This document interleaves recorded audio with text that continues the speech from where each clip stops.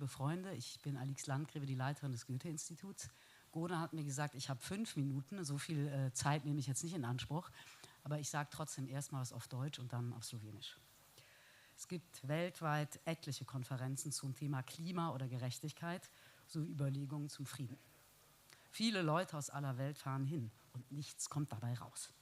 Hier aber wird es in den nächsten Tagen anders, denn beteiligt in seinem Geiste ist Immanuel Kant.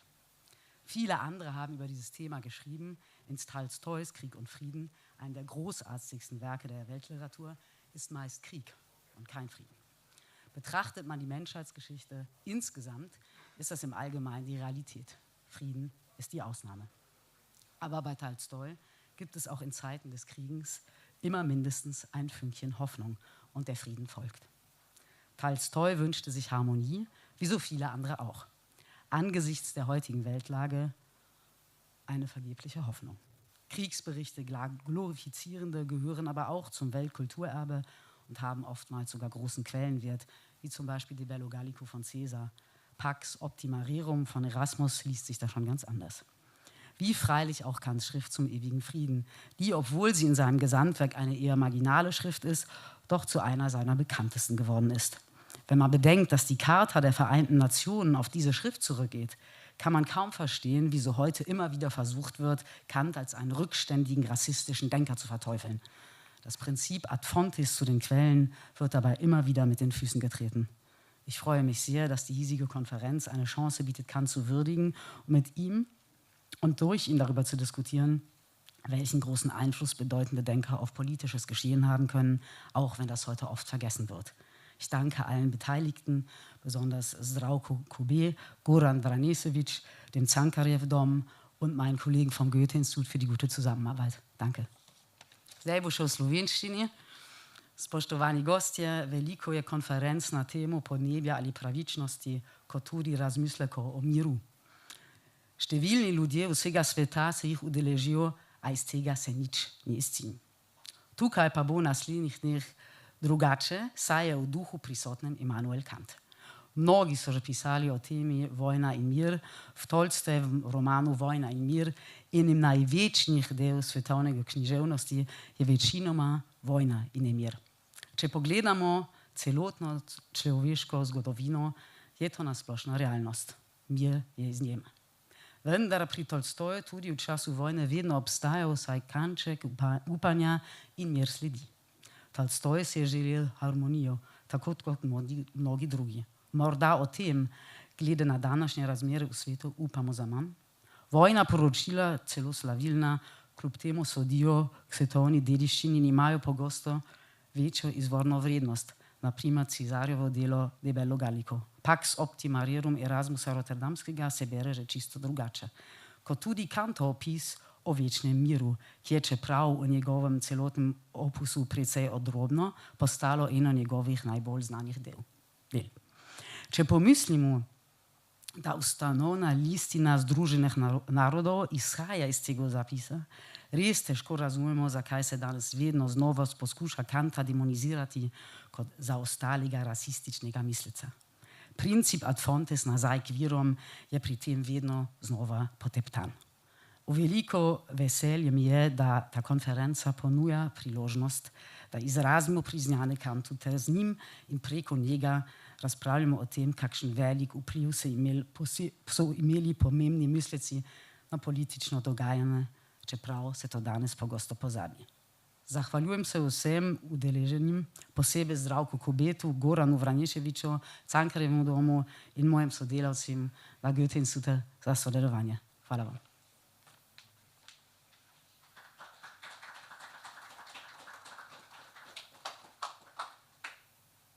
Tobias Rosefeldt, ich bin Professor an der Humboldt-Universität und begrüße Sie im Namen meiner Institution, also meiner Universität, zu dieser Tagung. Wir sind Mitveranstalter, deswegen darf ich hier ein paar Worte sprechen und mich als erstes ganz herzlich bei den Kollegen und Kolleginnen in Ljubljana bedanken, dass sie diese tolle Tagung organisiert haben. Und mich zweitens entschuldigen dafür, dass ich selber nicht da sein kann. Das liegt an einem unaufschiebbaren anderen Termin. Zdravko hatte mich gebeten, ein paar Worte zu sprechen auf Englisch Und ich rede jetzt auf Deutsch, was daran liegt, dass mir, wie vermutlich einigen, die Wahlergebnisse des letzten Abends ein wenig, wenn nicht vielleicht ganz die Sprache, doch so zumindest die englische Sprache verschlagen haben. Und ich muss sagen, dass mir tatsächlich vor dem Hintergrund dieser Wahlergebnisse auch ein bisschen die Puste ausgegangen ist, was ich jetzt hier eigentlich sagen soll, weil sie doch irgendwie gezeigt haben, dass der Konflikt, der vielleicht im Hintergrund dieser dieser Idee für diese Tagung steht, nämlich der Konflikt zwischen Politik und Philosophie, doch immer wieder auf drastische Weise heute ausbricht. Die Dinge, über die Kant nachdenkt und die er uns so schön analysiert und für die er uns einen so schönen Rahmen gibt, wie sie besser sein können, sind in der Realität immer weniger so, wie sie sein sollten. Das betrifft natürlich Krieg und Frieden. Das ist in der Ankündigung der Tagung ja schon deutlich geworden als ein Hintergrund des Interesses an dem Thema. Aber es betrifft eben auch die Strukturen innerhalb eines Staates, die laut Kant gegeben sein müssen, damit Krieg und Frieden herrschen können. Und wenn man jetzt so wie gestern beobachtet, dass eine der ältesten Demokratien auch plötzlich in die Gefahr des Totalitarismus sich begibt und von ihr vielleicht eingeholt wird, dann ist man erstmal so ein bisschen erschüttert und ratlos. Was daraus folgt für uns alle, müssen wir jetzt mehr Philosophie machen, müssen wir mehr Politik machen. Und was macht man als Kantianer, wenn man ratlos ist? Man geht zu Hegel.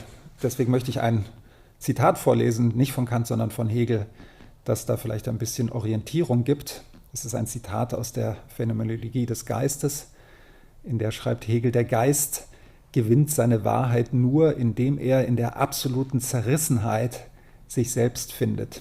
Diese Macht ist er nicht als das Positive, welches von dem Negativen wegsieht, wie wenn wir von etwas sagen, dies ist nichts oder falsch, und nun damit fertig davon weg zu irgendetwas anderem übergehen, sondern er ist diese Macht nur, indem er dem Negativen ins Angesicht schaut, bei ihm verweilt. Dieses Verweilen ist die Zauberkraft, die es in das Sein umkehrt. Und ich finde diese Idee, dass die Philosophie beim Negativen verweilt und dem Negativen ins Angesicht blickt, eigentlich eine ganz schöne Pointe auch für den heutigen Tag. Gerade dann, wenn die Welt nicht so ist, vielleicht wie sie sein sollte oder wie die Philosophie uns sagen könnte, wie sie besser wäre, sollten wir nicht einfach in der Philosophie bleiben und sagen, ja, das, wie die Welt im Moment ist, das ist falsch und nichtig und wir gehen wieder zurück in die Philosophie, sondern vielleicht sollten wir besonders auf die Phänomene in der Welt, die negativ sind, blicken, bei ihnen verweilen und gerade in ihrer philosophischen Durchdringung unsere Aufgabe sehen. Was das für Kant und die Friedensschrift bedeutet, werden Sie in den nächsten Tagen miteinander diskutieren. Ich bedauere es ganz besonders, dass ich in diesen Tagen jetzt nicht dabei bin. Ich finde es auch großartig, dass das Ganze eine europäische Kooperation ist. Europa ist vielleicht die Hoffnung. Ich wünsche Ihnen viel Spaß.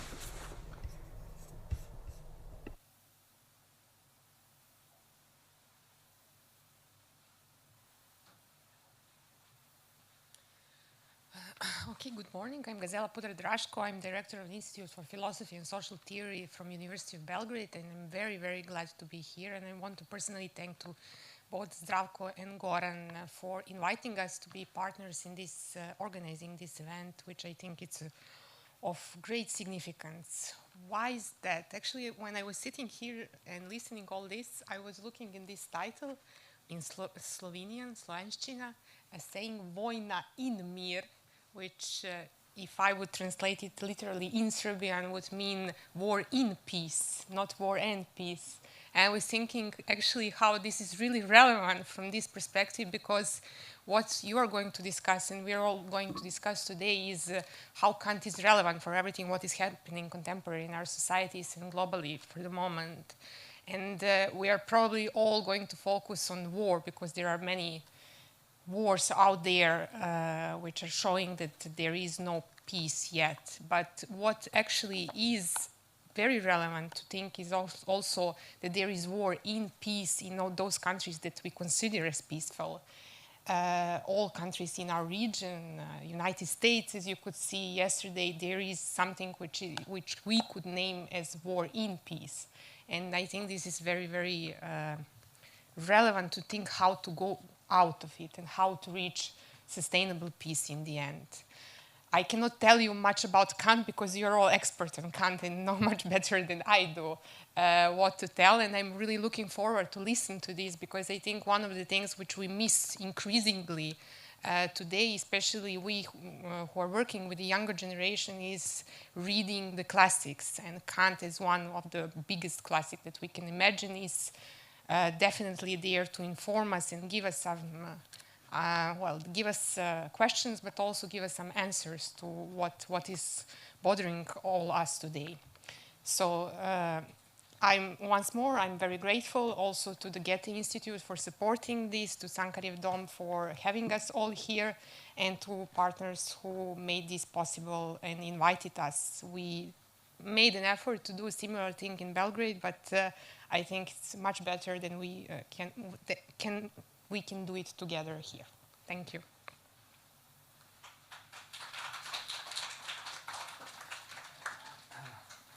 Najlepša hvala. Moje ime je Zdravko, profesor na Filozofski fakulteti v Ljubljani, in bi rad povedal nekaj pozdravnih besed v imenu enega od organizatorjev, namreč Filozofske fakultete. I will not add much to what has already been said.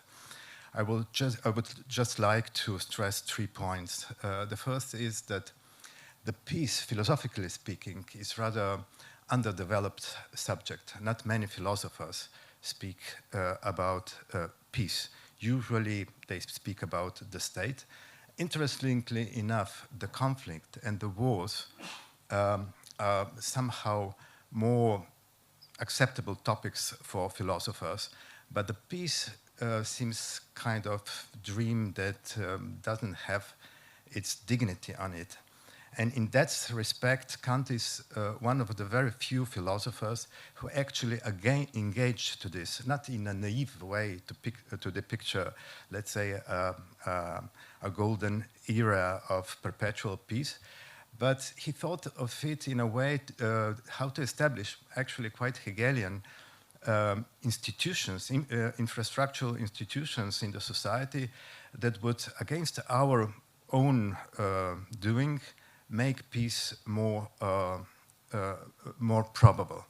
And in a sense, as his speaks of peace as a perpetual peace, it's more like a peace as a perpetual task to bring about peace. And it's interesting, it's important also that we speak about that because what is missing in our world, where in peace there is a lot of wars and conflicts going on, there is not much public discourse about it. It's quite strange that in a time when Europe is witnessing a war, as it is usually called, in its very vicinity, we somehow pretend not to see it. We often, in public discourse, even act as warmongers. And what is really striking is the absence of the public discussion on it. And I would say that even philosophers tend not to look, not to tarry with the negative and to look it into eyes. And I think we should. And third, Kant is, among other things, also the author that favored, strongly supported the public use of reason. I said philosophers do not comment often on war and peace today. But even when they do, they seldom display the use of reason. And I think that we should do better. And I'm very looking forward to be part of this. Za konec bi se samo še zahvalil organizatorjem, to the organizers, Philosophical Institute for Philosophy and Social Research in Belgrade, Humboldt University from Berlin, Goethe Institute from Ljubljana, and Faculty of Arts in Ljubljana in the framework of the project The Common Between Substance and Subject, and especially to Urban, Martin, and Goran. Good hand.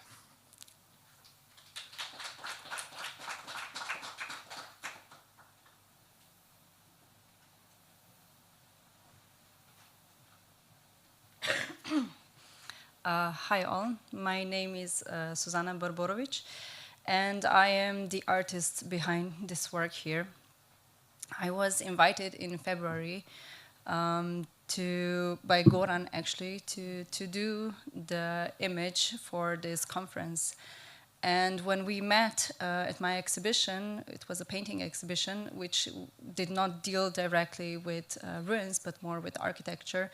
He actually didn't know that I was doing like this whole segment of my work with ruins.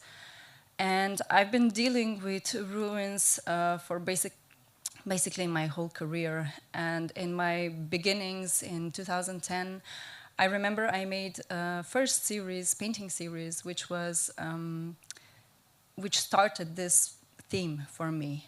And it was not actually around a specifics of ruins, but more it was like about the sentiment that we all get when we are dealing with, when we just look at TV or when we are consuming the news.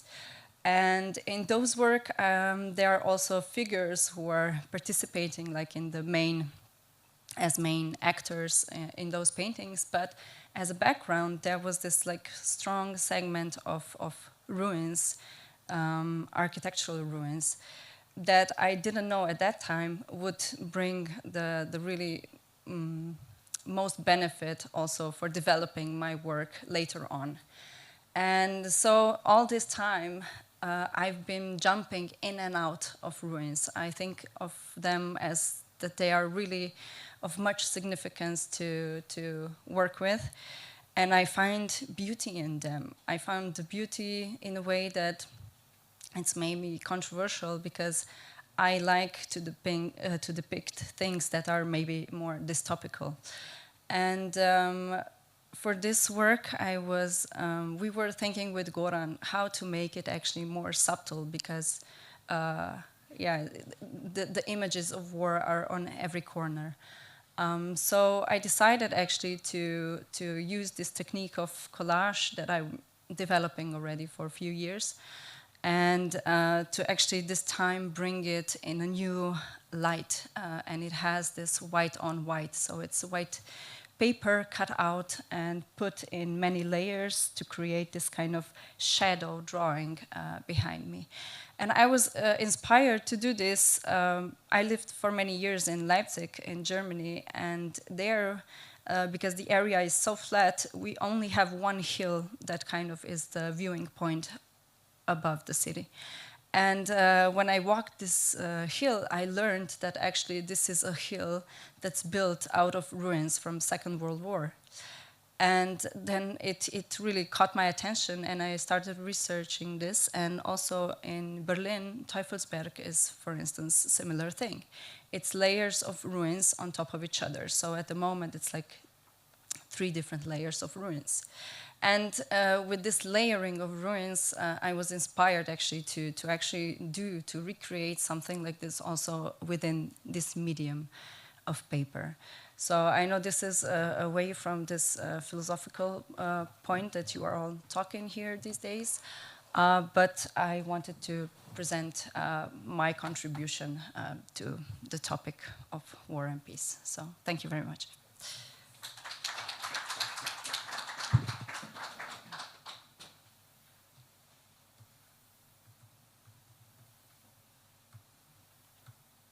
Minutes for technical preparation.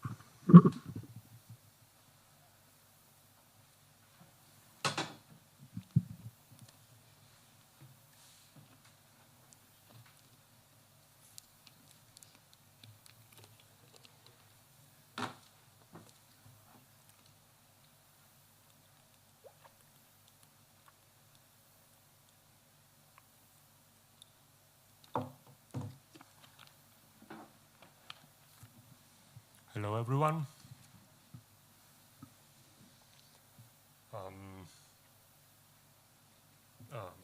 Welcome to Ljubljana.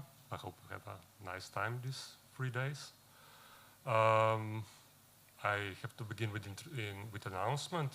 There was an evening talk scheduled in the evening, and that is unfortunately cancelled due to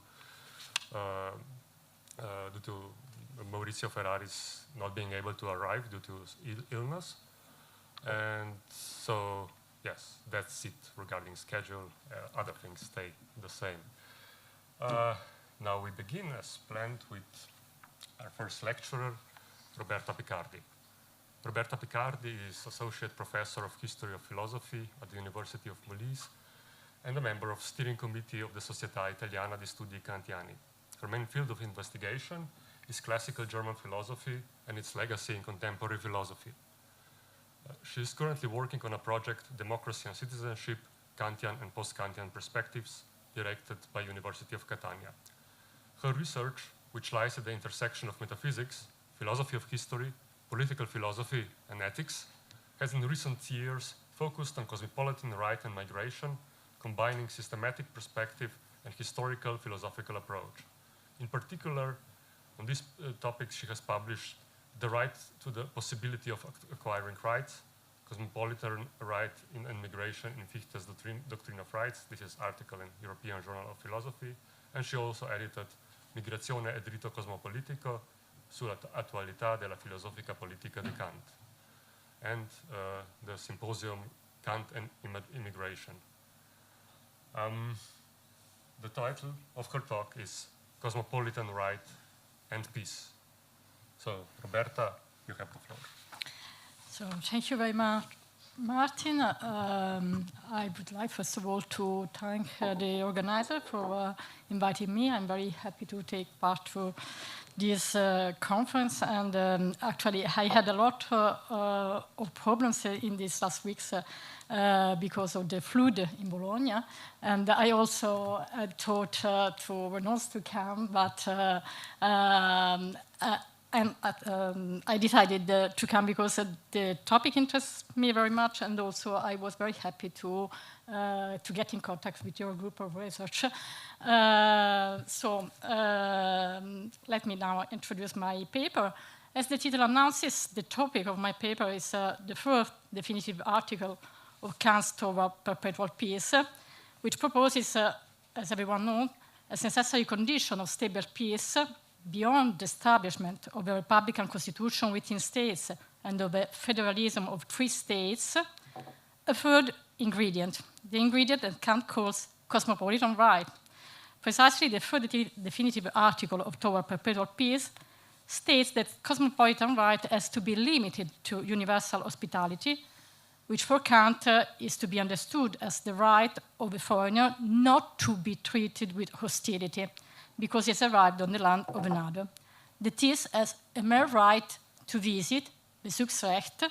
Today we would speak of a right of first entry or of a right of access, and not as a right of sojourn and settlement, what Kant calls Gastrecht.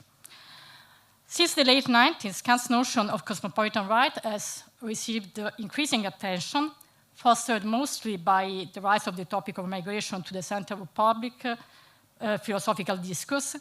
There is a wide agreement in the literature in considering the introduction of cosmopolitan right as the third category of public right, in addition to constitutional right and international right, as one of the main innovations of Kant's doctrine of right.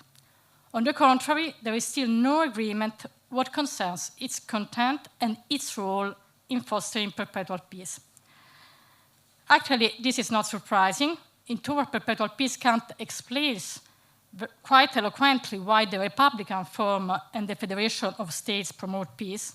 On the contrary, he doesn't explain with the same clarity why cosmopolitan right is crucial in order to foster and preserve stable peace.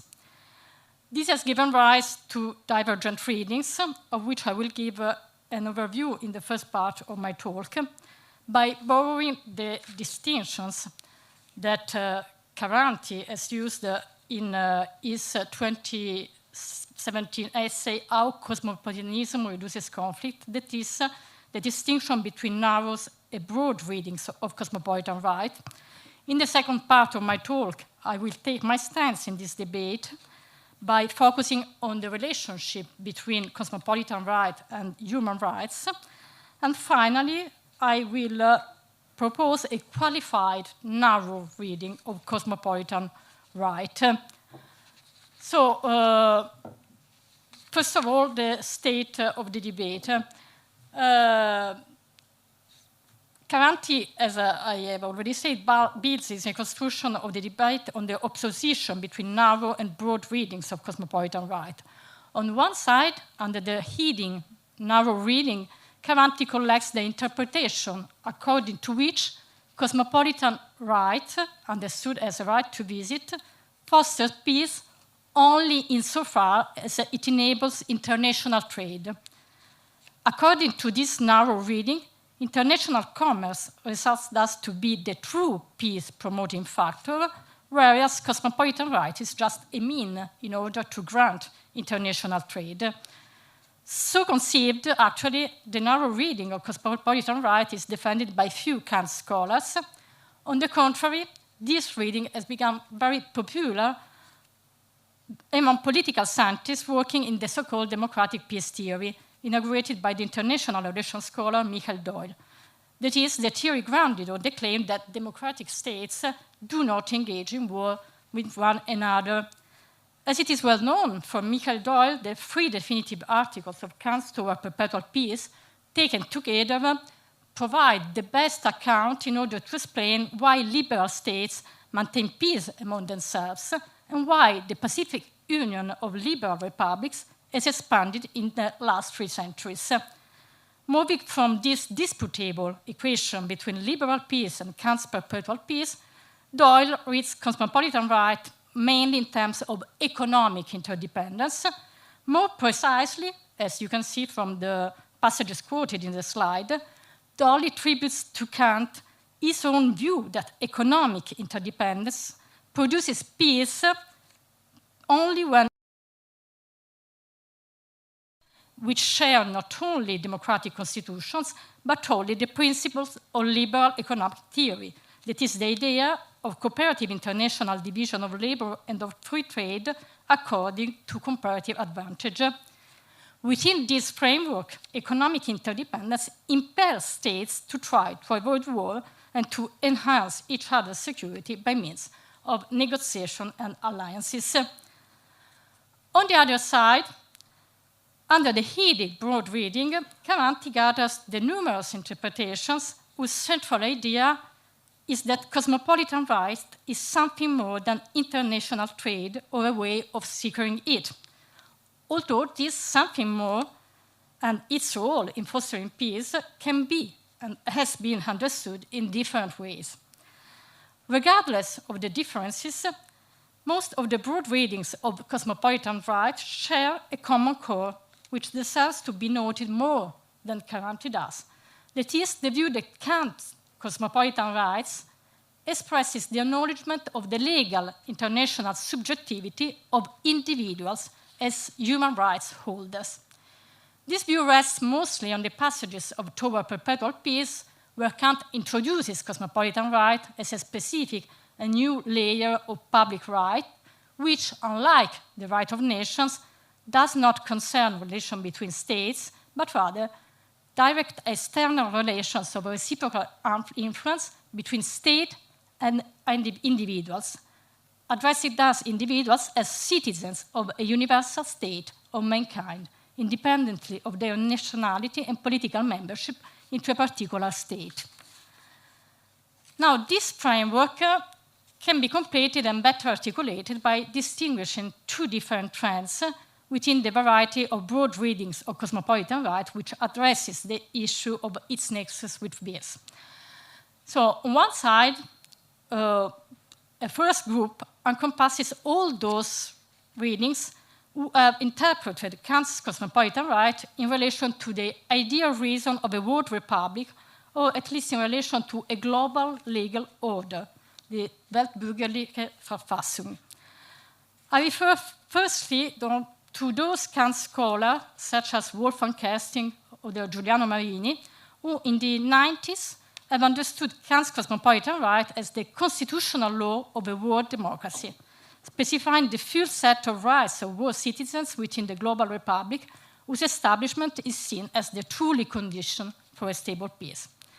Secondly, I refer to the prominent exponents of global constitutionalism, such as Jürgen Habermas, who has developed his proposal of constitutionalization of international law through a long-lasting critical confrontation with Kant. The point of departure of this confrontation is the essay written on the occasion of the bicentennial of Kant's Toward Perpetual Peace, essay which Habermas opens by referring to cosmopolitan right as an innovation with far-reaching implications. As you can see from the quotation in the slide, Habermas read Kant's concept of cosmopolitan right in the light of his own view, that is, the view that democratic states grounded on human rights call for the overcoming of the weak regulation of belligerent international relations by international law and for the establishment of a global legal order. Moving from the assumption that cosmopolitan right consists in the right of a cosmopolitan constitution, in his essay, Habermas doesn't focus on the third definitive article, but rather on the second one, by criticizing Kant's Federation of Free States, both for its alleged inconsistency and in the light of our subsequent historical experiences. For Habermas, in fact, the wars and violence of the 20th century have shown that sovereign states can no longer appeal to the principle of non-interference in their internal affairs. What raises the issue of humanitarian intervention and of how it is possible to build democratic supranational institutions in order to enforce the global protection of human rights in the absence of a world state. So I will not consider Habermas because, as I have said, Habermas focused on the second article and not on the third article. Anyway, along Habermasian lines, some Kant scholars, such as the Italian political philosopher Corradetti, has recently developed and defended a constructivist and just generative reading of Kant's cosmopolitan right to visit by presenting it as the factor that brings together constitutional progressions toward a global, multilayered, and pluralistic legal order by transforming distant jurisdictions into legally porous walls. This was the first group. Let me now consider the second variety of broad reading of cosmopolitan right, developed by those scholars who, on the contrary, appreciates Kant's option for a loose League of Nations and considers it as perfectly consistent with the systematical structure of Kant's doctrine of right.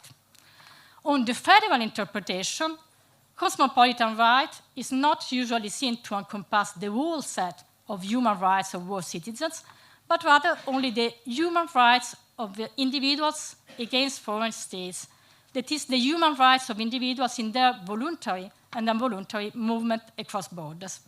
From this point of view, cosmopolitan right is seen to promote peace insofar as every form of transnational interaction fosters mutual knowledge of different peoples and intercultural communication, what in its turn decreases diffidence by therefore advancing toward stable peace. Furthermore, some scholars who defend the federal interpretation stress in various ways the moral dimension of cosmopolitan right as a sort of compensation for the lack of supranational coercive institutions who should grant the global protection and the implementation of human rights. This is the case, for instance, what concerns the reading defended by Anderson Gold, for whom cosmopolitan right is not only a negative right, not to be treated with hostility, but rather a positive right to a dynamic, interactive community of moral interdependence. Luigi Caranti himself proposes such a moralizing broad reading of cosmopolitan right. He argues, in fact, that by virtue of Kant's rejection of every supranational coercive power, cosmopolitan right can't rely on an institutional protection, but rather only on the existence of a global moral conscience. Global moral conscience that cosmopolitan right presupposes and strengthens at the same time.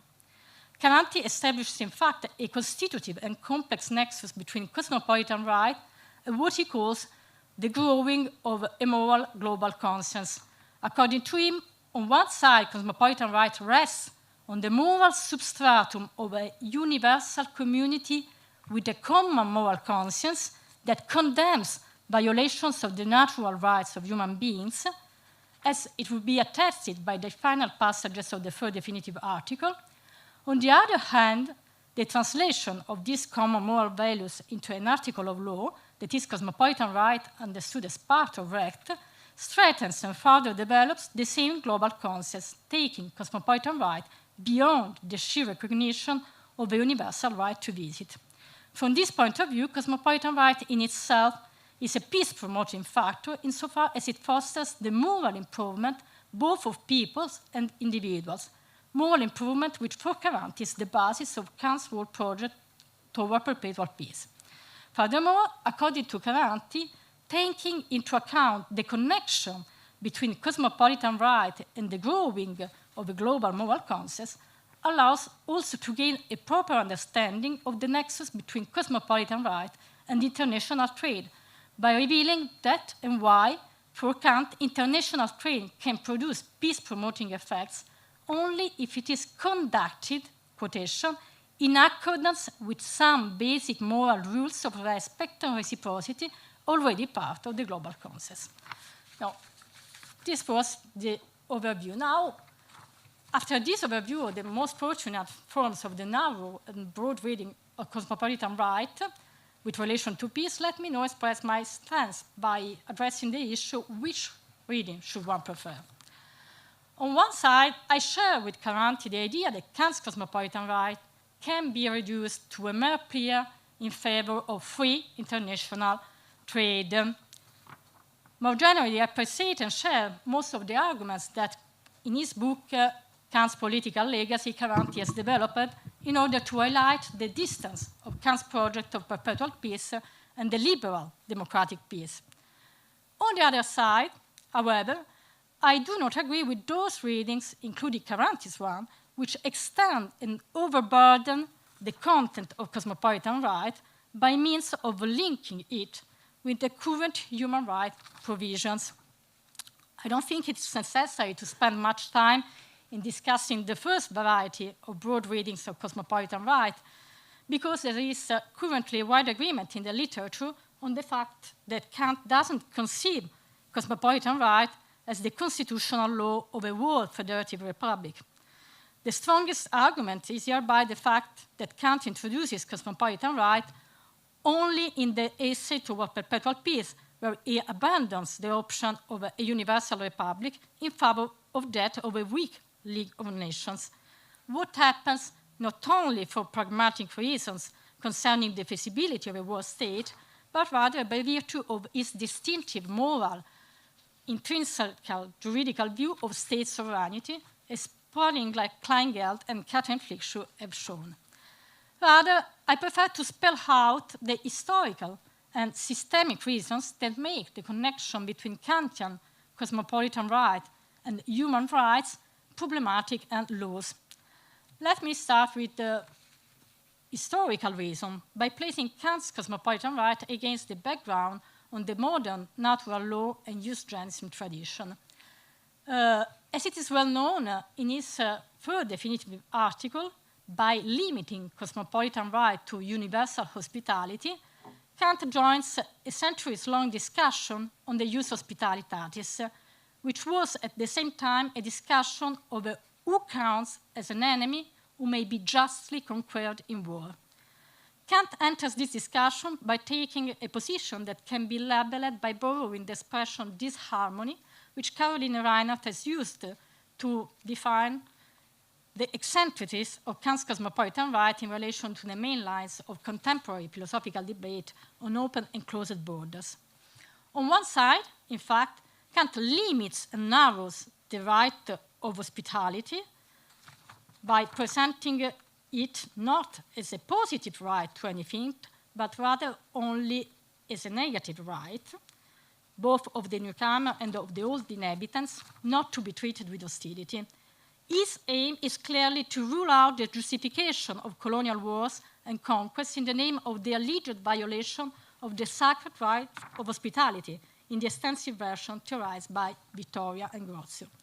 The broad readings of Kant's cosmopolitan right, which sees cosmopolitan right as source of positive obligation and associates it with expensive projects of institutionalizing of human rights, seems to ignore the fact that Kant deliberately narrows the content of cosmopolitan right so that it could never be invoked to start a new war in the name of pursuing one's rights. On the other side, however, Kant doesn't share the shift from the ius hospitalitatis to the discretionary power of the state that had been inaugurated by Pufendorf through the reduction of the duties of hospitality to imperfect duties of benevolence. This emerges very clearly from the beginning of the third definitive article, where Kant argues that also in the third article, as in the preceding ones, it is not a question of philanthropy, but of right. As Caroline Reinhardt has shown, the duties entailed by cosmopolitan right are perfect and thus enforceable duties, even insofar as they are mere negative duties of omission. That is, the duty not to treat with hostility the foreigner and the duty of the foreigner not to treat with hostility those already settling in the land. The moralizing broad reading of cosmopolitan right, such as Caranti's one, risks, on the contrary, to miss its nature of strict right, which imposes on international agency very stringent constraints in spite, or better, by virtue of its meager content. Let me now spell out the systematic reason which suggests to weaken the link between cosmopolitan rights and human rights. First of all, as many scholars have rightly noticed, Kant doesn't conceive cosmopolitan right only as a right of individuals within and toward foreign states, as for instance Fichte does in his Foundations of Natural Right. Kant's cosmopolitan right encompasses rather also states' rights toward foreigners. Furthermore, it encompasses also the right of groups, including groups who are not organized in states, such as the American Indian nations or the nomadic tribes of hunters, to which Kant refers in paragraph 62 of his Doctrine of Right, devoted to cosmopolitan right. Secondly, the primary basis of cosmopolitan right doesn't lie in the innate human right to external freedom, according to the thesis defended by authoritative scholars such as Pauline Klein-Gelb, but rather in the concept of right itself, which has a logical priority with regard to the innate right to external freedom, what is evident if we consider the second part of the definition of the innate right to freedom. So innate right to freedom is conceived by Kant as independence from being constrained by another choice, insofar as it can consist with the freedom of every other in accordance with universal law. What shows that innate right of freedom presupposes the concept of right.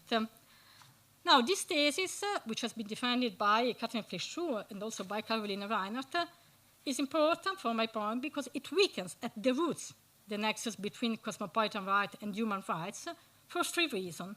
Firstly, because the concept of right is an inherently relational concept, which confers also to the innate right of freedom an inherent relational dimension. Secondly, because the concept of right doesn't express, as everybody knows, subjective rights, but rather the mutual obligations and the limitation of outer freedom under universal law, which are required in order to make possible the coexistence of the free choices of persons. To acknowledge the systematic priority of Kant's concept of right and the foundational role of the concept of right with regard to cosmopolitan right means thus to acknowledge a distinctive feature that doesn't allow to conflate cosmopolitan right with liberal human rights provisions. That is the fact that Kant's juridical philosophy is not a right-based approach, but rather a duty-based approach, where right is subordinated to duty. Persons represent the legitimating point of departure not insofar as they are rights holders, but rather insofar as they are capable of assuming obligations. Finally, as Kant defines it, the concept of right has to do only with external relations of persons whose actions can influence each other by abstracting both from the internal moral disposition of the subjects of the interaction and from the context of their choices. This is a relevant point which nourishes my skepticism about the broad readings of cosmopolitan right, which stress its moral dimension by associating cosmopolitan right to the growing of a global moral sensitiveness against the violations of human rights. Insofar as it belongs to the concept of right, which is its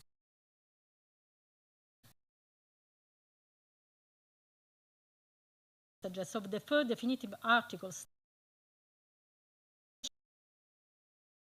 so far the place of the earth is felt in all, it doesn't refer to a global moral concept, it refers rather to a growing material and physical interdependence of our external freedoms, by virtue of which it's an illusion to think that one can contain the consequence of violations of rights committed in other regions of the world.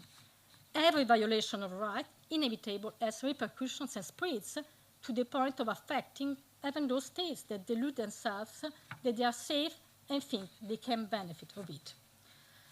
Now, in the light of the previous considerations, which in my view makes very problematic the nexus between human rights and cosmopolitan right, I would like to spell out the distinctive narrow reading that, according to my view, allows to gain a better understanding of how and why Kant's cosmopolitan right is a necessary ingredient for peace. This narrow reading rests on the acknowledgement of the interdependence and functional differentiation of the three layers of public right, whose establishment Kant considers as necessary in order to overcome the condition of war which marks the state of nature. At least in the essay on perpetual peace, Kant introduces the postulate of public right and the division of the three layers of public right moving from the Hobbesian assumption that the state of nature is a condition of war, because it involves the constant threat of an outbreak of hostilities. Thus, a condition where we can legitimately nourish a presumption of hostility toward everyone who approximates us without being subject to common authority and common law, even if they have not yet actively wronged us. Likewise, in the doctrine of right, the state of nature is considered of as a condition of unavoidable conflictual freedom and provisional property claims among moral equals, which requires the institution of a public unilateral will, insofar as the unilateral will of individual cannot coerce anyone. Now, at the domestic level, this condition of latent war can be avoided through the institution of a sovereign state, whose moral personality is inherently coercive by virtue of the unilateral will it represents. At the interstate level, the problem of the threat of war can be avoided through the free state federation. I come to the conclusion. But this construction is incomplete because it still leaves a double gap. Firstly, a state of nature between states and non-state peoples. Secondly, a state of nature between people who are not members of the same legal civil state, whose possible interaction represent a borderline situation between the civil state and the state of nature. Implicated persons are, in fact, on the one hand, part of a civil legal state, insofar as they are citizens of their own country. On the other hand, they are in the state of nature because they are not yet in a legal relationship with the community that receives or rejects them. Kant's cosmopolitan right is a necessary ingredient of this peace receipt insofar as it fills this gap, which could undermine the whole framework and produce the collapse of the other two layers. Within this systematic framework, international trade and economic exchanges are not the only focus of cosmopolitan right. However, they come to the forefront. And this is consistent with the architecture of Kant's doctrine of right, insofar as both private and public right have to do with what Kant calls the external dein and mine, that is, the property right of external things, which for Kant rests first of all on the acquisition of the land. This acknowledgement of the economic and commercial exchanges doesn't mean at all to attribute to Kant the liberal trust in the peaceful effects of free trade between liberal democracies. Kant is neither Montesquieu nor Doyle. On the contrary, the central concern which underlies Kant's reflection of cosmopolitan right can be grasped even in a sphere of the acceleration and implementation of warfare produced by the growth of international commerce without the limitation of right, as it results from these passages of his Vorarbeiten Medical Freedom. Overstepping the bounds of hospitality has brought to the human spaces, and indeed to Europe, wars which Europe has not merely waged against others, but finally brought upon itself. Wars that, with the awakening of commerce, threatened to become more and more frequent and to follow faster upon one another. So, trade without right can make war faster and more frequent. So, cosmopolitan right is Kant's answer to this concern, and Kant's answer is not a fair trade achieved according to the requirements of a global moral concept, but rather international trade within the limits of right. Thank you.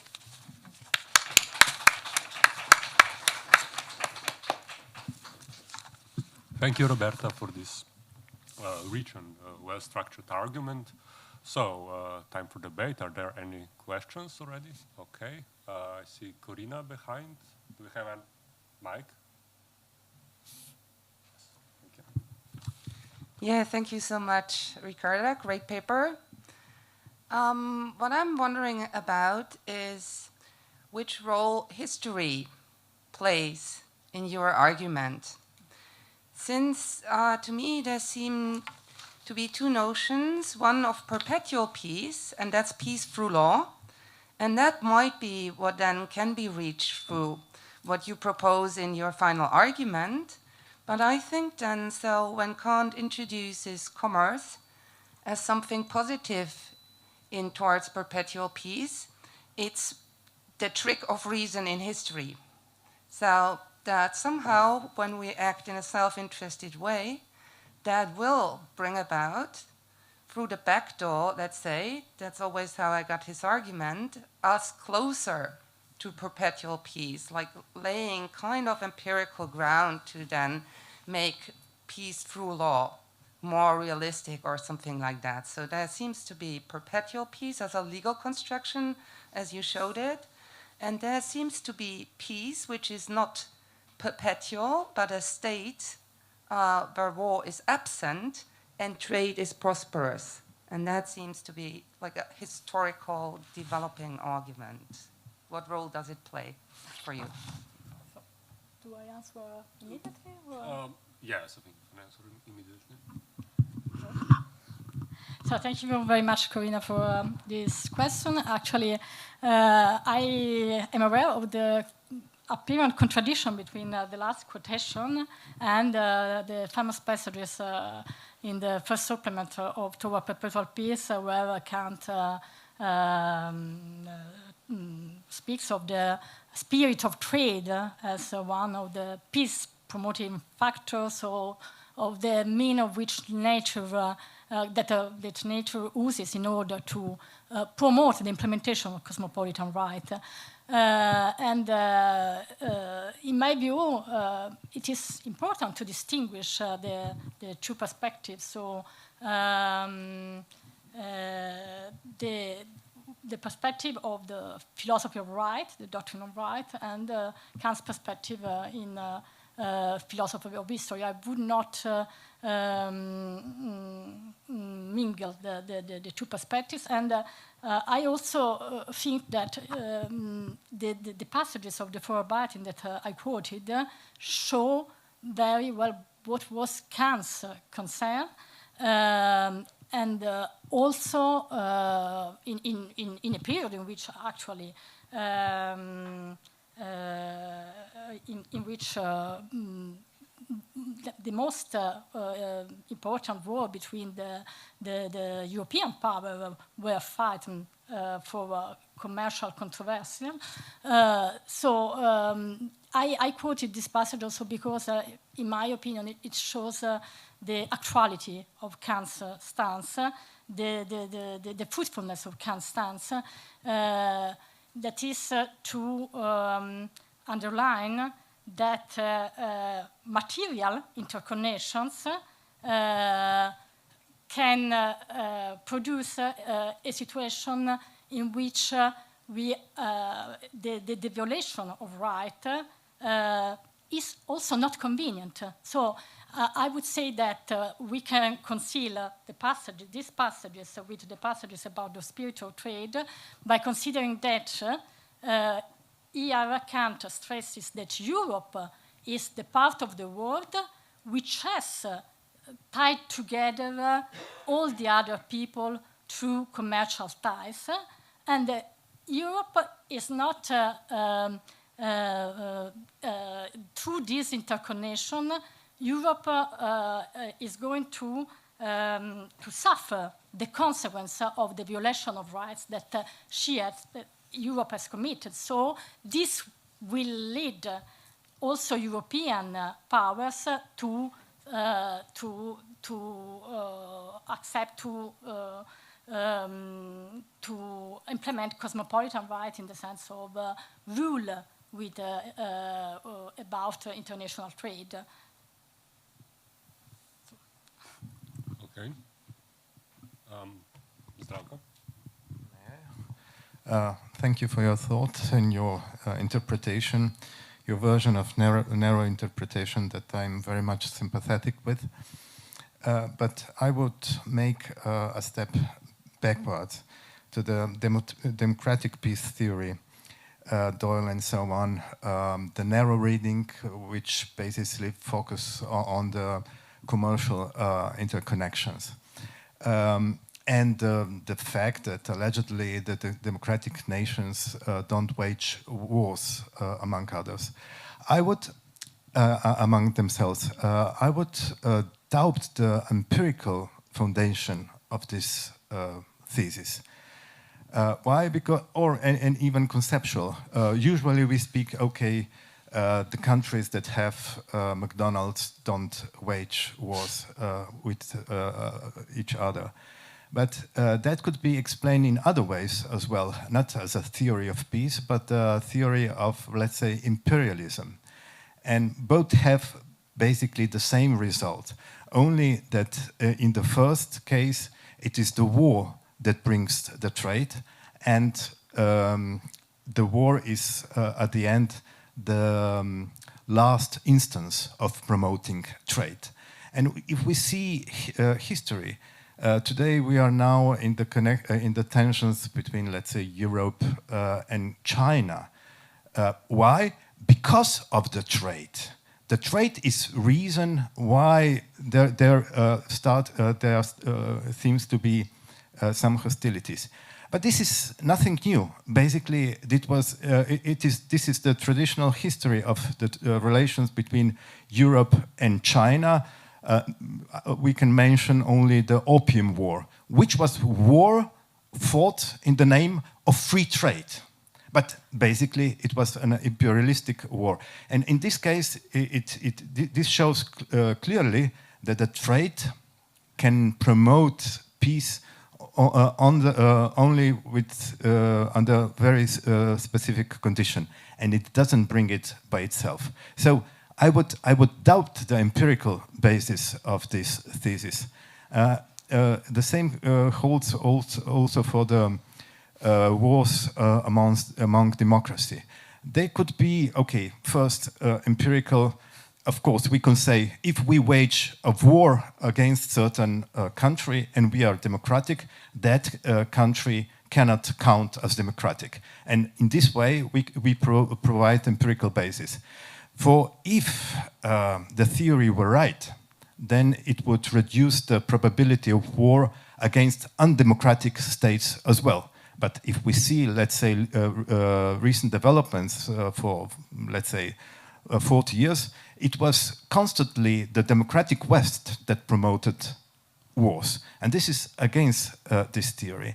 And then we have this only very narrow thesis that there is no war among democratic states. And this could have very simple implication because the so-called democratic states are not able to wage wars because they are not states at all. Because they are, in which sense, you know, if you have a hegemonic structure when there is only one very powerful state and no other democratic state dares to question its supremacy, whether political or economic, you have no war. But this is only the absence of hostilities and not peace. I totally agree with your empirical analysis. Actually, I can only say that in his essay, Kant, Liberal Legacies and Foreign Affairs of 1983, Michael Doyle admits that trade is not always good for peace, but the explanation is that trade is not always good for peace because not all states are democratic states. So he would explain the warfare triggered by the commercial competition between Western states and China by insisting on the fact that China is not a democratic state. So this is not my view, but this would be Doyle's answer. But in my opinion, it is important to stress that it is not Kant view. That's why I mentioned it. I quoted the passages of the Vorarbeiten.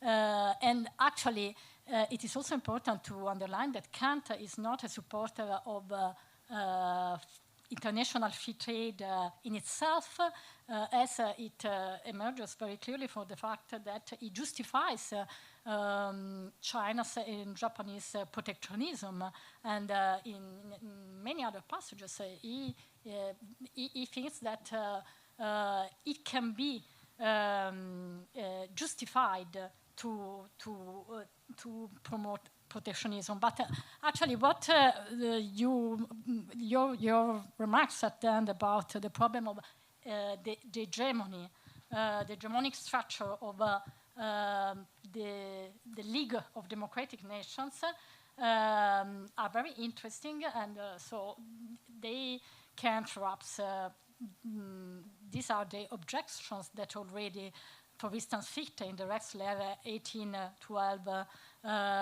develops against Kant's idea of a League of Nations by remarking that the difference of power between the members of the League of Nations could promote war, or at least not promote the realization of the principle of right, that is the principle of equal freedom. Thank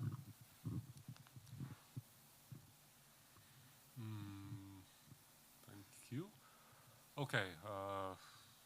Well, we could continue the debate, but if there are no pressing questions right now, I think we can just catch the schedule if we conclude, and thank again Roberta.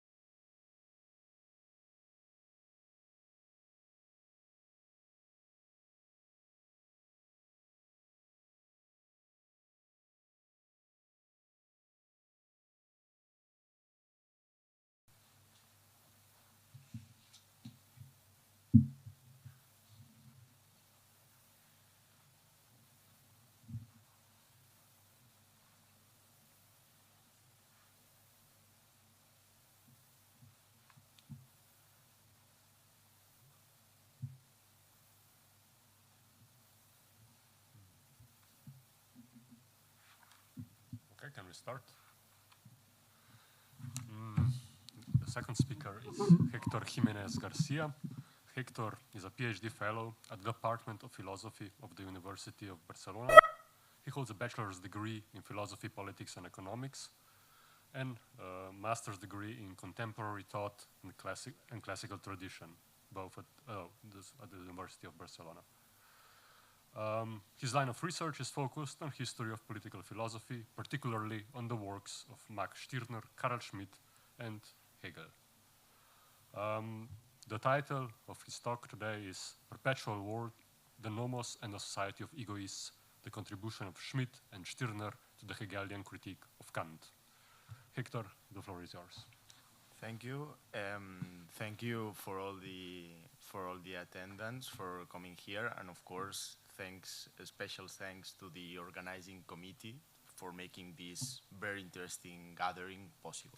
So, without further delay, I would start to present my paper. As we all know, Hegel is one of the fiercest and most prominent critics of Kantian perpetual peace, materialized sort of as a world republic that acts as an integrating political horizon of republican states within a disarmed structure. From a Hegelian perspective, this conception is shown to be impossible and undesirable, both conceptually and factually. On the conceptual side, Hegel considers that such an ideal does not take into seriously the valuable and potentially combative autonomy of states conceived as individuals, since the insertion of autonomous states into a potentially conflictual and intersubjective environment is a necessary condition for their existence. If autonomy, says Hegel, is lost in integration and pluralistic conflictuality dissolves itself into a homogeneous and lethargic peace that renounces this so-called ethical moment of war, which fosters the ultimate demonstration of the ethical life, the Sittlichkeit, the state, by Hegelian definition, ceases to exist. As Avineri puts it in Hegel's theory of the state, there cannot be a state in singular if they are not states in plural. On the other side, on the factual side, even, says Hegel, if the Kantian federation was conceptually possible, it would continue to be tainted by contingency because it could not ensure its perpetuity, as it could find itself in an unstable situation inherent to all interstate treaties and would constantly be threatened with this so-called dissolution. Having decisively, from his point of view, surpassed the Kantian paradigm, Hegel puts forward a theory of international relations based on the notion of what we can call the autonomous individuality of states, which enter into mutual relations. In this way, each one of them is autonomous and all are reciprocally related as equals, but at the same time crucially motivated to obtain recognition by the others.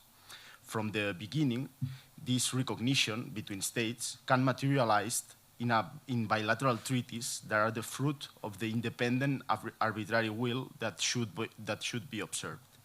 This is, for starters, an eminently peaceful dimension of recognition between states. However, the defining of autonomy of states demands that they are considered as independent units which make mutual stipulations, but at the same time stand above these stipulations, that is, above the treaties. Since there is no, as Hegel says, universal will with constitutional powers over them, there is no pretor to adjudicate between states.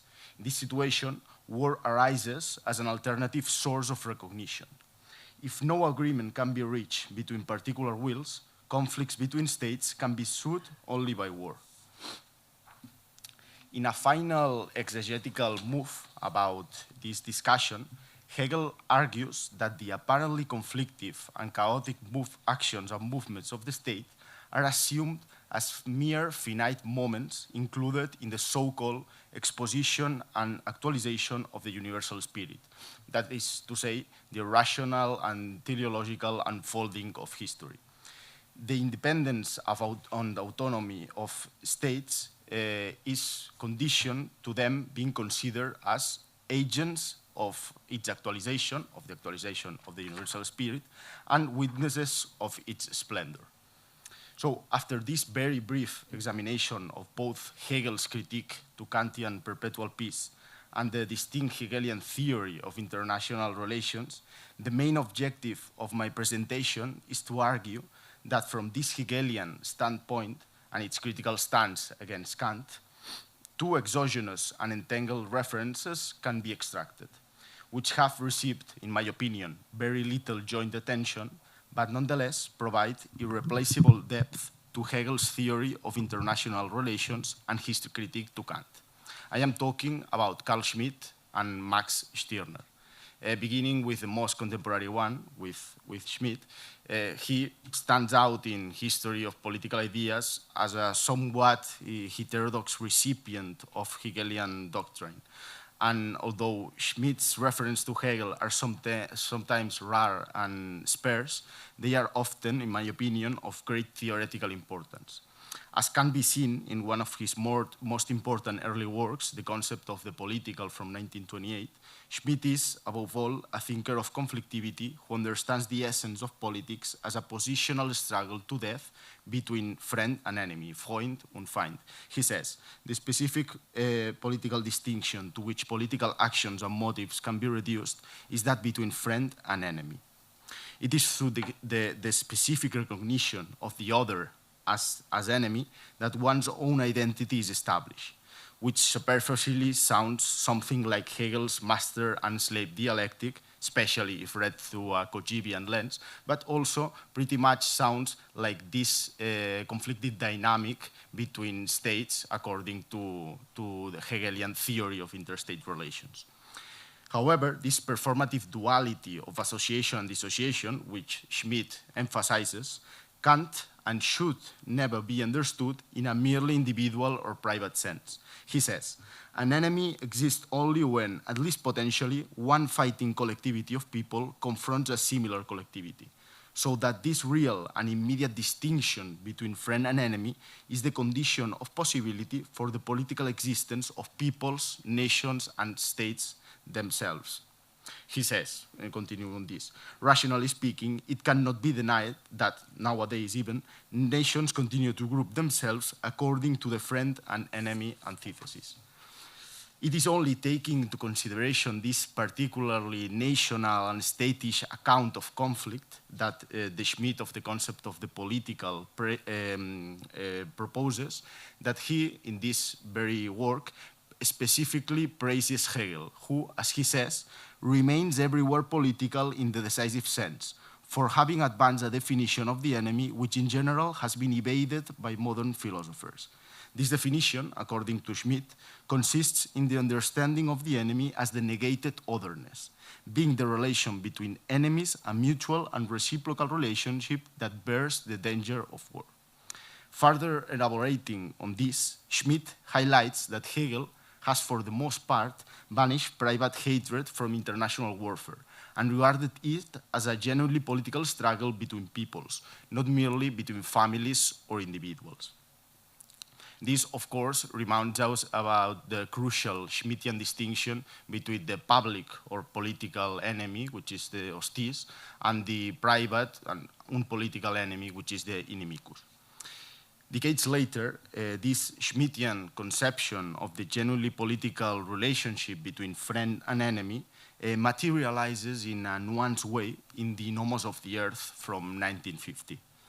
In this maturity work, Schmitt takes an intellectual journey through the history of the concept of just war, highlighting its moral prevalence in medieval times, its later dissolution and disarticulation in the jus publicum Europaeum between the 17th and 19th centuries, and eventually its polemic and moralizing re-emergence following the Treaty of Versailles and the creation of the League of Nations.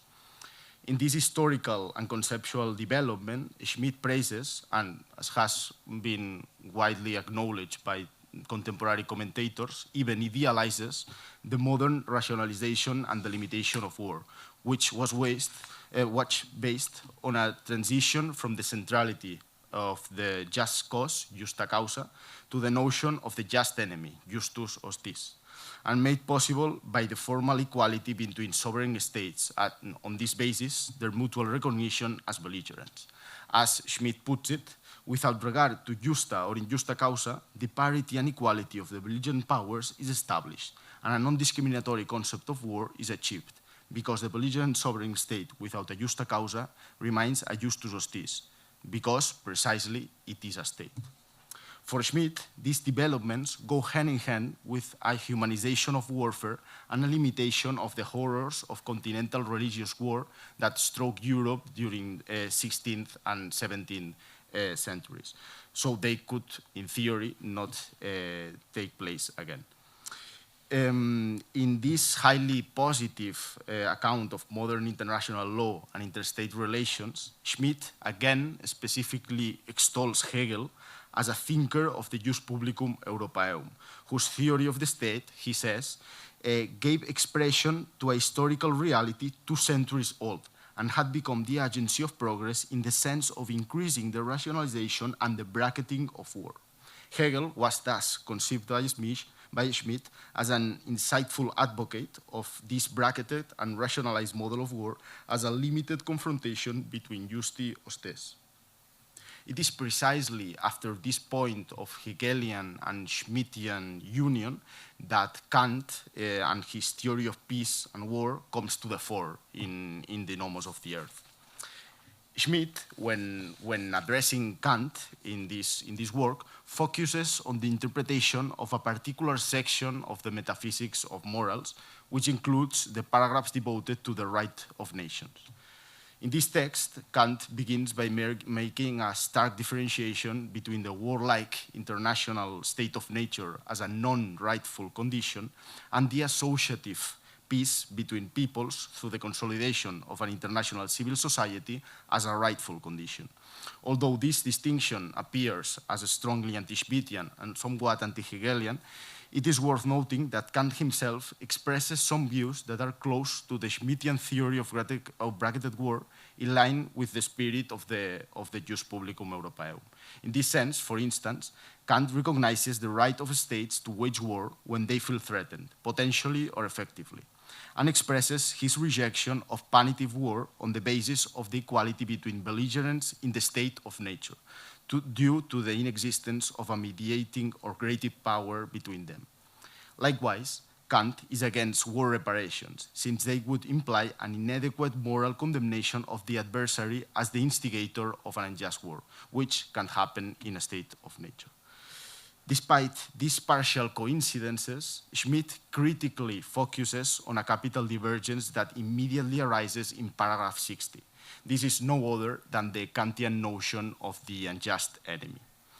As Kant puts it, it is an enemy whose publicly expressed will, whether by word or deed, reveals a maxim by which, if it were made a universal rule, any condition of peace among nations would be impossible, and instead, a state of nature would be perpetuated.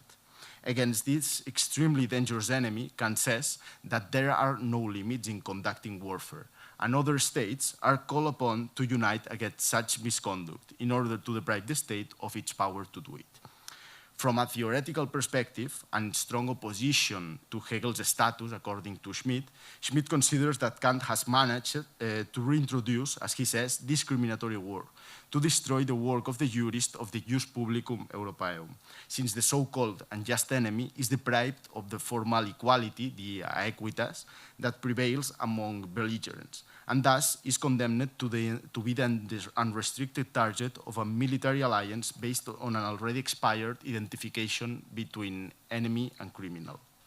From a practical perspective, just as Hegel did in a different sense regarding the impossibility of a peaceful federation, Schmitt points out the factual difficulties of the Kantian construction when it comes to contextually determining who is an unjust enemy and who is not, especially when actual wars are examined.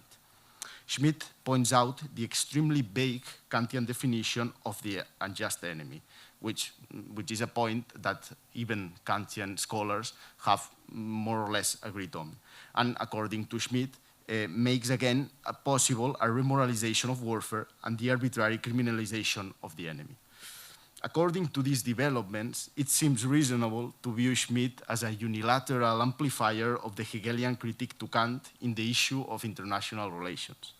Being the former Hegel a flagship of the magnificent Jus Publicum Europaeum, and standing the latter, Kant, as a distractor of this international order.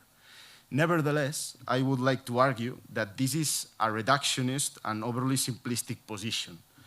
Most academic commentators, such as Jean-Claude Monod, Seila Ben-Habib, José Luis Villacañas, Teresa Santiago, have correctly stressed that these deep polemical differences, have correctly stressed these precise polemical differences that critically separate Kant and Schmitt and thus bring Schmitt closer to Hegel. But although these accounts are not necessarily mistaken, I believe that they overlook or simply ignore a crucial aspect of the Jus Publicum Europaeum as interpreted by Schmitt. This aspect is of enormous relevance and makes it possible to, in some ways, view Schmitt as a middle ground in this particular regard between Hegel and Kant.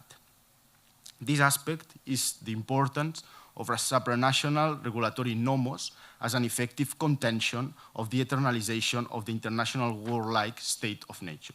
In a crucial passage, Schmitt, when talking about this international system based on Hegelian contingent treaties, he says that that would be a very problematic and highly precarious type of law.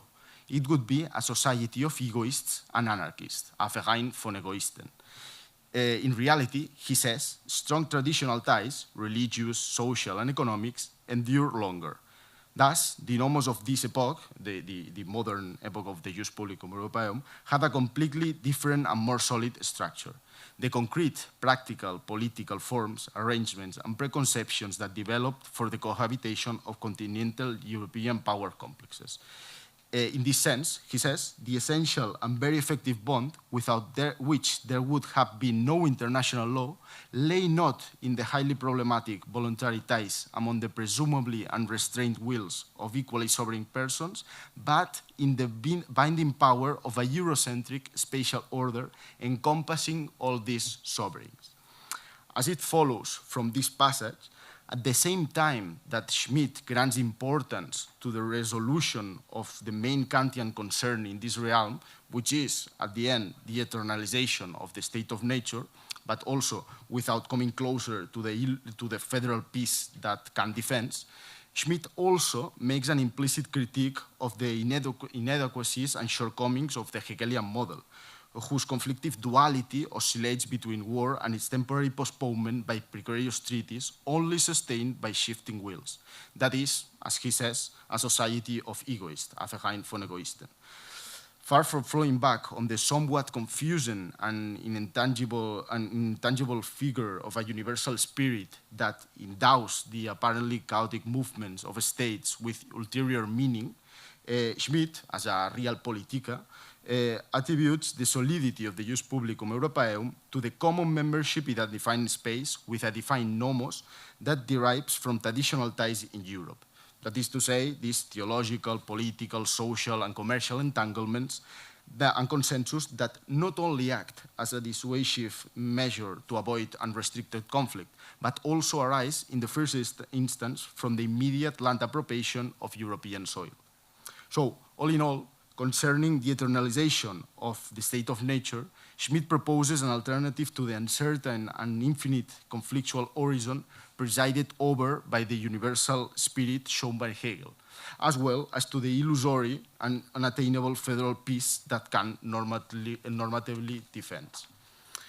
In this particular regard, Schmitt, I think, can no longer be classified as a mere continuer or amplifier of the Hegelian critique to Kant, but has to be considered as a proponent of a third way that is simultaneously critical with Hegelian and Kantian shortcomings, while, of course, acknowledging some of its virtues.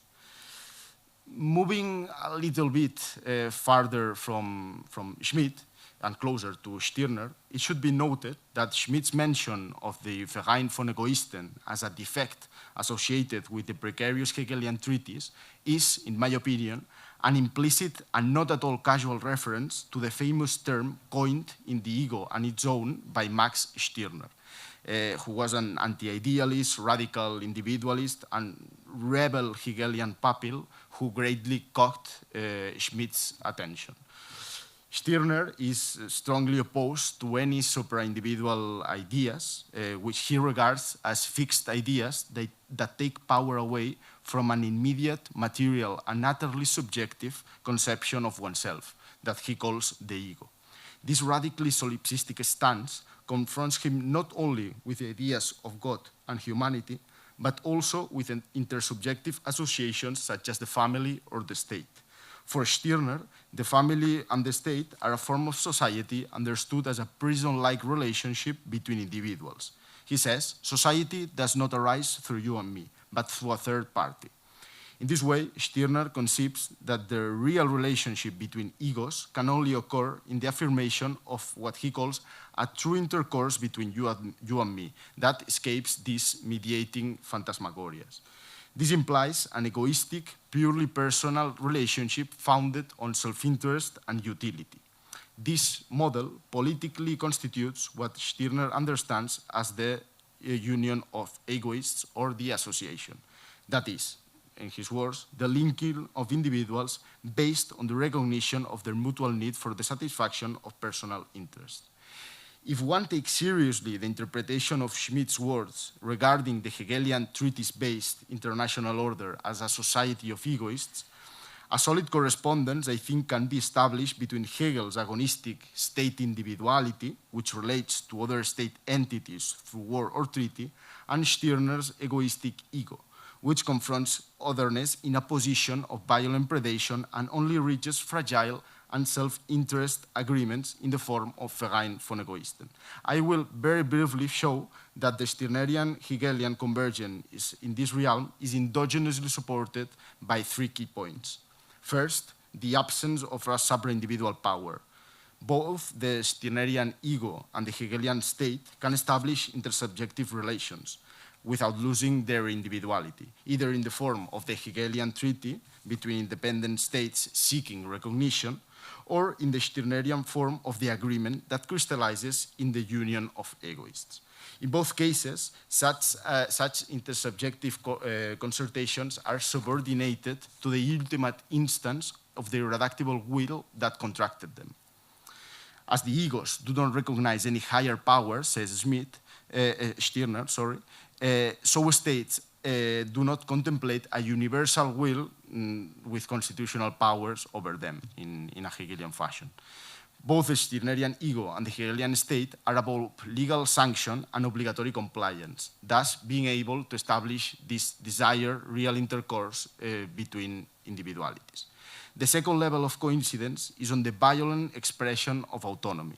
When these contracts are dissolved or simply do not exist due to their lack of convenience, either because no agreement can be reached between particular wills, as Hegel says, or because the egos do not achieve through them the desired utility, as Stirner says, the way is open for violent action and direct offensive confrontation.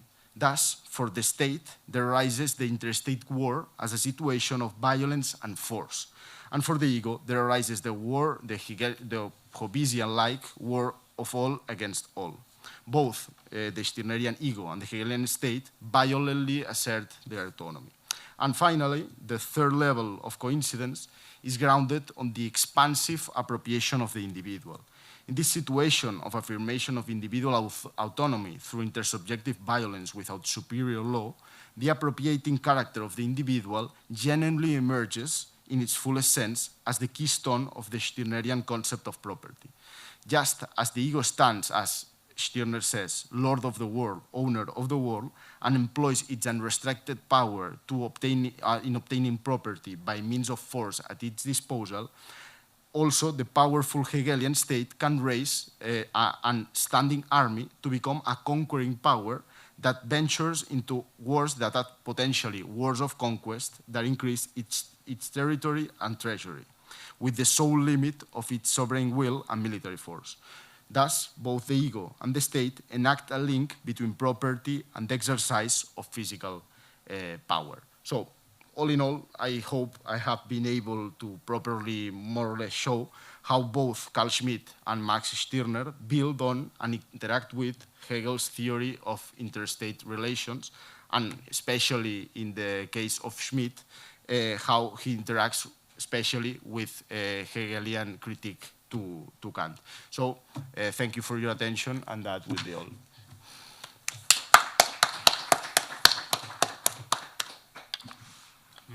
Thank you, Hector, for this precise presentation of this debate, of this nexus of thought.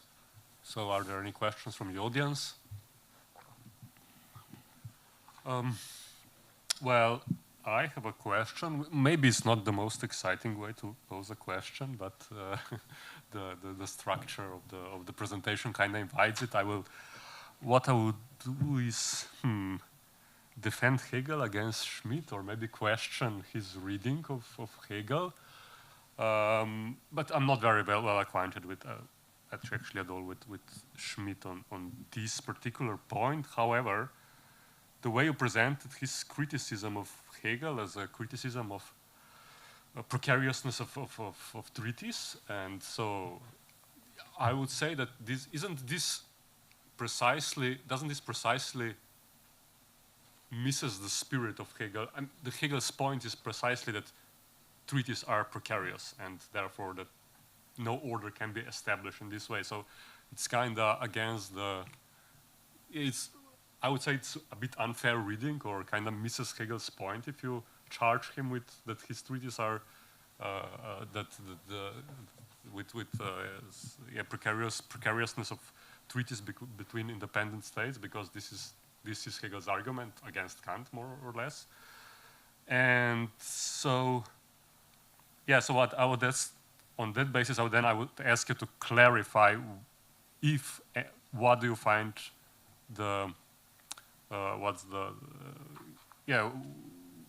what's the good thing about Schmitt's critique of Hegel, or what do you get from it? Yeah, because I kind of lost it then the chain there. Yeah, I pretty much agree with what you say, but the way I try to interpret the novelty or the valuable thing that Schmitt criticizes Hegel for, it would not be mainly the precariousness of treatise, because it's that in this way it's not a critique but a description of what Hegel means, but maybe these precarious treatises are, as I said, like are elevated in a way that are included in the unfolding of the universal spirit, and this for me a little bit confusing or attempt by Hegel to kind of make sense of this precariousness of treatise and this chaotic reality of historical conflictuality. I think it's implicitly detected by Schmitt, and he proposes an alternative which is more tangible, or which is more historically accurate, or maybe feasible, I don't know, which is this notion of the nomos, that is basically like a set of consuetudinary agreements and traditional ties, precisely, that although they do not exclude this precariousness of the treatise, they give them a more solid structure where they lay in not only this specter of the universal spirit. That's my interpretation of the Okay, yeah. This is, I mean, again, this is, then if I understand the nomos correctly, it behaves very much like Hegelian notion of Sittlichkeit in this sense, that it's so, that it is, I mean, what is its advantage? So that it is not explicit in a way. So it's you mentioned the traditional tie, so something that exists before the autonomous decision of independent states. Or why does it provide a better infrastructure. No, it's just because it results for historical development of this sovereign decision of the state. So it's the result of the historical unfolding, not just a mere abstract concept of it. Maybe that would be the. I'm not saying precisely that Schmitt is right against Hegel, but I think that the valuable part of his argument against him is more or less this one. Thank you. So are there? Okay, Roberta.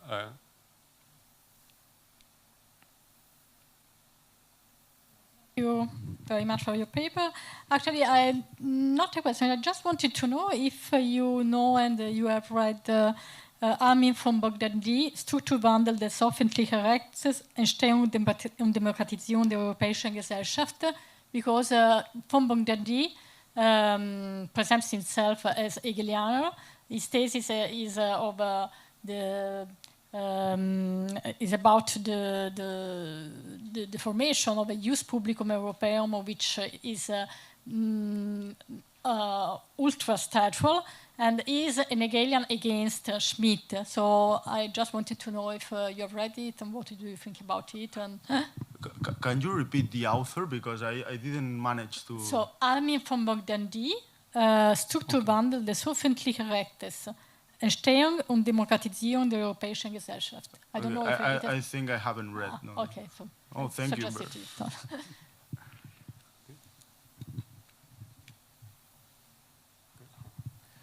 Thank you. May I return to the notion of unjust enemy in Kant? Because it seems a curious structure. And I would like to ask you, why do you think Kant introduced this kind of notion within the structure of law? Because I think that it's a kind of similar situation as in right to rebel or right for revolution. There is no such thing in Hegel, in Kant. But he understands that revolutions can happen, but he somehow even justifies them, but tends to explain them in a natural way. This is, okay, something that happens, but we must keep the appearances. So we must explain it at a, let's say, a natural event, so to speak. We can understand, we can justify it ex post, but there is no such thing in advance, a priori, as right to rebel. Well, in the case of unjust enemy, the structure seems to change, because in that case, it's not so important to keep appearances. There are certain rights against, it seems, unjust enemies. Where does this difference come from, in your opinion? Why he decided to introduce this notion? So the thing that has been widely criticized about this Schmittian account of the Kantian unjust enemy is precisely that Kant asserts that there are no just wars per se, and of course the unjust, this part of the right of nations is preceded by the affirmation that everything that occurs in this international state of nature, including discriminatory wars, unjust, the war against the unjust enemy, which could be convenient in this situation, but should not be observed in a higher way. Like, all these are encompassed in the situation of the international state of nature, which Kant, from the outset, says that should be surpassed and should be precisely overcome by the international civil society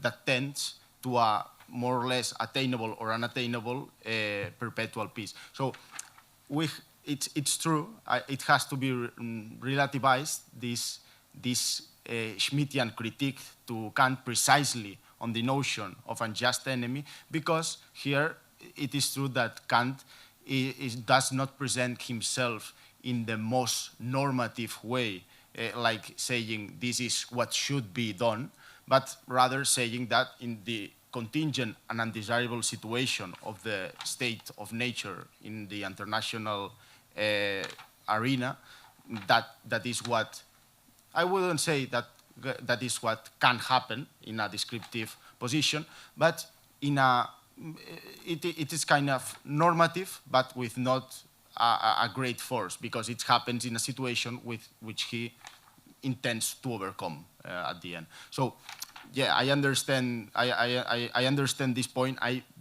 really agree with that, and yes, I also agree that Schmitt, one of Schmitt's shortcomings is maybe taking this notion isolated, not only from the following passage of cosmopolitan law in the metaphysics of morals, but also from the whole, as we can say, Kantian spirit when talking about war and peace. That would be fair.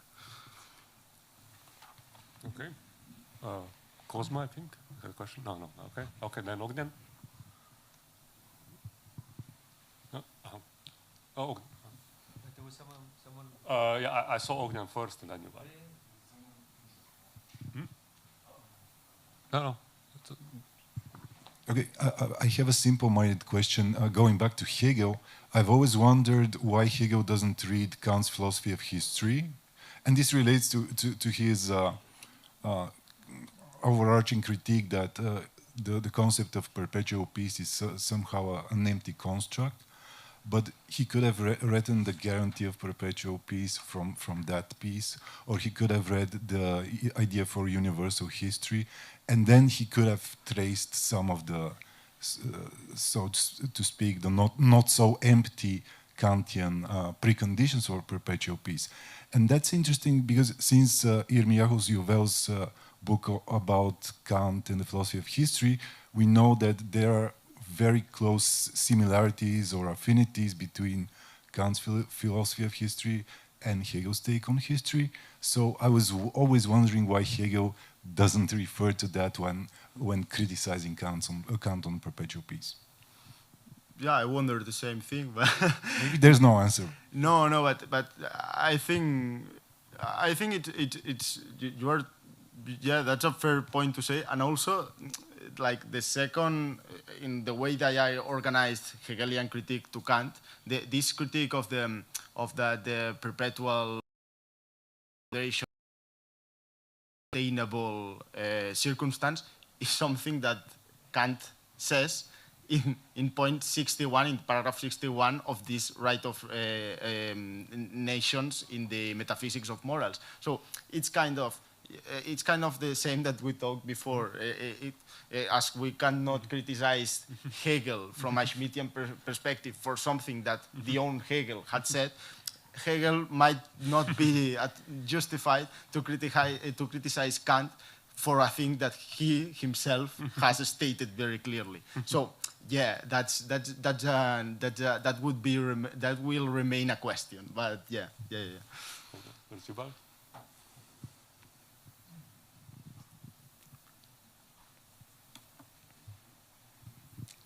Thank you very much. A very interesting talk. I just wanted to hear your opinion on what seems to me to be a huge tension in Schmitt's thought that also came up in your talk about him, between what he writes on the concept of the political and the state, saying in his essay on Hobbes, and this notion of nomos. And I wonder if you'll have something to comment on it. There are two opposing theories as to what constitutes a boundary, essentially, right? The concept of the political remains strongly decisionist, and it's a moment of parsing reality into two, and it's constitutive, as you mentioned yourself, right? This is where you constitute the limits of the political by deciding on the enemy. Whereas nomos tends towards this idea, right? He begins the book with this etymology of the root in the Greek, the grazing, the pastoral grazing of the herd. And since international order by necessity deals with states, to what extent can you superimpose this quasi-natural setting of boundaries on this essentially decisionist, existentialist inner setting of determination? This would be my question. Very, very interesting question. And from my point of view, in vastly simplifying, but in Schmitt's works, there are two kinds of works. The pure, not always purely, but more purely theoretical and doctrinal works, like the concept of the political, and the more focused on historical history of ideas and historical developments of a lot of, entangled with these doctrines, no? So, such as the nomos of the earth, such as the dictatorship, these kinds of works. In the concept of the political, there is an initial polemic between of how should we establish the limit of friend and enemy. Should it be only focused on the state?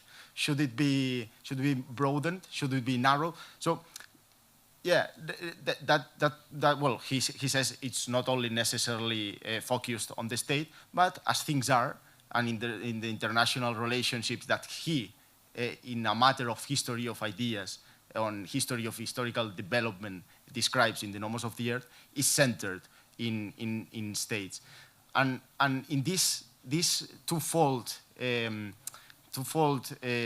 division of Schmitt's work, I think that apply in a particular way to the Nomos of the Earth, because the Nomos of the Earth, from my point of view, has two distinct approaches, very distinct approaches inside itself. The first one, this etymology of the nomos from nemen and nemein, this Greek and German significance, like merging together.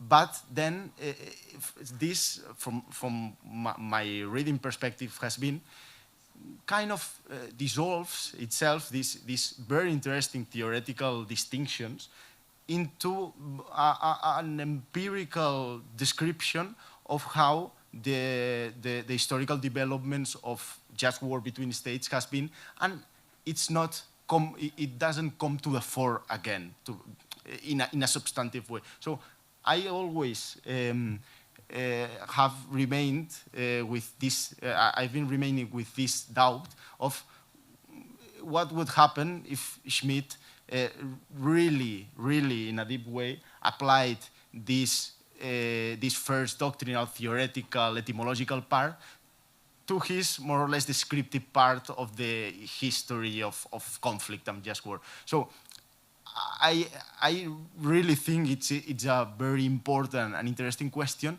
but I wouldn't dare to say much more about it. But I will look through it, because I now you have intrigued me more than I was. So thank you. Okay, and yeah, another question from Corina. Yes, thank you for that interesting talk. So I'm wondering whether there are different kinds of wars and different kinds of enemies, so to say. And so if it comes to colonial wars, for example, so good old Aristotle said that war is a part of the art of acquisition of territory. And that could be the case in colonial war, so that you discover a new territory. And so my first question is, so the people you find there, are they enemies in the sense you described? Or are they, and that's how they were conceptualized, subhumans, so people who can have no culture, who can have no possessions, and so on? So would that theory that you described apply to this? And so here, the whole conquest seems very self-interest driven. But then on the other hand, so if there is a notion of an enemy as threat, so it's an equal, a competitor that then turns into a threat, so that you take very serious an equal human being who can then interfere with your interests. So then to do this might be at odds with your self-interest. So then to conceptualize the others as enemies and then to want to destroy them could be against your self-interest in a straightforward way, so that you have to then spend a lot of resources into this and that than what we heard from Ricarda.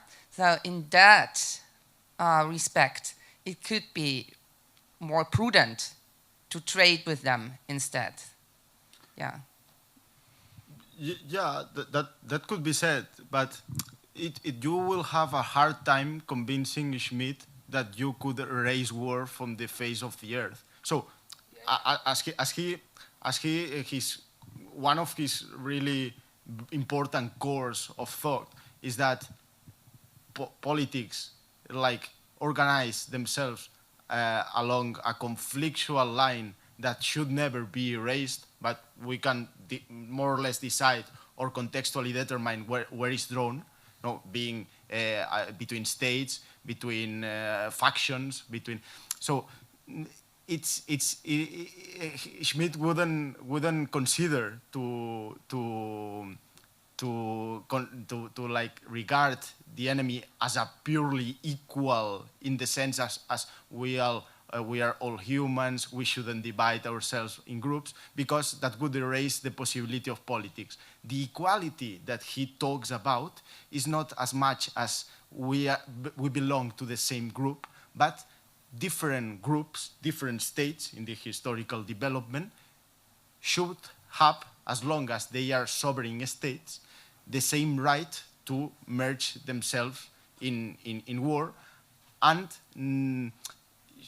there should not be a moralizing judgment about what is a just cause for this state and what is a just cause for this state, because for him, and very contrary to the Habermas interpretation of Kant, this leads to a state of intervention which is not beneficial but hugely counterproductive.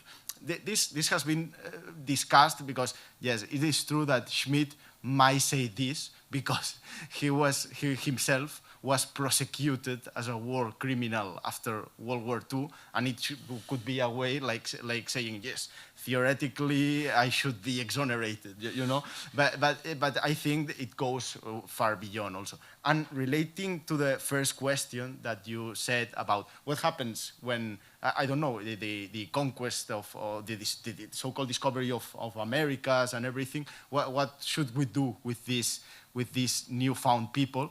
That's the core of the discussion of the School of Salamanca, Francisco de Vitoria, and Schmitt really dives into this in the Nomos of the Earth, precisely.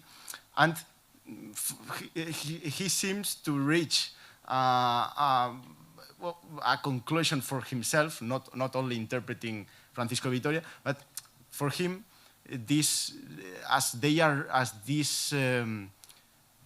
how to say it? Maybe for Schmitt, the Aztecs were considered as a just enemy, or not as an enemy, as an equal enemy, because and could be included in this rationalization and bracketing of war if it had happened before, because they organized themselves in an statish, in an institutional way, and have like a structure that could be a parallel to the European sovereign state. So for him, the flow of the Jus Publicum Europaeum is eminently European because it has developed in the European soil. But as long as it is a state, because later in the 19th century, the Ottoman Empire was effectively included in this system of Jus Publicum Europaeum, and, well, as long as it is a sovereign state, could act within this equality among sovereigns. The thing is that, for example, I don't know, other peoples of the Americas, like as the Caribes from what is now Venezuela, that were maybe more in a tribal organization, would not be considered an equal enemy because they are not organized in an institutional and statish sovereign way. So that would be the answer of Schmitt. But also, I think that for reading this polemic, we should come to the classics, to the Escuela de Salamanca, and especially to Francisco de Vitoria, who really made a more nuanced argument than Schmitt, I think, shows in the Nomos of the Earth. So, yeah, but they are both very important questions, I think. Okay, thank you. Even if there are any questions, I will yes, stop them because we have a right to pause, and there will be a next presentation in 8 minutes. Thank you again, Hector.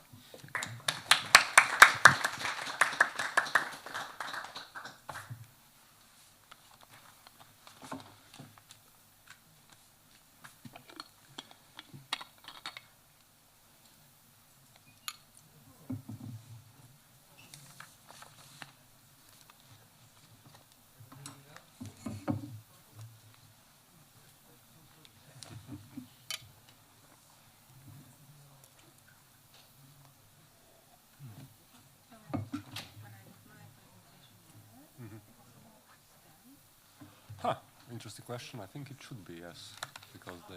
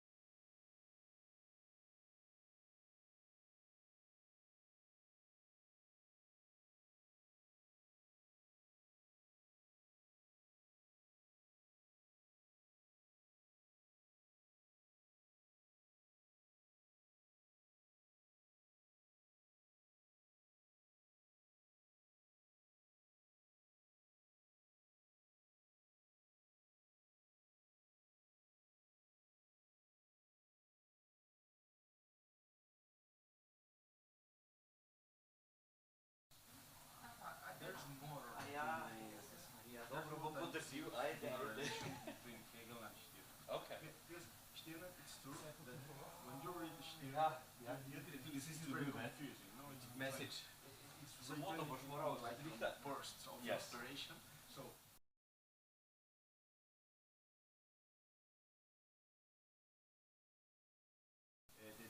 The different German states within the Confederation of the Rhine for Napoleonic warfare, and then there's a very crucial passage about what is property understood as a violent, right? You know, so it's very difficult to structurally compare Hegel, which is, well, not very, but more than Stirner, more than Stirner, and Stirner, which is very aphoristic. So, but I can show you if you want, like my I'll be very curious. And I can send you. No, thank you. I was going to get some air. We'll talk during the break. Okay. We talk later. Yes, thank you.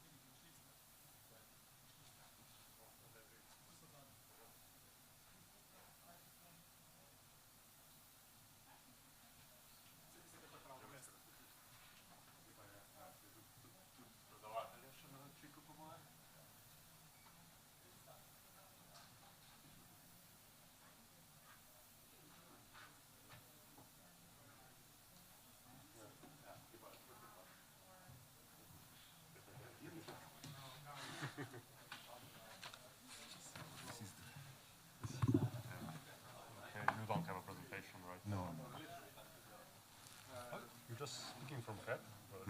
No, I have notes. I mean, so I thought this is the other. Okay.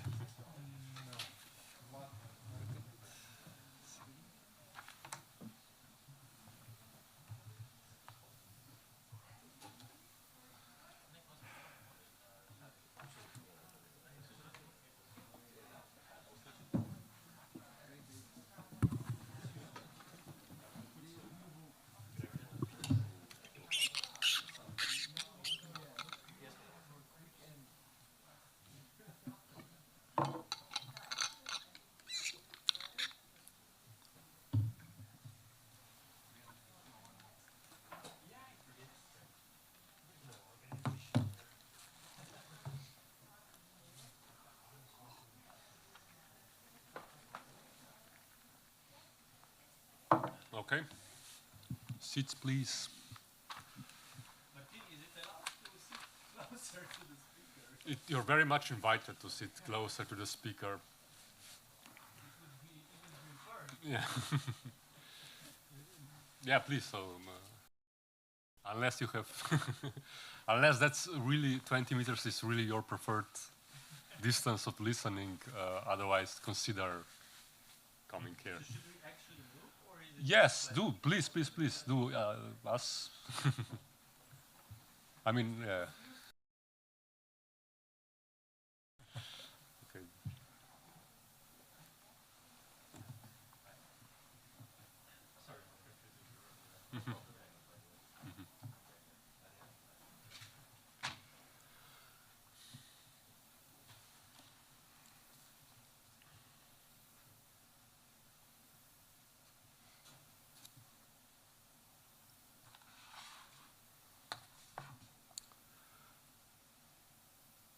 Okay. Do we sit? Ognian Kassabov is associate professor of philosophy in Sofia University. His main in its intersection with political thought and nature. His habilitation monograph is entitled Technique of Nature, Organics of Art, the Birth of Aesthetics in the Death of Natural Beauty. He maintains an interest in German philosophy from Kant to Marx. His dissertation ethics in Kant and Hegel. Kassabov has co-edited an anthology of modern theories of civil society from Hobbes to Dewey, one on structural violence and human dignity, as well as one on collective memory about Bulgaria in pre-1944 history. In addition, he has translated into Bulgarian a number of key shorter philosophical texts, including Leibniz's New System of Nature, Clarke's Letters to Leibniz, some of Goethe's botanical studies, Marx's economico-philosophical manuscripts, and Wittgenstein's Notes on Fraser. The title of today's lecture is The Vast Graveyard of Human Race, Kant on the Future of Warfare. Ognian, thank you for coming, and the floor is yours. Thank you. The mic is working. Okay. Thanks for having me here. Thanks to the organizers of this conference. And as I said to a couple of the people that I talked to, it's really nice that we have a conference that's not only exploring a very serious topic in history of philosophy, but it's, as the opening statements of the conference said, it's also very much related to what's going on in the world right now. So without further ado, I'm going to start. And it's actually uncanny and somewhat not so happily ironical that we have this conference on a philosopher who's like the paradigmatic philosopher of peace, but most of the talks are about war. And my talk is going to be about war too. There are different kinds of wars. And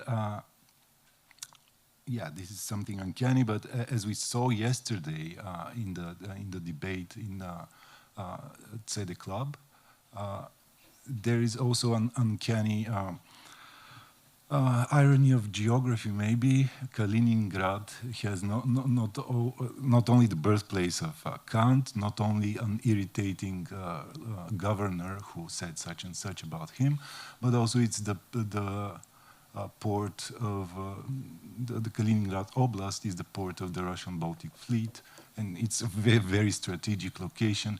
As actually this very fine essay by Le Yupi in Financial Times in April referred to that fact too.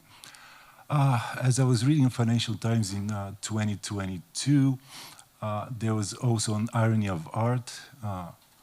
It was said I'm doing some aesthetics, but as I was reading an article about the idyllic Swedish island where World War II could start, I had this really strange sensation. Well, I've seen World War II start on this island, and I'm referring to Soviet director Tarkovsky's last film, which is actually filmed on Gotland, and it's about the eruption of nuclear World War III between, obviously, the West and the Eastern Bloc.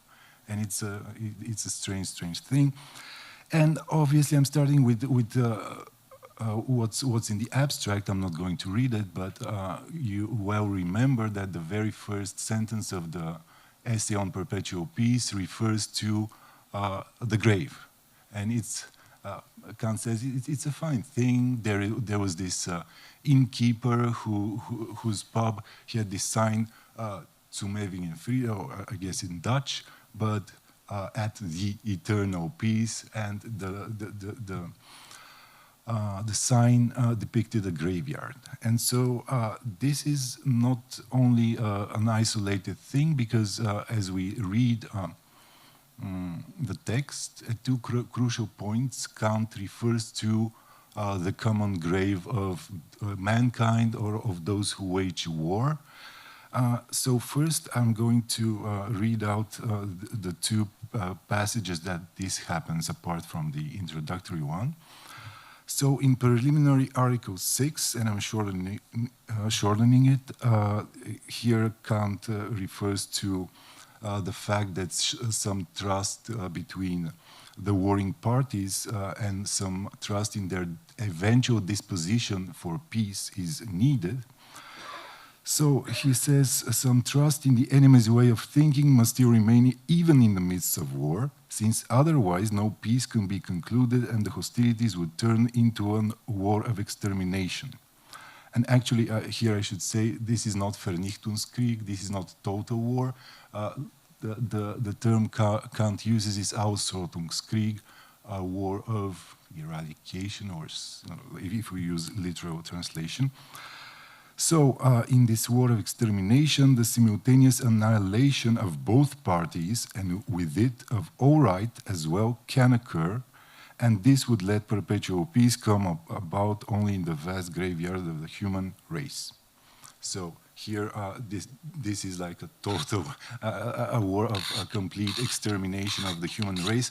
Obviously, Kant was not referring to nuclear warfare, but this rings strangely relevant. Second reference to this vast grave, that's in a way a counterpoise to the idea of perpetual peace. In the definitive Article 2, in which he argues that the principle of international laws should be federalism and not the jus ad bellum. So here I'm kind of changing on translation, but he says, the concept of a law of nations as that of the law to go to war is, strictly speaking, unintelligible. One would have to mean by it that it is quite right if human beings so disposed destroy one another and thus find perpetual peace in a vast grave that covers all horrors of violence along with their authors. Actually, similar things Kant says in paragraphs 56 and 57. He doesn't refer to a grave, but he refers to war of extermination using the Latin term he borrowed. I'm not going to dwell on that, but yeah, I find it interesting that in his notes on Achenwald's legal doctrine, he lays out, so to speak, the legal structure or the lack of legal structure of this type of war, the war of extermination, that does not leave the door for stable peace. So first, not only no trust, but also no universality. So in that sense, the principle under which the warring party, acts is not recognized by my enemy and vice versa. Second, I wage war not in order to settle a dispute or to subsume, here Kant goes logical, to subsume in my way under a common good principle, but in order to achieve supremacy. So this would bring about a general will of extermination and an unending war, both in extent and extent between countries, among countries, but also in extent with respect to time, so in perpetuity. It will uproot the Gesinnung zum Frieden. Then acts of disruption and murder during time of peace, relative peace, further contribute to this lack of disposition for peace and suggest that there is no security, I can't use that term, except when you eliminate the enemy. So only only that war is just, which is compatible with the disposition for future peace. So in that sense, that reading of exterminatory war is actually in line with Arthur Ripstein's magisterial account of the law of war from 2021. Perpetual peace is a regulative idea systematically organizing the philosophical, moral, and legal significance of war. So, summary of Kant's outline for a theory of exterminatory war. No possible universally agreed principle of right in view. So no mutual trust, no respect, no recognition. Something that I guess would be problematic in Hegel's theory of war. Then unending war with no resolution and mutual destruction becomes possible. Actually, here Kant, if we look closely, suggests that in such a situation, the strong party would aim at the extermination of the other party, whereas the relatively weaker party would engage in acts of disruption, such as spying, assassinating, and so on and so forth. But then this also, here I'm making things short, but this also suggests that perpetual war and perpetual peace are processes, they are not states. So in a way, they are processes that are, in a way, so for example, if we think of history as driven towards perpetual peace, we have to wage war in certain ways so that it doesn't become a war of extermination. Whereas if we wage a war in certain other ways that I just described, we make perpetual peace less and less possible. And actually, as far as I get from the abstracts, Bojanić's afternoon talk would be on perpetual peace as such a process, and it's nice that there are some overlaps in the talks of this conference. Actually here there is a really nice quote from Hobbes on war and how time is involved in the very concept of war. Hobbes says, I'm not going to read it out maybe for discussion, but he says war is not just actual fighting, is the disposition to resolve conflicts by military or violent devices.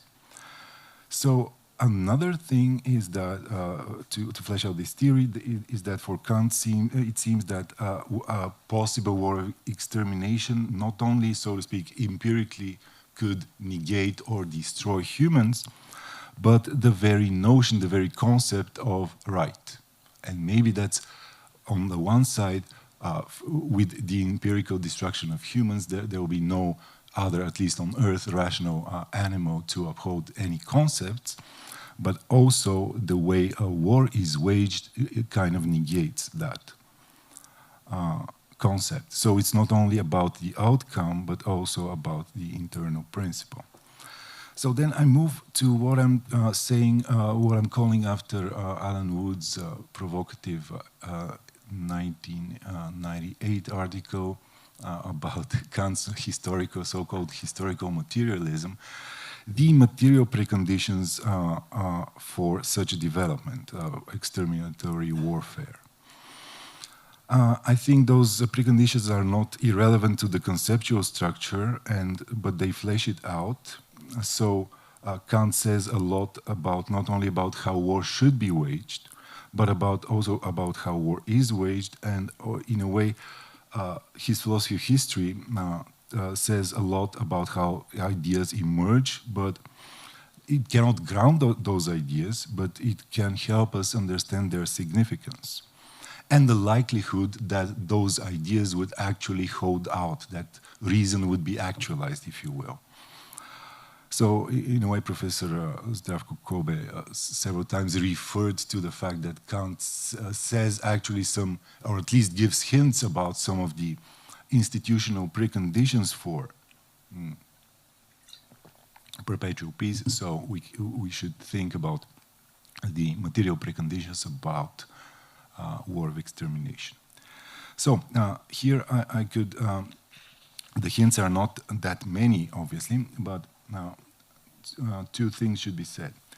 On the one hand, Kant in the Guarantee for Perpetual Peace recalls how war makes humans spread all around the globe, but also this leads to, even as early as in the idea for universal history, to a globalization of war and injustice.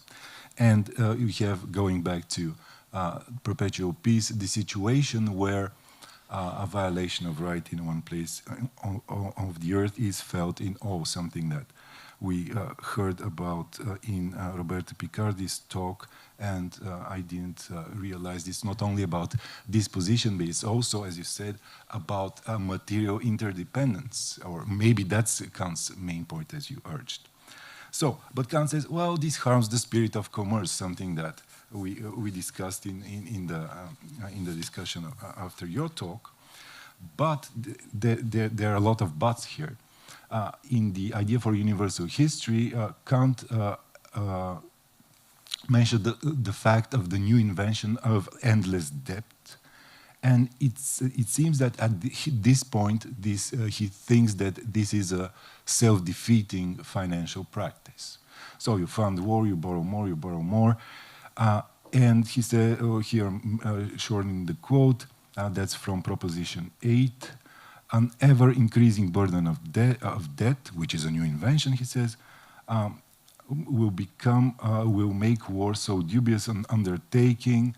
But also, he says, war would also become very artificial, so rational states would no longer be willing to wage such a war. But in Perpetual Peace, he says that, well, maybe this can work out. So a credit system, here I'm quoting once more, of debts growing out of sight and yet always secured against present demand.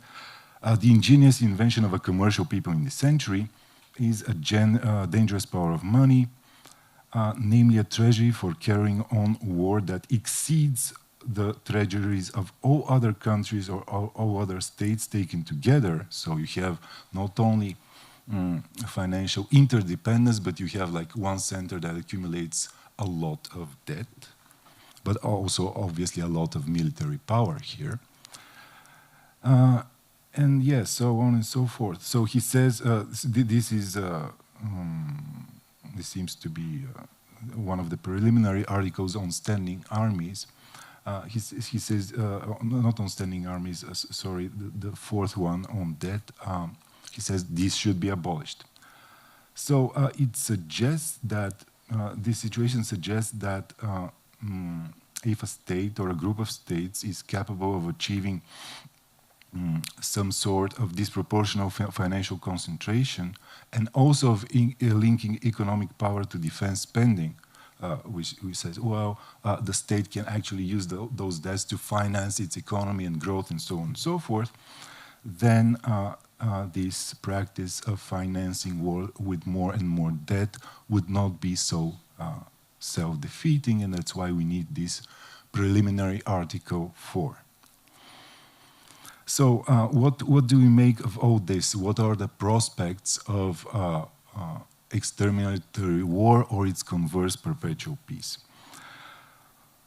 First, we should say that in some respect, part of the material preconditions for the two are very similar, or at some points seem to be identical. It's about globalization, financialization, and growth of commerce, and this interlinking between the economies of different countries. So Kant's guarantee for perpetual peace, which seems to, in a way, edge on both the beneficent power of commerce, which he already kind of made us skeptical to, and also on the beneficent side effects of war itself. In a way, it doesn't give a guarantee, like a secure guarantee, and this is somewhat ironical too. Once more, Leip has suggested that here we don't think of nature as a guarantee for a perpetual peace like the natural world, but a human nature. And Kant says nature as a mechanism of human inclinations itself. So human nature then can be modified by humans themselves. But then it seems that in his late works close to perpetual peace, Kant is somewhat, that's a strong word, but he's not obsessed, but he comes back to various doomsday scenarios, not only these three ones from Perpetual Peace, but also if we look at the wording at the conclusion of Metaphysics of Morals, he says, well, there is, in a way, a metaphysical doomsday if perpetual peace is not possible. So that would mean to admit that the moral law within us is itself deceptive, and this would call forth in us the wish, which arouses our abhorrence, rather to be rid of all reason and to regard ourselves as thrown by our principles into the same mechanism of nature as other species of animals. On the political level, if we go back to Perpetual Peace, there is a similar passage regarding a certain sort of politics which produces the trouble it predicts, throwing human beings into one class with other living machines, which only to be aware that they are not free in order to become, in their own judgment, the most miserable of all beings in the world. And then on a personal level, if we look at paragraph 87 of the Critique of Power of Judgment, he says that, using the figure of Spinoza, and here he goes theological, but it's important to see that in his late works he often relates war and peace, those type of problems, not only to politics and economics, but also to the issues of hope and religion. So once more, he says that, well, if we lose hope in some sort of God or future life and so on and so forth, we would see humans just like the other animals on Earth suffer all injustice and so on and so forth. I'm paraphrasing here.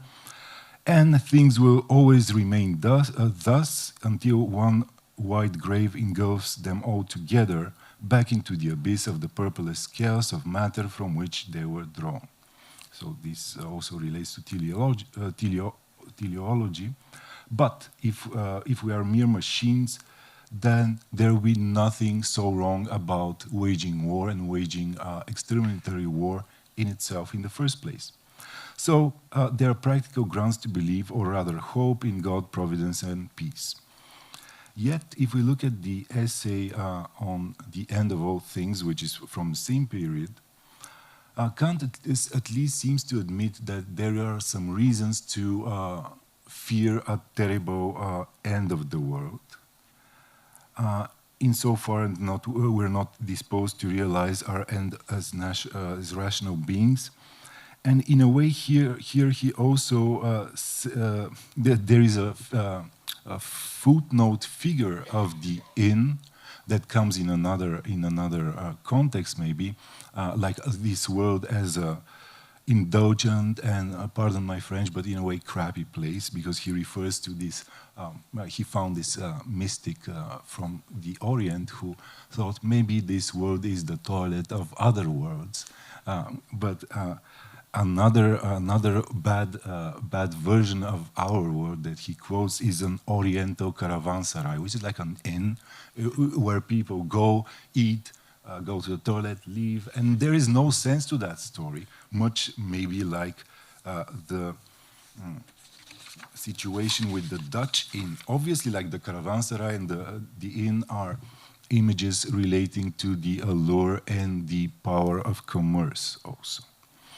So how does this dangerous development of culture, which, going back to the essay on the end of all things, refers to a situation where luxury proliferates, where oppression and war, without a proportional progress in the actualization of justice, are the case.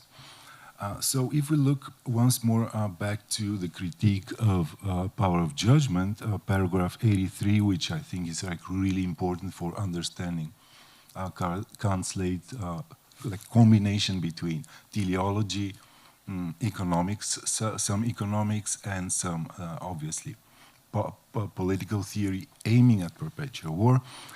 He says that an infinite growth, well, he doesn't use those terms, but the proliferation of luxury and infinitely proliferating desires. And he uses once more maybe Hobbesian, maybe Mandevillean theory of human desires. So he says, in our nature, human nature, we are not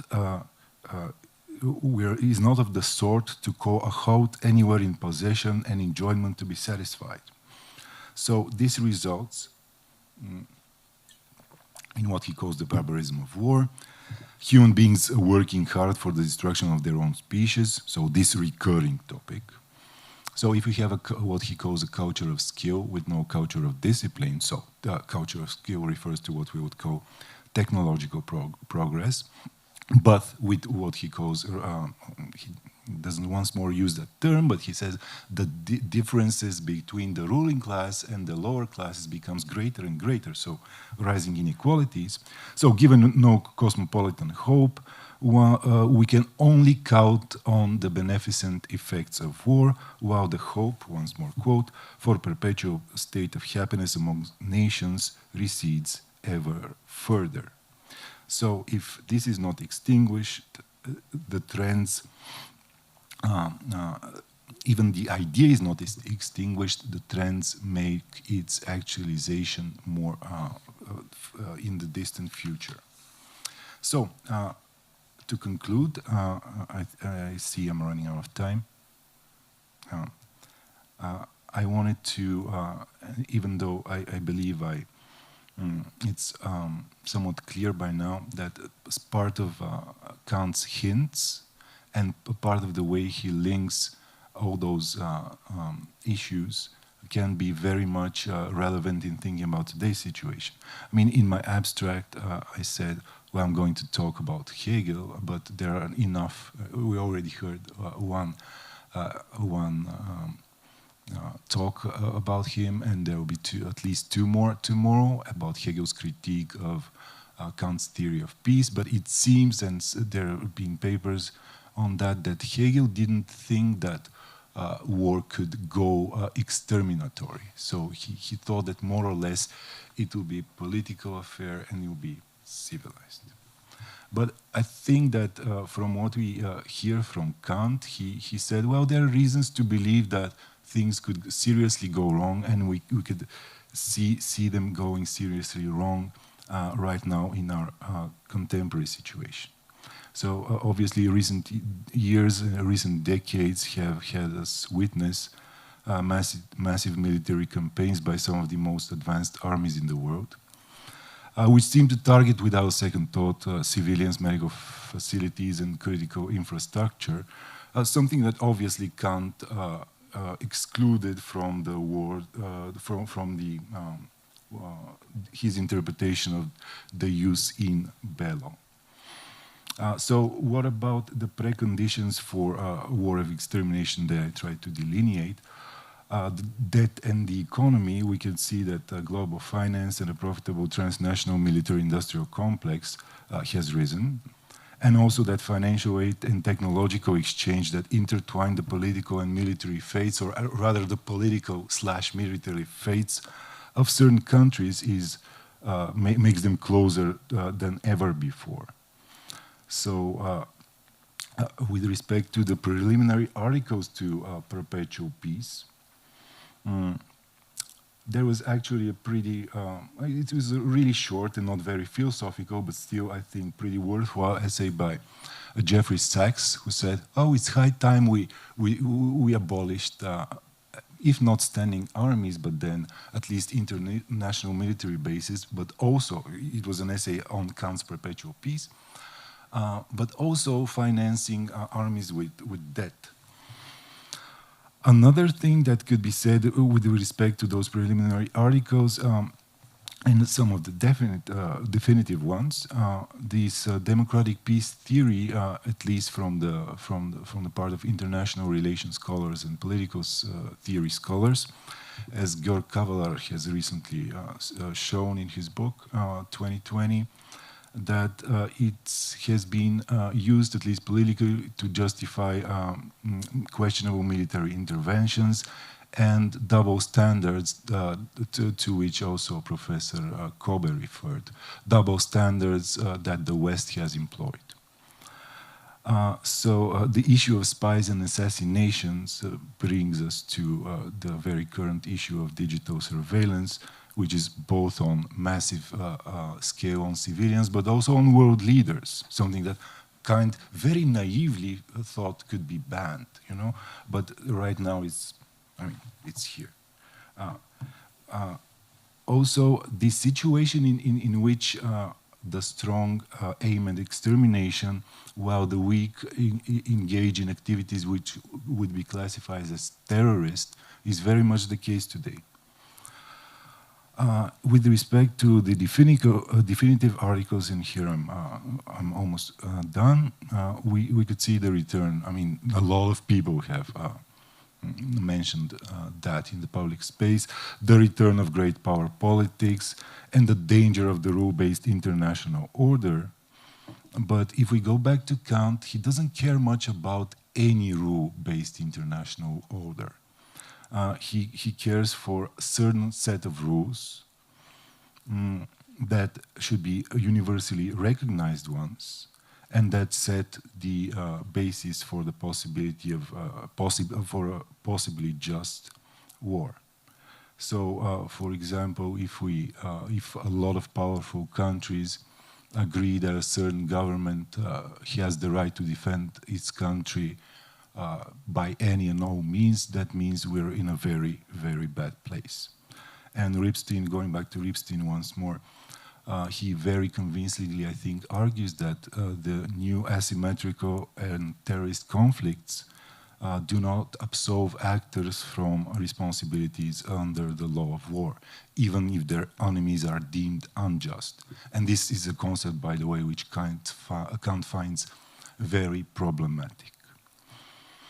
So, and my last point, the technological asymmetry, which leads to civilizational arrogance of what Kant calls culture of skill. It has led to massive industrial, maybe, levels of dehumanization, and as Kant argues that campaigns of conquest and colonization have counted the inhabitants of the countries, the local population, as nothing, and this has enabled them, or at least in their eyes justified their actions. So today maybe we see the danger of humans being reduced from not to mere machines as Kant feared, but to mere material out of the abyss of purposeless chaos of matter that he referred to. So thank you.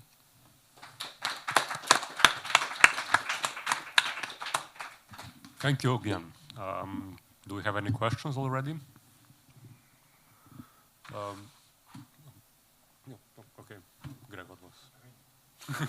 Well, okay, I'll start then, if Gregor is uncertain. The question that came to my mind is, well, it's a bit of a lateral question, but I was wondering about the origin. Do you know anything about the origin of the title Ewigen Frieden? So could it perhaps be the case that the anecdote came first and then the title was chosen? Because, I mean, the way, if the metaphor of the motive of the graveyard and the anxiousness over the exterminatory war is really is in fact so constitutive for Kant's case, as you made a convincing case. So if Kant's concern is really very much preventive, so it's very much motivated by the more or less actual threat of war, of maybe exterminatory war, and all the points that you pointed to about how it's constitutive to believe in perpetual peace, otherwise we lose hope, become animals. Well, in a sense, that would point that he does not really believe in any Ewigkeit, this freedom. It's precisely not eternal. It's always, the danger, the threat of war is always there in order to constitute it. So, in that sense, making him into Hegel. I don't know, maybe, yeah. But yes, but okay, there's it's a way to say Kant, yes. So, in that sense, that would mean that the very title would be a bit ironic, because it would point to how we cannot have. We have to believe in eternal peace, perpetual peace, precisely because we know that we cannot have, precisely because at the same time we have to also believe in the threat of war as a motivation for it. So it's kind of disavowed belief. So we believe in perpetual peace in order to avoid war, which means that precisely the perpetualness of peace is never truly achieved. Okay, that was a bit more complicated than I imagined, but so what do you say about that? Obviously, the title is ironic, and as some people have said something like really obvious in the German, there's at least one more level of irony that it could be literally translated. If you go to a pub and it says "at the perpetual peace," it's not towards, it's you're there. So zum ewigen Frieden. So perpetual peace is the inn, but the inn depicts a graveyard. So obviously the innkeeper, if he was a real guy, he was like a joker. So come to my place, drink a lot, and go to. I don't know, but yeah. So I think you made a really fine point that for Kant, not only do we have to like keep this hope, but also we have to keep this fear and like keep them maybe together, keep the hope and work towards. And he says, well, we should behave as if it was possible, even if it's not. But we should also keep an eye open for the radically perverse, as he calls, end of all things in this common graveyard. And yeah, so I think this is correct. But also, it's not about some sort of existential or philosophical only treatment or religious, individually religious feeling of hope and hopelessness or fear. But it's also about some work that we have to do, as I said, but also about thinking about the trends in this world that could lead to either directions. That being said, you started this question from where it comes from, and I've not done my homework enough. I mean, it comes from a treatise of Leibniz that I've not read, and it comments the original debate on Perpetual that started with Saint-Pierre. But so this is like a hidden quote from Leibniz, and I don't know what Leibniz made with this. So maybe somebody would. Okay, so Corina then, and then Gregor. Thank you. That was very interesting. I was just wondering, so whether at the end of the day, Kant is part of the solution or part of the problem here. And that's so, since if I got you right, you were emphasizing the importance of teleology, history, and hope. And so the last conference I was to was at Catania, and I was then listening to talk of Eva Warebska-Demanovic, who was actually saying so in line of with all the people who are criticizing Kant for his late writings, which are, of course, as you might know, the racist writings. So that exactly teleology and progress could be problematic concepts in that context. And that might be mirrored in something that you mentioned. And now describing the situation today, of course, then after the Second World War, there was this fear of total extermination by a nuclear war. But then the international order kind of stabilized and had as its main aim then to secure territorial integrity and political sovereignty, so non-interference. But, and that's loyal, so that democracies don't wage war against each other, but they waged a lot of wars under the label of humanitarian intervention into other parts of the world. And that was exactly guided by this principle, so that they should be democratized, stabilized, and so on. So that was the idea. But in reality, I mean, if we look at empirical facts, this didn't happen. And even so, I mean, if you say Kantianism is kind of the spirit of European and Western, in general Western foreign policy, then you have stuff like the Second Iraq War and all this, so which was then justified in this terminology that you have to intervene there because there's like an uncivilized dictator and it has to like be made better and more progressive and more democratic and so on. And in the end, that brought a lot of suffering to civilian population. And in terms of credibility of this whole story and this whole system, it might have already collapsed in some way. So I just wanted you to comment a bit on this like critical side of discussion. People who would say Kant is not part of the solution, that whole thinking is part of the problem of perpetual warfare in other terminology of humanitarian intervention. Yeah. Well, here I'm not going to say anything original because I think like Georg Kavalar's book pretty much discredited this Kantian reading of the democratic peace theory. But I kind of referred to that towards the end of my talk.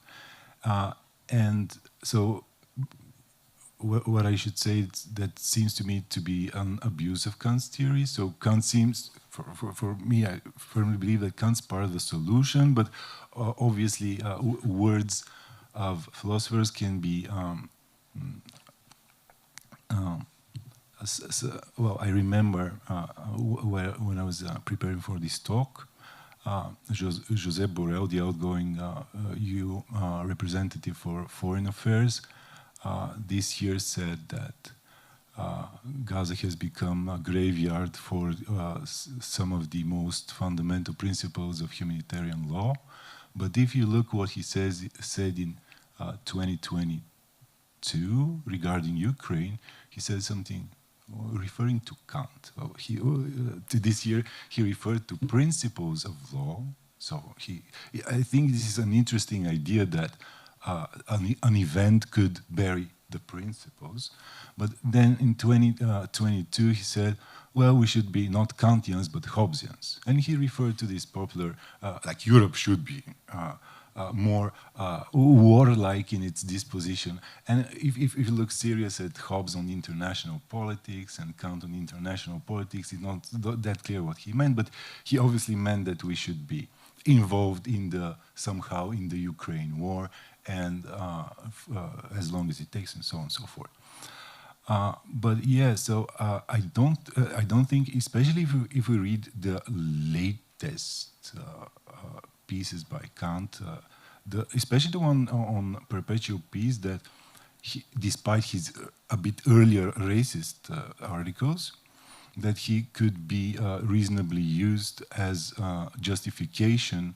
He can be abused, and he has been, but he can be abused properly used for European supremacy, because right he says a lot of bad things about the civilized barbarians from Europe who have done such things to countries in the Far East and so on and so forth. So I very much believe that we can actually, by recovering in the way that Kavalar and Ripstein have done, the Kantian structure of the idea of perpetual peace. And if we think in addition about how we can develop his socio-economic hints and financial, he's part of the solution, and we can get even a very non-Eurocentric Kant, even by building on quotes that were mentioned in the first talk at the end. So yeah. Okay, I think Gregor.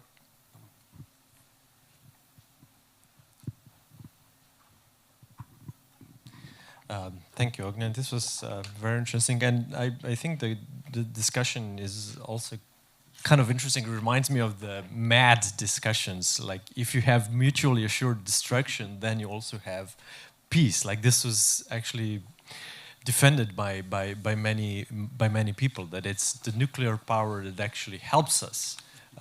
It was the fact that both the Soviet Union could completely annihilate the world, and the United States could also do it many times over, that this is what actually made peace possible. So that it was a Cold War and not a hot war. So that's an interesting discussion, and some people apply that to the Middle East, which I think is a bad idea, but to be clear. But you know, this idea of mutual destruction as a source of peace is kind of interesting. But what I really wanted to ask you about was, I think in your talk you beautifully made this metaphor of graveyard a big thing. And it made me think about how Kant uses death as basically the opposite of what he wants. The way I read the whole thing with the inn is that actually he's on the side of the innkeeper, Kant namely. Like, he does not want to have the peace of the graveyard. That's not the kind of peace that he wants to talk about. He wants to have the lively peace, the kind of the innkeeper wanted, the kind of you described as let's drink, let's marry. This is the peace that we would want, not the graveyard peace, obviously. And when I think of the Hegelian critique of Kant, would be precisely to take death as the source of life. I mean, this is, of course, this is a super Christian take on it, but I mean, in some sense, Hegel is a profoundly Christian thinker. He definitely thinks that death is not, the hindrance to life, but actually precisely what enables it. There is only life through death, if you want. And so this, I think, is the reason why Hegel thought that the very distinction between the graveyard piece and the lively piece is the wrong type of distinction, and that if there is such a thing as productive peace, it can only happen through death, and even if you want annihilation. Okay, this is darker than I thought it would be. This is darker than I thought it would be. But, and it's super metaphysical. But I just want to hear your thoughts on how you understand, because for Hegel, at least, it's not just death. It's not just war. War is always connected to death. And for Hegel, death is a supreme concept, is a super productive idea of death. Sorry about this super long train of thoughts. Yeah, from the innkeeper to Hegelian death. Well, I could make some maybe figurative references here, drawing away from Kant. So two things. First, going back to World War II, late World War II, and the film that I referred to, Tarkovsky's Sacrifice. So in a way, it's not really clear what happens there, but it's also a very Christian movie, and the main character does some sacrifice and some sort of, maybe not literal, but symbolic, or a lot of levels symbolic death to rescue the world from war.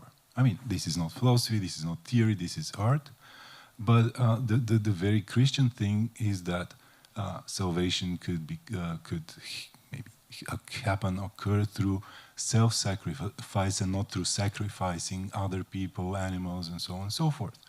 Whereas war seems to be not entirely along this line of thinking. And the other thing that I would say refers to the productivity of death in Hegel, that maybe if we read the Phenomenology and other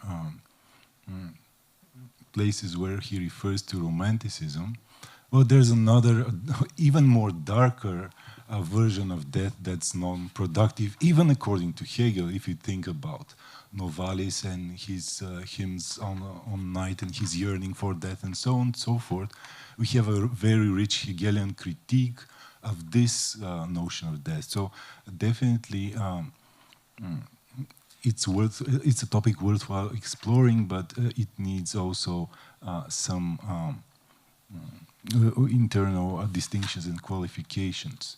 So I'm not it's not so clear to me how we can relate Hegelian theory of death and Hegelian theory of war, but I should think about it more. Yeah. Mm-hmm. Okay. Okay, but very quick question, please. Well, very quick and very boring. I don't know, perhaps I didn't catch it very good, but when you spoke about extermination war, you spoke about, you make the difference between the outcome and the internal principle. But I don't know if you refer to the normative status of the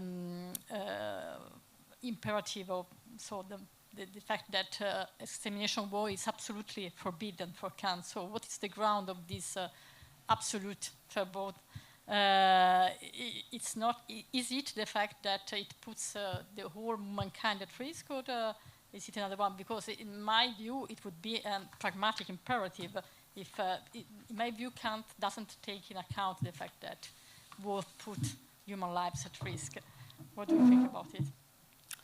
I think it works both ways. So, but the primary reason is the, so to speak, the pure reason that war should be, if at all, if it should occur at all, should be structured in such a way that we can reasonably exit it as soon as possible. So both, or like the 3 or 4 or several warring parties, should at least maintain that they could, at some point, resolve their military dispute and conclude an honest and, so to speak, authentic peace with the other party. So it's not only about outcome. It's not that Kant doesn't care about that, but the guiding idea seems to me here to be this principle that war should be terminated as soon as possible, and that the two parties should be able to conclude a lasting peace. But then the two levels, I think, they in a way coincide. If we, I mean, Kant has those similar reflections when he talks about in his ethics about things like suicide and so on and so forth. So sometimes he describes exterminatory war as a project of collective suicide of the human race, right? So he says, well, what's wrong about suicide is maybe that you're wiping out reason from the world, right? So in a way, the two, the empirical and the a priori here, at some point they touch themselves. Yeah, thank you. Okay, I think we ran out of time, so thank you again. Thanks for the Ognian. questions.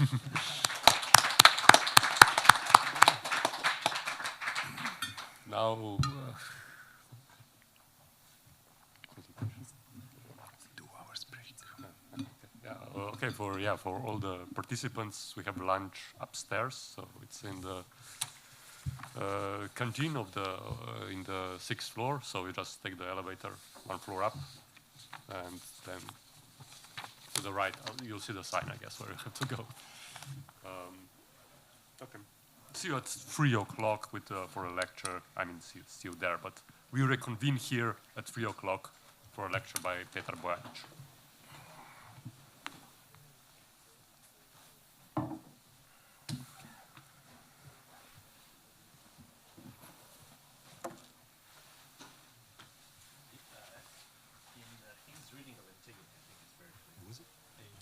Antigone, phenomenology of spirit, where he discusses Antigone.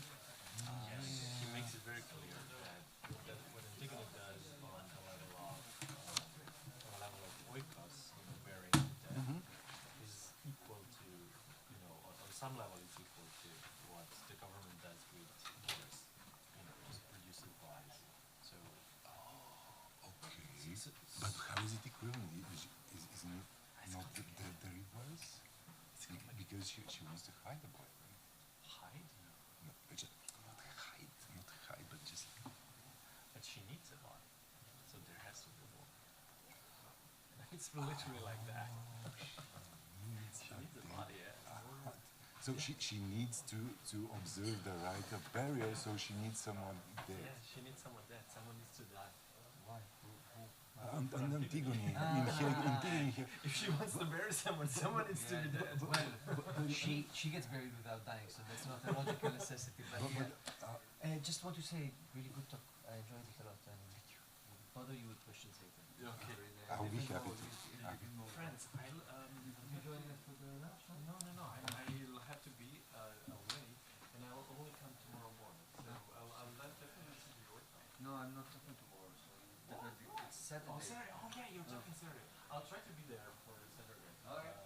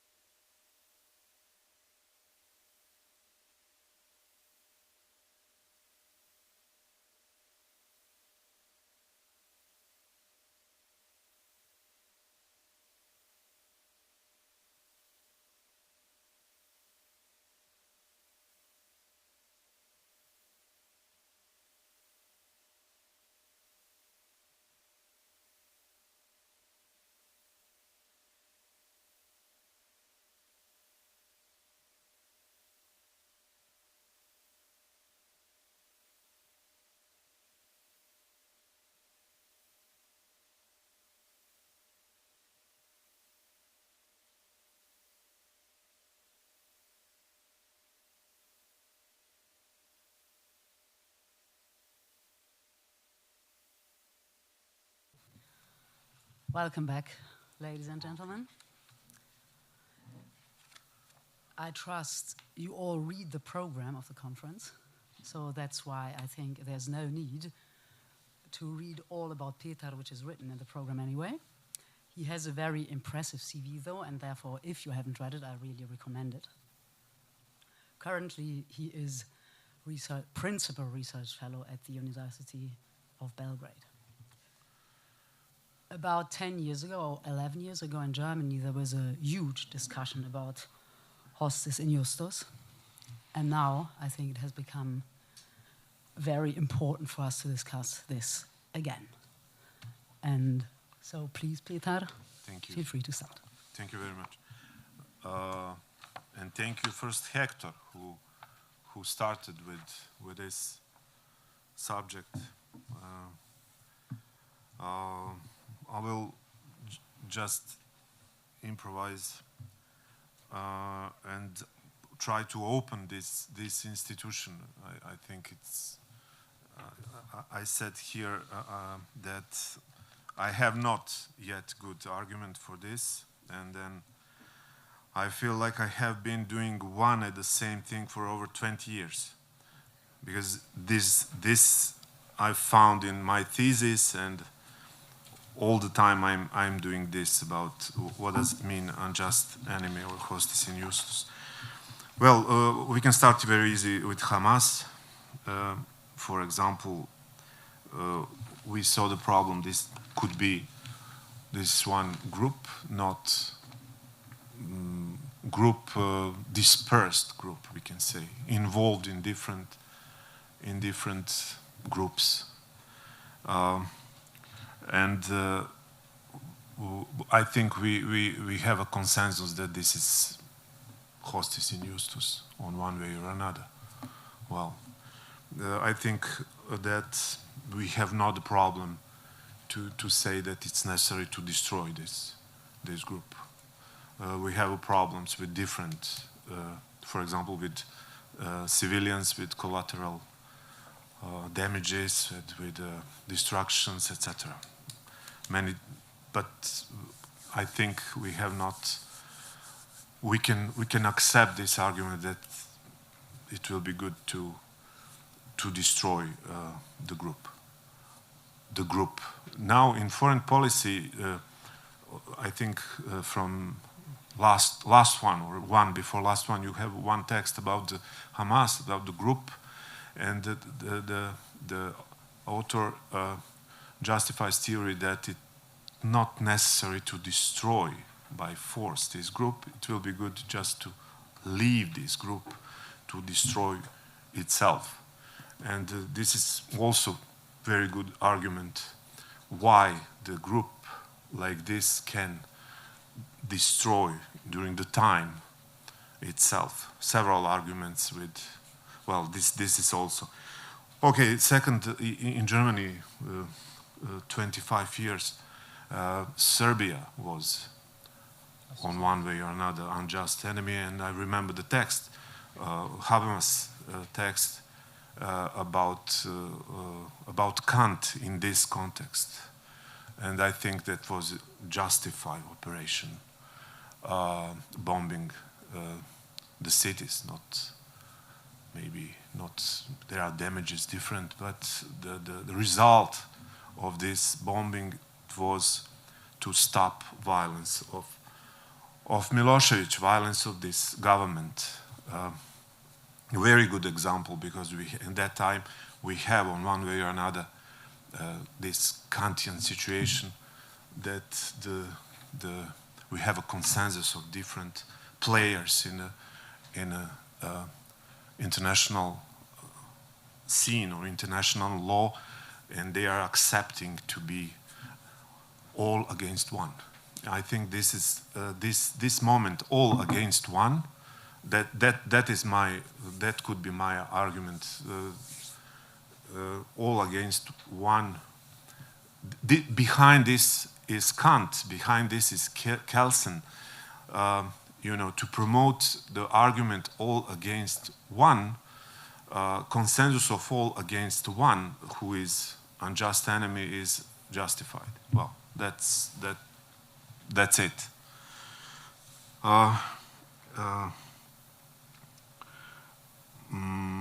You have different extreme, you have Talibans, you have terrorists, but we can say that how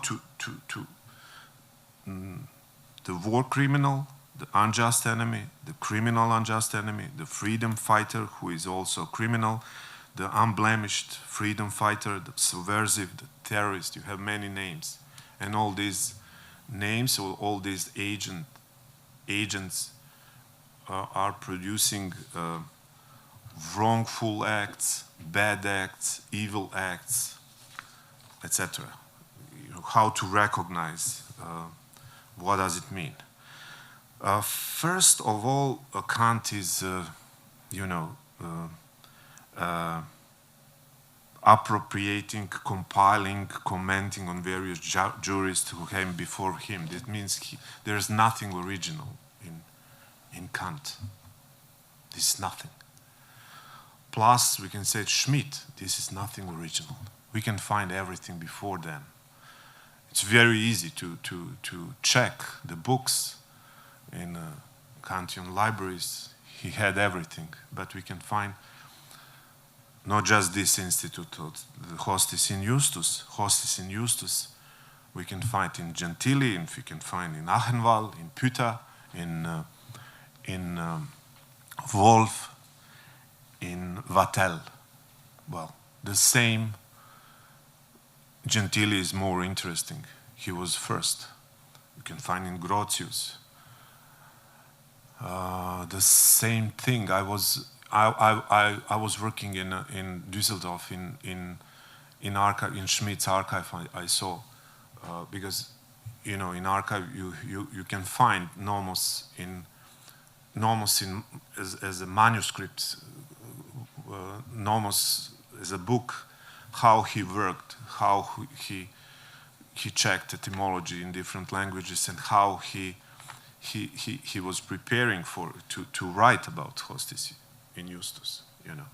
This is ask a Copilot or a GPT, and you will see what you get. This is, Kant is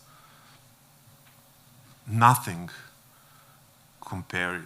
comparing to the other people. And he is not, when he's analyzing Achenwald, he's directly borrowing from Achenwald in Pudar. Clearly, many of these, sentences or arguments, he's combining, he's compilator in this, nothing original. Then, what's important? Why all of this? Because I'd like to see in this institution something more. Okay, we have one. Hector didn't say this in nomos paragraph. Schmitt.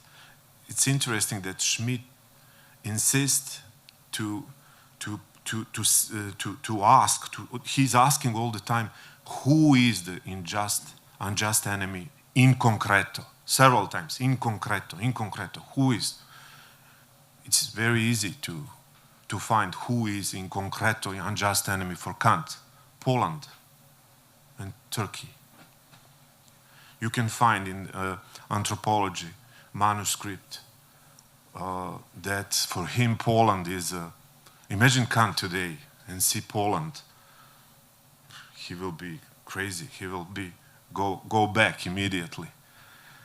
Poland, why Poland? Because in Poland, for him, there is no middle class. In Poland, they are, he said, incapable to make constitution, incapable to be state. And that's why it will be great to destroy Poland. This is unjust enemy for him, and Turkey, because Turkey is, against Europe, etc. This is in concreto. Well, in Vattel, you have the same sentences. What does it mean in Justus, Hostis in Justus? In Vattel, he's also counting many possibilities, etc. That means we can say that Kant is realist. Kant is not, this is real, very good institution, I think, very with huge capacity for peace. I think I will go completely against Carl Schmitt. I don't care for me, enemy is stupid term. Enemy doesn't exist. Today exists only unjust enemy. Well, enemy, no. In that sense, you know, what does it mean? Enmity between, I don't know, France and Germany, you know, nothing, stupid. Then, okay, when you see the argument of the conference, you see at the beginning war and peace, but in argument you have just description of the peace, no war. Well, but I think, okay, war is more interesting in Kant, because for us it's interesting to follow for Lesungen, to follow lectures and to see how he's arranging argument about this and not just about this. Okay, for him, most important is jus preventionis, preventive war, preemptive attack. This is important, very, very beautiful argument. We can see easily Bush. We remember all this fight against terrorism, and well, okay. Anyway, if you why. In that case, I can say that this small piece about peace in Kant is just some kind of interlude or intermezzo. This is practically nothing, because he gave lectures about war before and after. He's justifying preemptive attack or preventive war. He's justifying, this is more important, when he said, for example, that war is as such always present, but the peace, you have to institutionalize peace, gestiftet werden. This gestiftet, you know, Kant belongs to this huge tradition that you need the violence to do something, you know. He believes that it's necessarily you have to have aggression and violence to transform the violence in right or in justice or in law. You can find this. I have here, for example, he said, dass ohne Gewalt kein Recht gestiftet werden kann. So muss dem Recht Gewalt vorausgehen, stattdessen der Regel, etc., etc.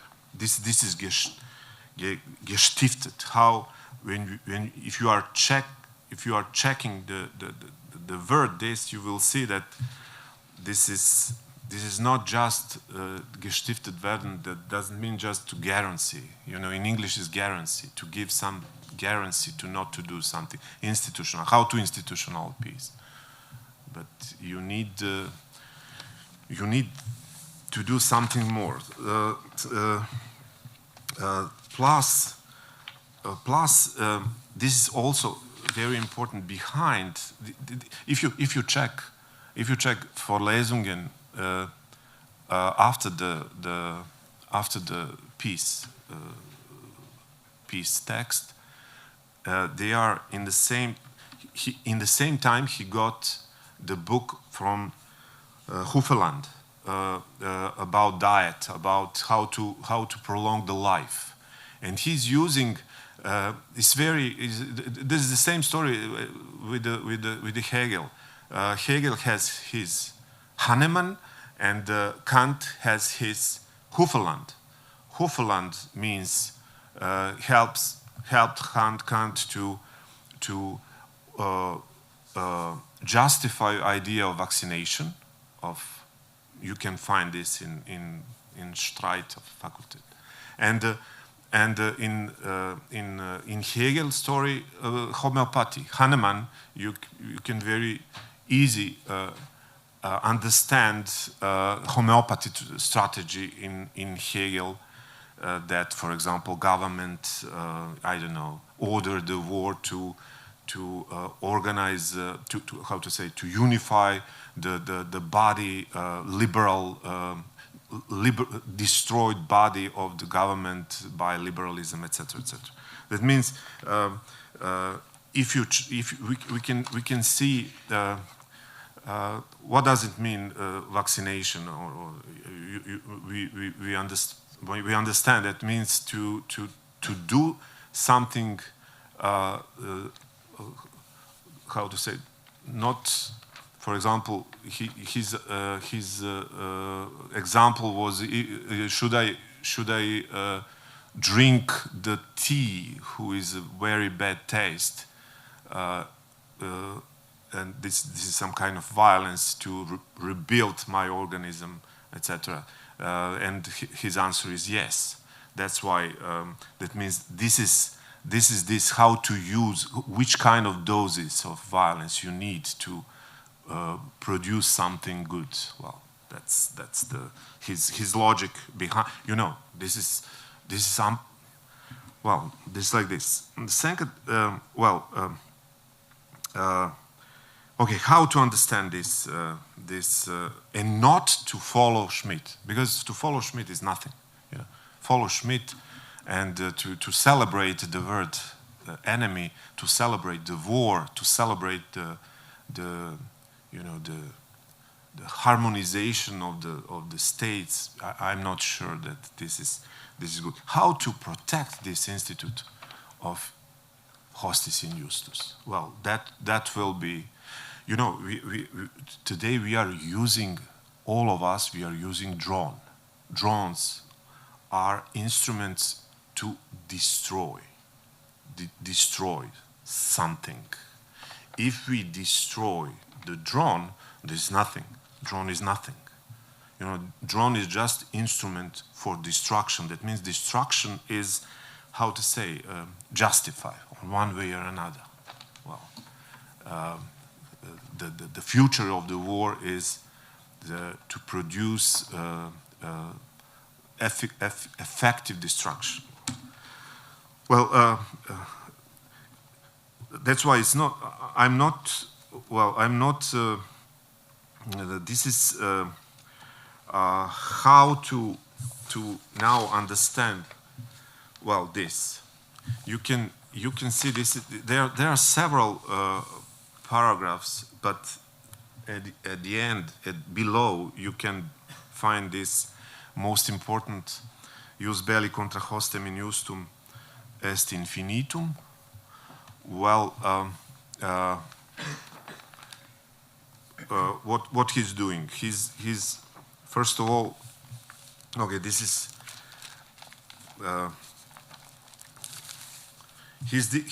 at the beginning up. He's differentiating erste Aggression and erste Hostilität. Means that sometimes you have a right, or it is justified to attack somebody who wants to kill you. Well, and that's why this is erste Hostilität is justified. This is not always unjustified. Well, his example is okay. You see this ius preventionis, and at the end of this fragment, the problem is in this word balance of power among all states. In the paragraph 54, 54 paragraph is interesting because you can, in that paragraph, we had some.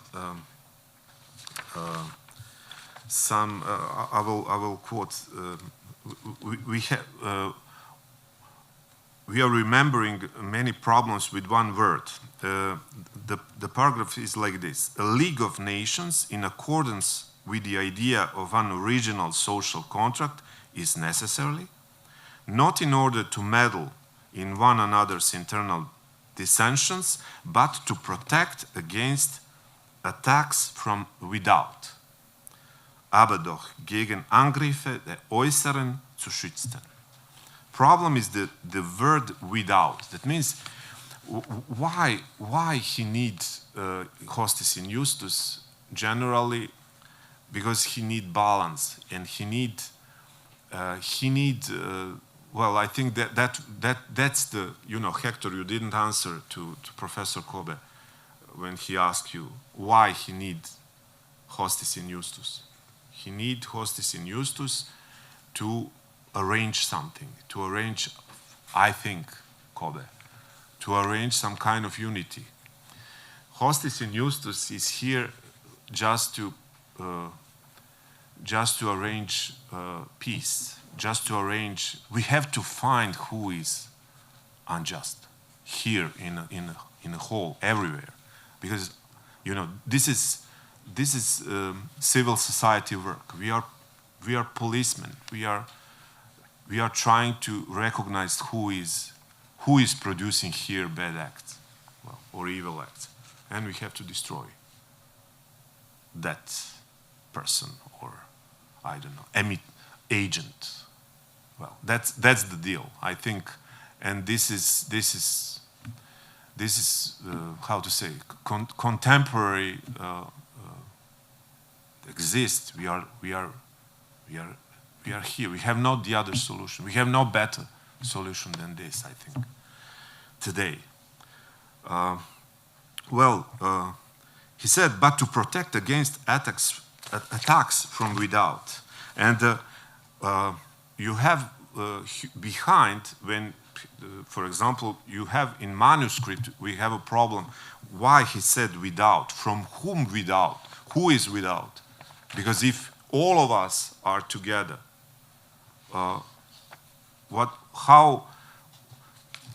why he put here existence of something without, if we are all already present here? And in Natorp, for example, when he read the manuscript, he said this is mistake, and this is, I don't know, to protect against attacks from without.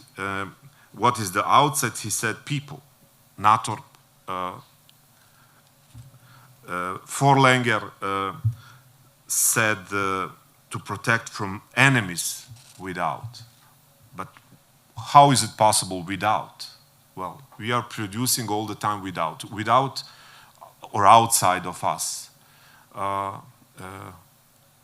Outside is the place for the appearance of this in justus. Yeah.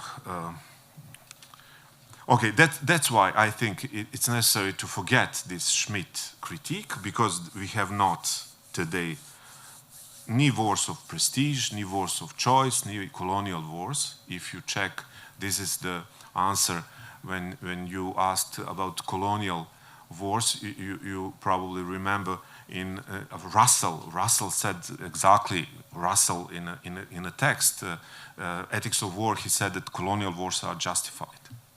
Well, this is for him. He made classification of four kind of war, and first of all, colonial are only justified. Well, but he said this is all timers.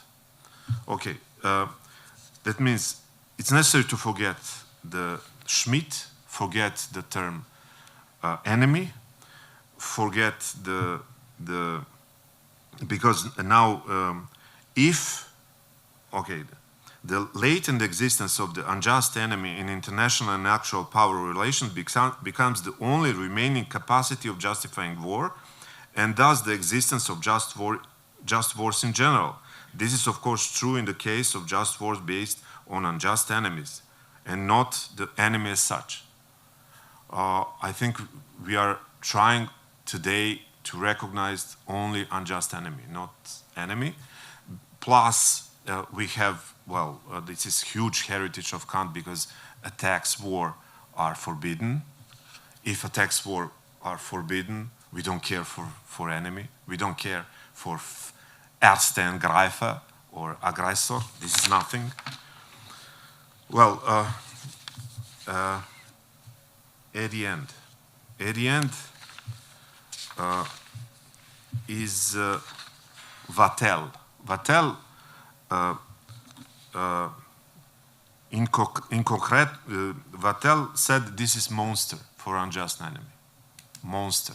You can find monster, but you know, Carl Schmitt has four versions of 4 or 5 versions of Critique de Politique, but in second one, he said that this mad dog, he said the opponent is no longer referred to as the enemy, the Gegner heißt nicht mehr Feind, but rather is approached as a criminal, as Verbrecher, as a mad dog, that who is justified to destroy it. Well, mad dog is a never you could not find this these characteristics in this Nazi version in 33 or version is 32. Vattel, who is then for Vattel in that this is 1758. He said that this is he said that the just a second.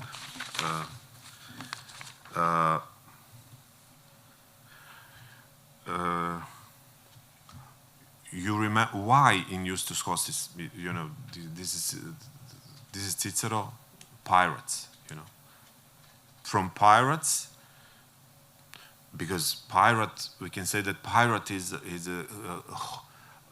has capacity to unify the ancient world. Well, because pirates, okay, they are group, not state, dispersive group, and appearance of this institution of pirate in Grotius or in others is has potential to make the world together, to put the states together, because they have hostis in Justus. Well, homo sacer, yeah, this is the same harem in Israel institution. Who's host? You know, you have a jump from communis hostis omnium to hostis humani generis.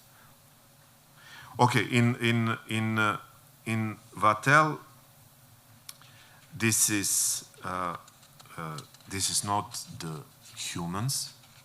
This is the indigne du nom d'homme, so means they are not human. In Justus, it's possible monster.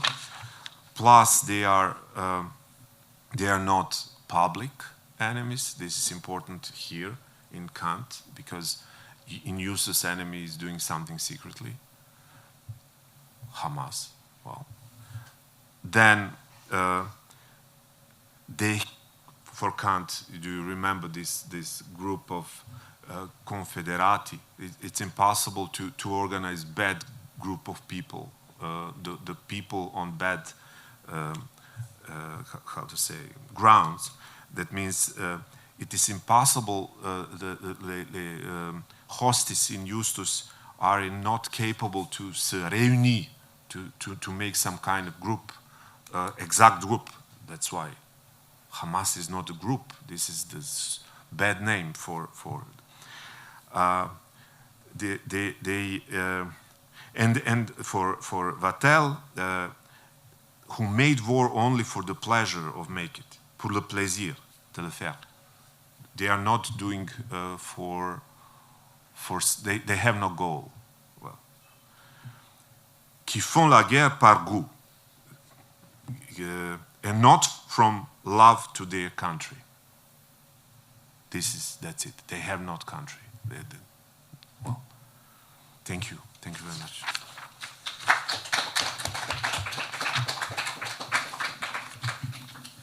Thank you very much, Petar. If you allow me, I would like to ask you one question.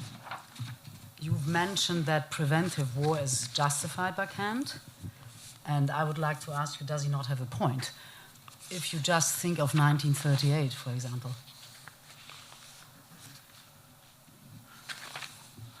You know, you see here the argument. Argument is simple. First, he said that is not allowed to. It's I can't. I can't go to war against anyone who appears to seek to injure me. I have to wait. You know, I have to wait. This is fragment before. If you want to kill me, first of all, first he said at the beginning, I have to wait that you manifest your. But then he said immediately after this Zurüstung, if I am recognizing that you are preparing to do something against me, I have a right of prevention, das Recht des Zuvorkommens, to use Präventionis. Okay, nothing original. This is also you have everywhere in public law. I have immediately right to, because this is potentia tremenda, I have a right to how to say, to prevent you. There is one text after the Bush, after the 11th September, the text of Hilary Putnam. Hilary Putnam wrote about this war is justified or not. He said no, it's not justified because you have to do something. Who knows if you will kill me or not? You have to manifest this, and that's why. But for Kant, absolutely different. And I think, this is. I don't know how to justify better Kant than he justifies himself. You know, I think that this is, we are doing this all the time in our life. You know, we are.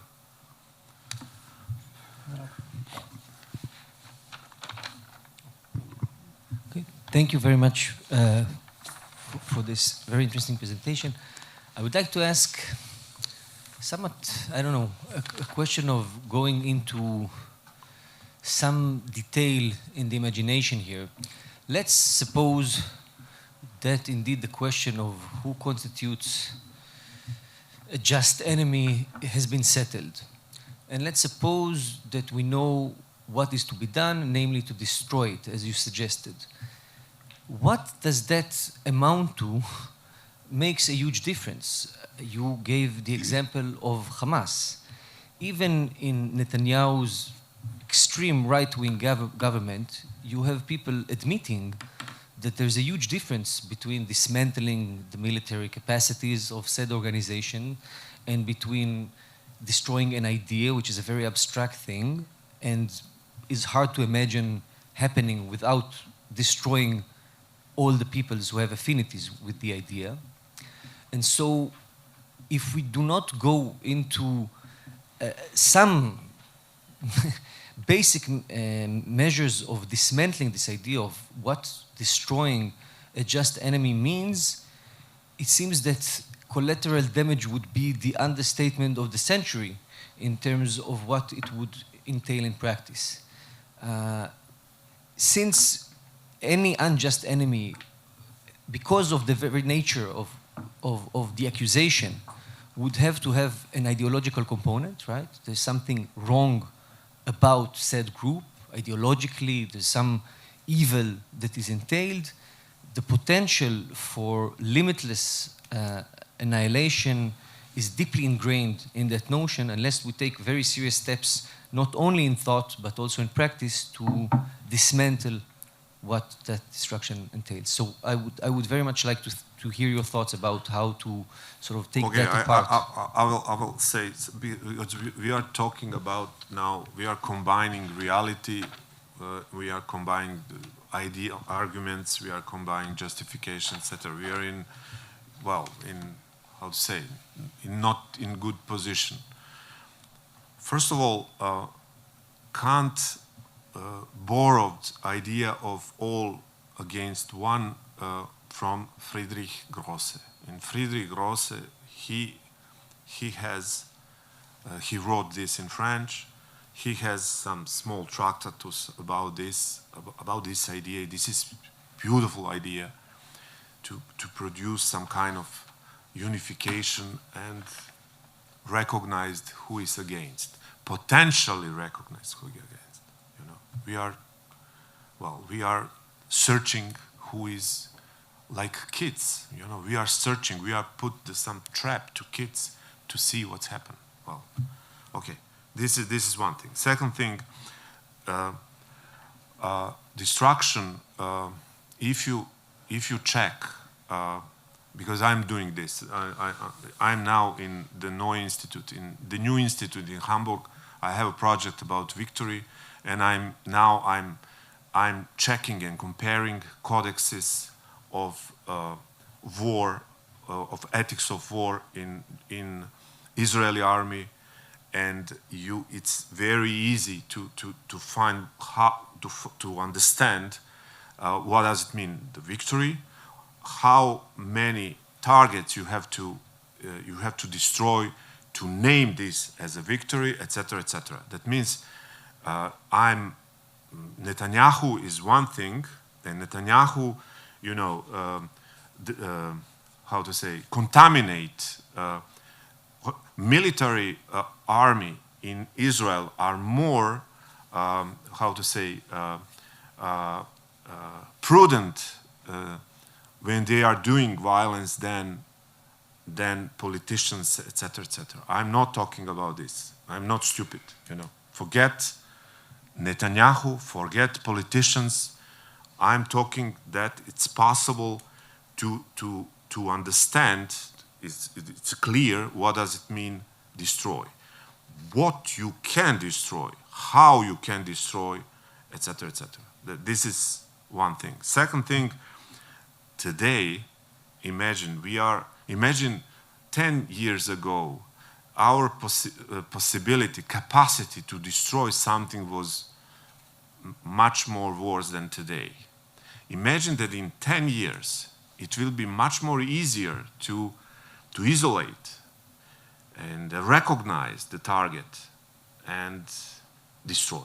If we are, you know, history of ethics of war is history of when you have permission to kill and how you can kill. Well, that's it. We are talking real things. Well, if we are talking real things, then we have to understand, and I understand what you are saying, but, well, from military perspective, it's already, how to say, done, exists on the paper, but we have crazy politicians, we have stupid people, we have, well, and the answer could be the same, you know, soldier in Slovenia or in everywhere, in United States or in Israel, has much more possibility to, policemen in all this country has much more possibility to use violence than soldier. Soldier is completely restricted. That means military sector is very, very, how to say, arranged to not to do stupidity. Well, this is my opinion. Well.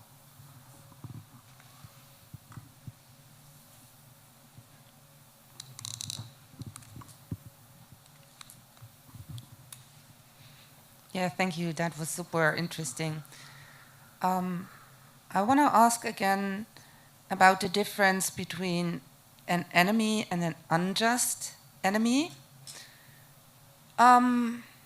So I've been working about that with my colleague Martin Sticker recently, who has developed the notion of a mere enemy. And a mere enemy would be someone who is nothing but an enemy. And that you also quoted Agamben. So someone who is then falling completely out of legal protection, reduced to nothing but the enemy. And I'm not sure whether this is the case with the unjust enemy, since then in legal theory, attempts like enemy criminal law seem to lie exactly in between, because then people within enemy criminal law, they have a lesser status, so not as civilians, but as enemies. But then the people who bring that forward, like German lawyer Günther Jacobs, they would argue that they have still a legal status. And then there would be, like, maybe you meant that simple enemies, so to whom applies all the international law. So, for example, that they cannot be tortured, that this is forbidden, and the Geneva Convention and all this kind of stuff. And then, so last question, do you think that Kant is here again part of the problem or part of the solution? Thank you very much. I think that we can forget this in justus hostis and put just enemy on this place. And we will solve. Yeah, we will solve the problem. Forget this institution of in justus. Just put the enemy. Because when we are talking about enemy, you remember enemy, foe in English.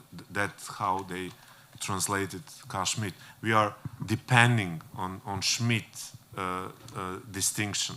That's why I said that maybe we can forget this in justus hostis. Just put hostis. And we have everything is clear in that case. Why differentiate enemy? If we have enemy, well, it's possible to,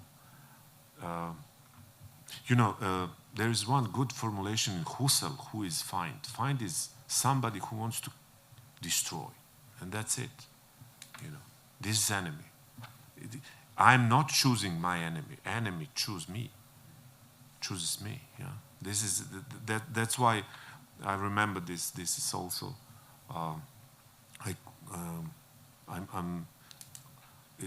he will not permit me to forget his aggression, etc., because he won't.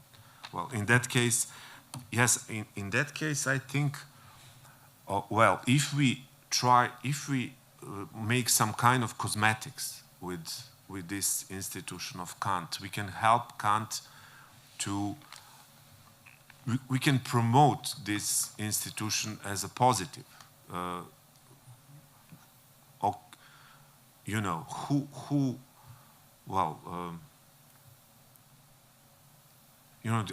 not sure that today we are not living in a Carl Schmitt dreams or Carl Schmitt I don't know, real world, etc., etc. Well, we have completely different problems. Our problems are not the other states.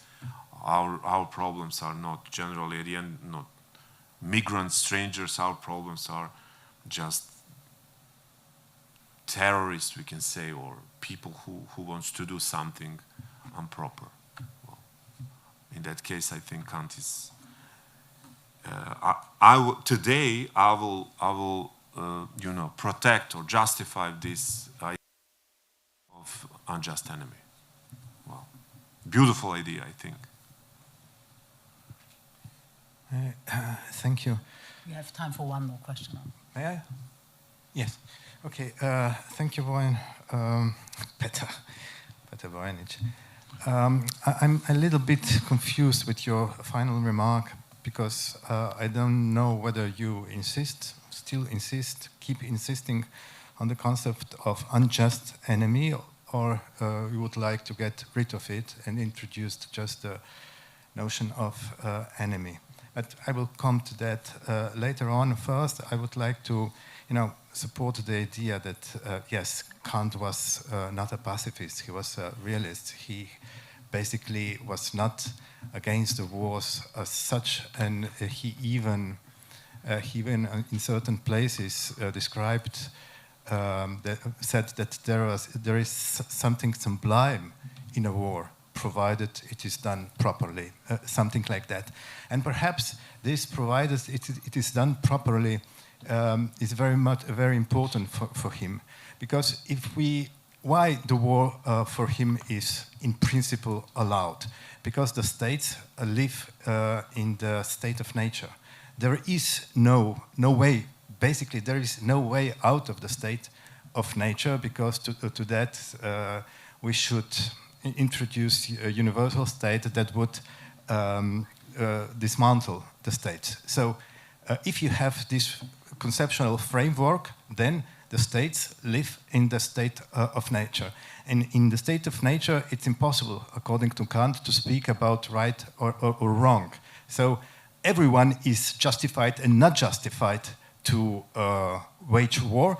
And it is very difficult then to conceptually delimit the concept of international war, of the war that of the international law, of the law that still holds in war. And I think that here the concept of unjust enemy comes in. There is only one limit in general that says that the war should be waged in a way not to prevent the possibility of peace, something like that. But this is very general formulation, and you need something more. I think that you need this unjust enemy, and you described it, I think, to constitute the unity of those who abide by the rules of war.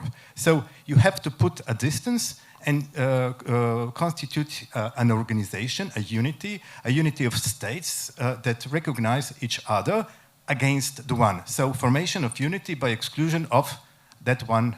And this is why you need the unjust enemy. The problem is only that if we follow, let's say, Kant's description, then everyone can be declared unjust enemy. Yes, okay, yes. And this is... You explain everything, yeah, that's it. But it's not, well, potentially yes, and so what? Everyone could be unjust enemy, well. But if the consensus is most important, that we have to arrange, we have to name who is it. In that case, no problems. Okay, I still see it, but okay, never mind. If we are together decided who is the enemy, if we have, you know... How to distinguish between freedom fighter and terrorist? Between, sorry? Freedom fighter and terrorist, because this is the usual comparison. You know, okay, but let us make another, because this was a conceptual. The other one is empirical question. Why Serbia? Why Serbia? Justus, hostis in Justus. No, it was the moment as such. You know, this is moment. This is kairos, we can say. This is moment where it was important, necessary to intervene. Moment. I will not, you know, we can talk about results, repercussions, consequences, etc., etc. But this is a different story. Sometimes, you know, it was like this in the question of Serbia. But you know, where is the problem? We are reading bad texts. It's necessary to read Gentili, not to read Schmitt, because in Gentili we have pages and pages about the enemy, about characteristics of different kind of enemies, etc. Exist, you know, in Oxford edition of public law, all of them is translated, bilingual edition, very beautiful. And well, that's why this is small advice to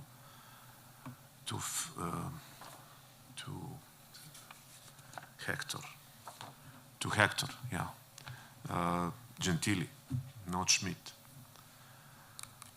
Thank you.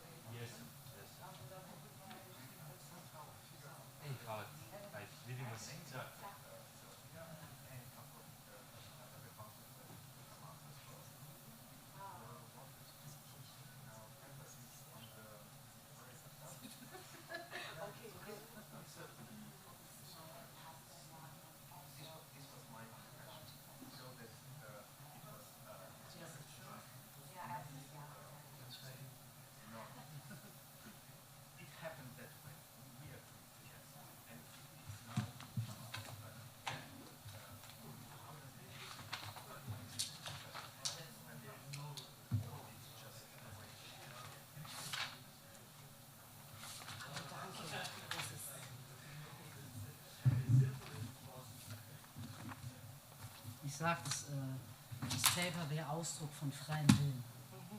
Okay.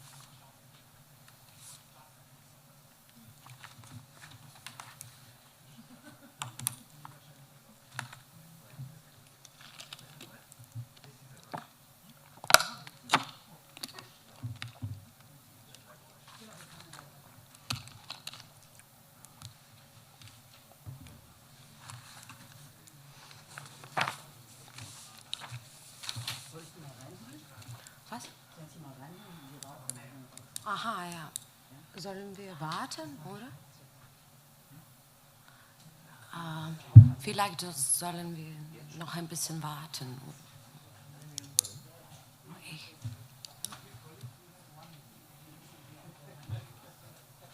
Die rauchen, oder? Oh.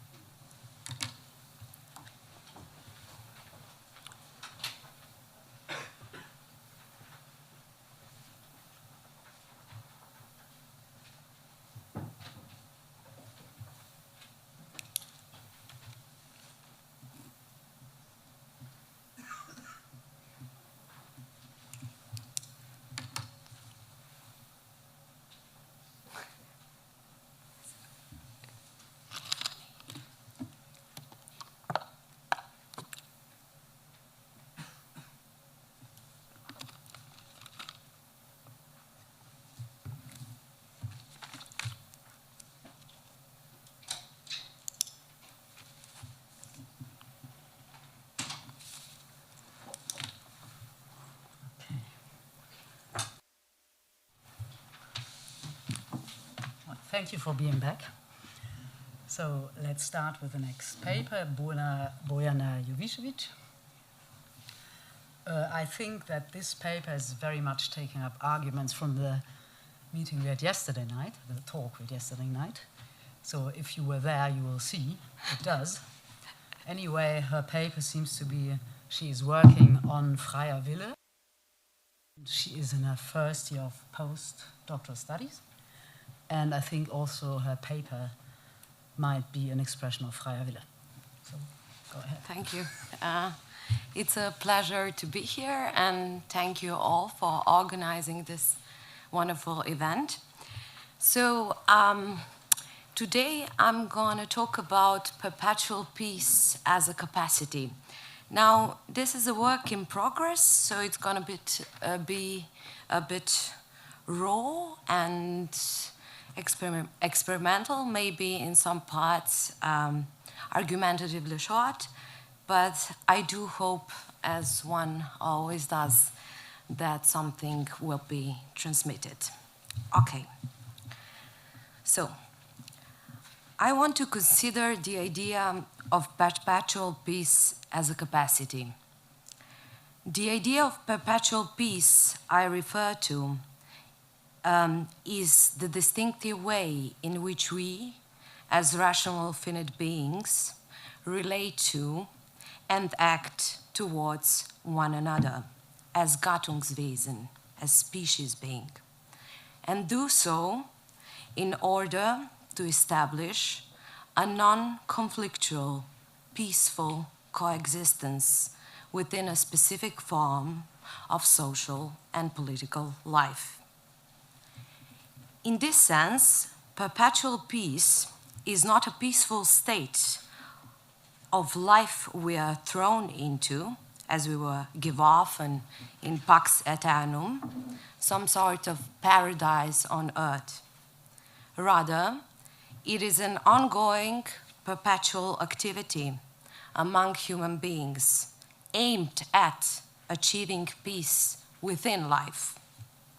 As Kant says, perpetual peace is not a Naturzustand, but must be instituted, established, muss gestiftet werden by human beings. Now, it is true that Kant's quotation goes a bit different here. He doesn't say explicitly, perpetual peace is not a natural state. He says, within a natural state where human beings live next to each other, and that is a state of war, peace is something to be yet instituted or established. However, I don't think it makes a major difference for my argument.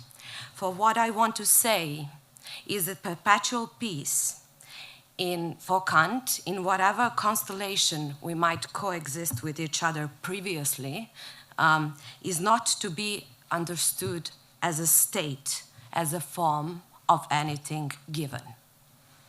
Okay, so this being said, yet the idea of perpetual peace resting on our activity, our exercise of it, is puzzling, even enigmatic. The difficulty arises from the very principle of perpetual peace itself, as we've just introduced it. It is a goal to be achieved, established, and therefore its concrete instantiations in time play no purchase here. As Kant puts it in the universal history within a cosmopolitan purpose, perpetual peace is a theoretical ideal, but one we need for practical purposes. That's what ought to be. Consequently, no number of concrete actions or examples could ever exhaust it, because its logical principle is inner, with nothing external to it. This is why it is an ideal. Now, this dissipates the idea that I introduced in the second paragraph, that formation of perpetual peace stems from concrete natural sources, that she who exercises it does so by virtue of her exercise being limited from without, externally. This is puzzling, for it suggests that finite, rational beings, in exercising perpetual peace, stand in discontinuity with the forms of nature.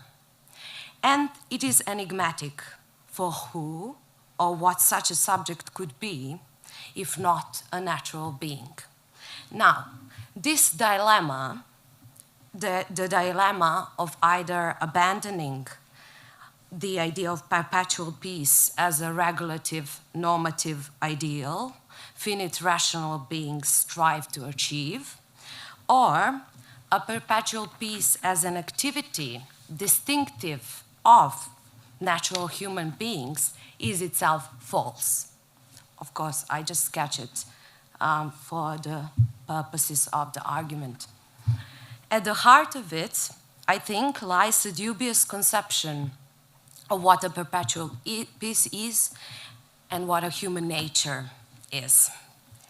To tackle these questions, I will proceed in a very simple manner, drawing on Kant's remarks on the subject from Towards Perpetual Peace and the universal history with a cosmopolitan purpose or aim. I will first sketch the idea of perpetual peace as a static, harmonious natural state, an idea Kant explicitly denies or rejects. And then I will argue that this conception of perpetual peace is incoherent, for it fails to explain in a logical sense what this very idea of nature as a harmonious whole, according to its own prepositions, is, and how perpetual peace even functions within it. So this is the first part. Then secondly, I will attempt to show how can we conceptually reconcile the idea that perpetual peace is both a regulative, normative ideal that guides our social and political actions, and yet an activity, concrete exercise. That these two are not mutually exclusive ideas, but two sides of one and the same concept, that of a capacity. To do this, I will introduce, of course, the idea of a capacity, or dynamis, to borrow Aristotle's term, or the Übung der Vernunft, but a Vernunft not separate from its actualization in a certain form of social life, to say it with Kant. Okay, so the first part, perpetual peace as a natural state. So, pardon me. Okay, let's just start straightforward. If we conceive of nature as an all-encompassing harmonious whole, governed by natural laws, where everything falls into its place or proper order, like the paradigmatic example of billiard balls in a mechanistic Anordnung or the arrangement, then no course of human action, however powerful, has jurisdiction to dislodge the authority that nature exerts over our finite rational existence. As Kant writes, alle Naturanlagen eines Geschöpfes sind bestimmt, sich einmal vollständig und zweckmäßig zu entwickeln. Bei allen Tieren bestätigt dieses die äußere sowohl als innere oder zergliedernde Beobachtung. Ein Organ, das nicht gebracht werden soll, eine Anordnung, die ihren Zweck nicht erreicht, ist ein Widerspruch in der teleologischen Naturlehre. Denn wenn wir von jenem Grundsatz abgeben, so haben wir nicht mehr eine gesetzmäßige, sondern eine zwecklos spielende Natur. Und das trotzlose Ungefähr tritt an die Stelle des Leitfadens der Vernunft. End of the quote. Even more, we could say not only that we are powerless in face of nature, in this constellation, but whatever, so nature as this big harmonious whole, but whatever bad actions, evil deeds we perform within it, leaves the causality of nature itself unperturbed and has no consequences, since each and every action of ours, bad and wicked as it may be, can be reduced back to the principle of the causality of nature we partake in. So, in other words, no matter how bad we may act as natural beings in this scenario, our actions would still be considered good in the tautological sense, for if they were not good, they would simply cease to be.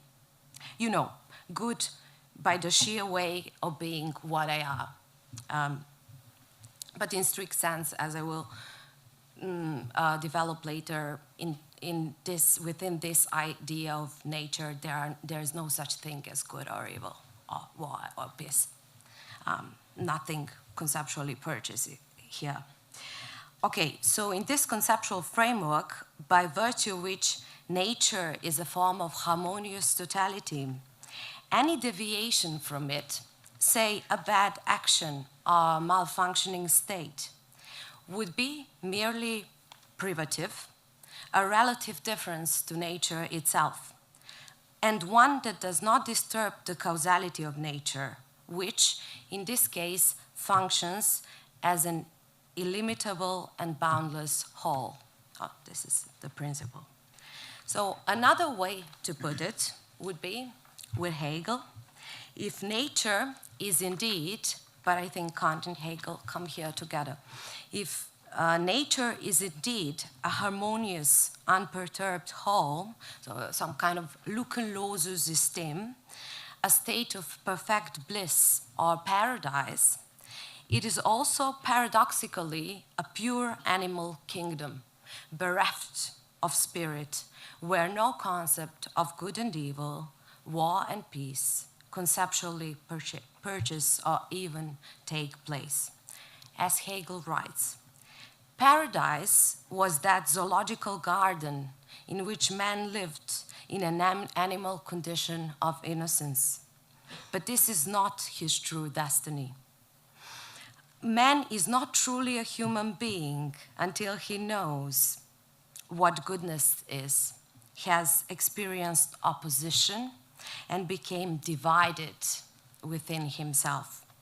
For he can only know what is good if he also has knowledge of evil. End of the quote. So human beings, by their very nature, are not who they are simply by adhering to natural laws, but through taking a distance in the sense of committing an evil deed doing a violent act, if you want, causing turbulence within state of nature as a harmonious whole.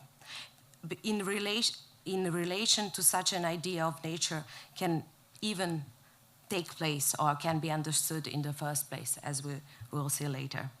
In this sense, paradise is not the ideal state. It is an undeveloped, raw existence where only brutes and no human beings live. Now, Kant echoes a similar argument in the universal history with a cosmopolitan purpose when he speaks about the state of nature as an unperturbed harmony, a kind of pre-social paradise, whereas the state acts as the bad cop that seeks to discipline our Naturinstinct and natural instincts, which are in themselves presumed to be fully good.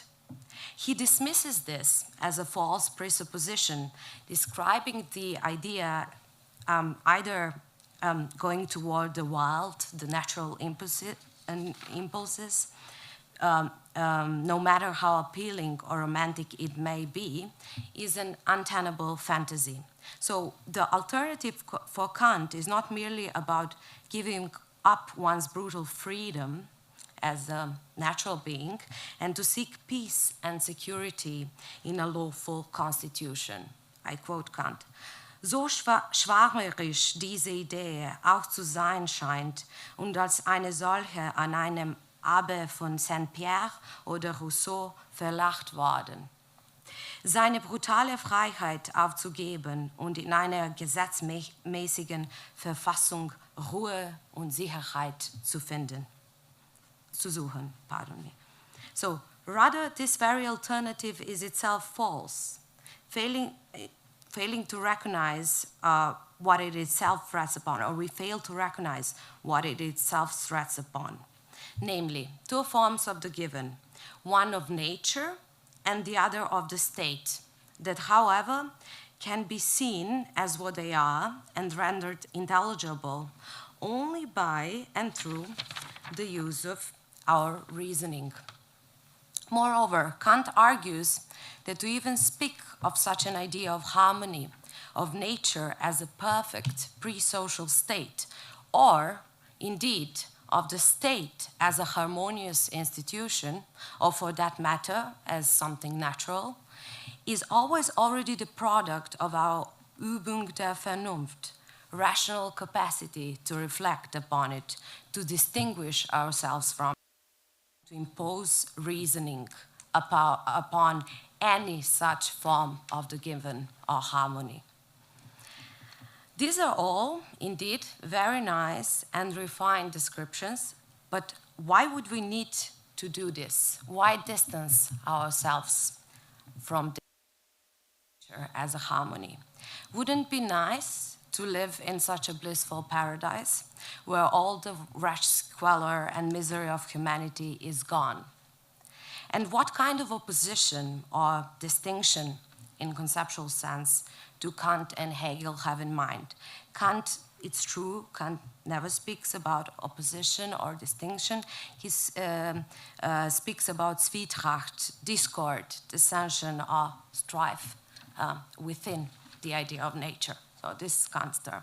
Hegel is opposition and distinction and so weiter. So, and I think there is a logical reason for the stronger argument to be offered here that both Kant and Hegel adhere to.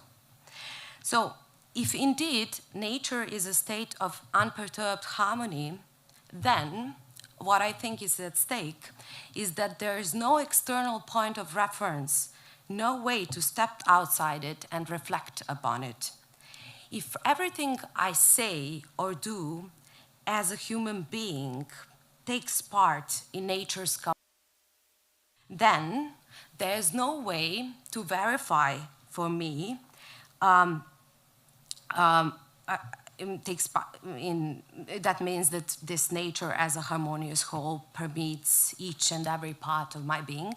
Then there is no way to verify whether the nature I take part of is truly something actual or merely a Hirngespenst, a fantasy, a story I made up.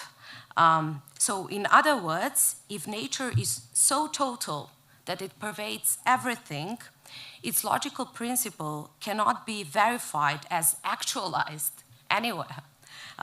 Nature, as a form of complete harmony, is then always already on the verge of becoming completely unbestimmt, undetermined, since the principle of nature as this very harmonious whole, as we saw it, is itself conceptually corrupted.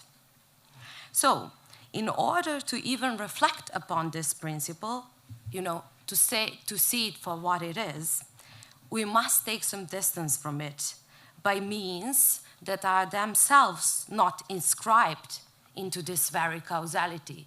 And what are these means? Well, of course, by virtue of our reasoning. So, the distinction between nature as a harmonious whole and the fall of humanity, so-called fall of humanity, then is not an external contingent fact, but a result of our own ability to separate ourselves from nature, through the use of reason. This is not arbitrary. It's not like we can either say, oh, let's stay in a state of perpetual bliss of nature, or let's choose thinking, let's be thinkers. Rather, it is through this very capacity of exercising reason itself that nature qua nature, in its inner unfolding as a harmonious whole, can be rendered intelligible in the first place. This is the first time we can see it for what it is. And also, furthermore, our own nature becomes intelligible to us. Namely, that as natural beings, we are beings of reason, and we cannot establish this within the idea of unperturbed harmony, for we don't possess means, we're in no lage to see that this is nature out there and this is me relating to this nature, because once again, I am permeated by a nature from each and every part of my being. If my causality as a natural being and that of nature as a harmonious whole completely collide in a conceptual sense. Okay, so Kant expresses it like this. Am Menschen als dem einzigen vernünftigen Geschöpf auf Erden sollten sich diejenigen Naturanlagen, die auf den Gebrauch seiner Vernunft abgezielt sind, nur in der Gattung, nicht aber im Individuum vollständig entwickeln. Die Vernunft in einem Geschöpfe ist ein Vermögen. Hier.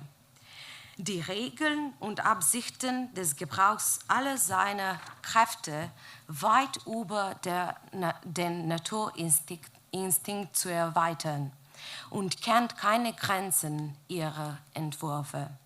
Sie wirkt aber selbst nicht instinktmäßig, sondern bedarf Versuche, Übung und Unterricht, um von einer Stufe der Einsicht zur anderen allmählich fortzuschreiten. Daher würde ein jeder Mensch unmäßig lange leben müssen, um zu lernen, wie er von allen seinen Naturanlagen einen vollständigen Gebrauch machen solle. Oder wenn die Natur seine Lebensfrist nur kurz angesetzt hat, wie es wirklich geschehen ist, so bedarf sie vielleicht einer unabsehlichen Reihe von Zeugungen, deren eine der anderen ihre Aufklärung überliefert, um endlich ihre Keime in unserer Gattung zu derjenigen Stufe der Entwicklung zu treiben, welche ihrer Absicht vollständig angemessen sind. End of the course. Sorry, it's a long one, but beautiful, so I couldn't skip it. Now, okay, several consequences follow from what I said. So first, to conceptualize nature qua nature is not to suggest that there is some harmonious whole out there with human beings acting in perfect accordance with its laws. Rather, nature itself, by its very logical principle, is shot through with blind spots, impurities, and chaos. It is conceptually torn, consisting of two elements that do not merely exist externally next to one another. So, harmony made in heaven on one side, and then our impulse of human nature, of what is specifically tied to human beings, to want to arrange everything according to our own will, as Kant says, alles bloß nach seinem Sinne richten zu wollen. These two elements, however, are mutually determined and are part of inner principle of what nature as such is. So, to make nature even intelligible, we must conceptualize it as inherently including the possibility for the exercise of human freedom and reasoning, meaning our ability to act and actualize ourselves as separate from this whole, and thus bring in the element of instability, unpredictability, and conflict that comes with it. In fact, to go with Kant, this is the only way in which nature, on the one hand, and phenomena such as culture, history, and education, a form of sociality of any kind, can first even come into being. Without conflict and division, no social life, no history, no culture, and no nature itself in the end could emerge. Now I quote Kant. Der Mensch will Eintracht, aber die Natur weiß besser, was für seine Gattung gut ist. Sie will Zwietracht, will gemachlich und vergnügt leben. Die Natur will aber, soll aus der Lassigkeit und untätigen Genugsamkeit hinaus sich in Arbeit und Mühseligkeiten stürzen, dagegen auch Mittel auszufinden, sich kluglich wiederum aus den Letzteren herauszuziehen. Die natürlichen Triebfedern dazu, die Quellen der Unseligkeit und des durchgängigen Widerstandes, woraus so viele Übel entspringen, die aber doch auch wieder zur neuen Anspannung der Kräfte, mithin zu mehrerer Entwicklung der Naturanlagen antrieben. The quote goes on. It's also very beautiful. Applied to the idea of perpetual peace, now to go back to our thing, this means that peace cannot be simply a natural state that we merely fall into. It cannot be something that exists effortlessly or once and for all, because human nature, as it is essentially actualized within a certain form of social life, is marked by ungesellige Geselligkeit, also unsocial sociability, as Kant calls it. This internal struggle defines our species. It is only through an ongoing process and continual engagement with these tensions that the seed of human nature, Keim der menschlichen Natur, can truly develop. However, we have to be careful here. It is indeed true that conflict and struggle are constitutive of nature as such, and human nature, because we said these two elements go together, go hand in hand. But at the same time, these tensions are also not how things should be. If we remain in a state where evil actions, wickedness, all this discord, chaos are seen as a constitutive of peace itself, we risk, in some sense, repeating a form of causality I've talked about in the previous part, namely the unperturbed causality of second nature as a form of givenness, where the contradictions of human nature simply remain unresolved. You know, we say, you know how it is, nature is not a state, it's not a harmony, but it's a dynamic process, and so on and so forth. So we need to be careful not to just stay here and say, this is it, because Kant is clear here. Still, although even conflict and violence is constitutive for peace, peace nevertheless should be striven for and achieved. In other words, while struggle and conflict are necessary conditions for human nature to unfold, they must be actively transcended for true peace, perpetual peace to emerge. Noch einmal, der Mensch will Eintracht, aber die Natur weiß besser, was für seine Gattung ist. Sie will Zwietracht. Okay, perpetual peace as a capacity.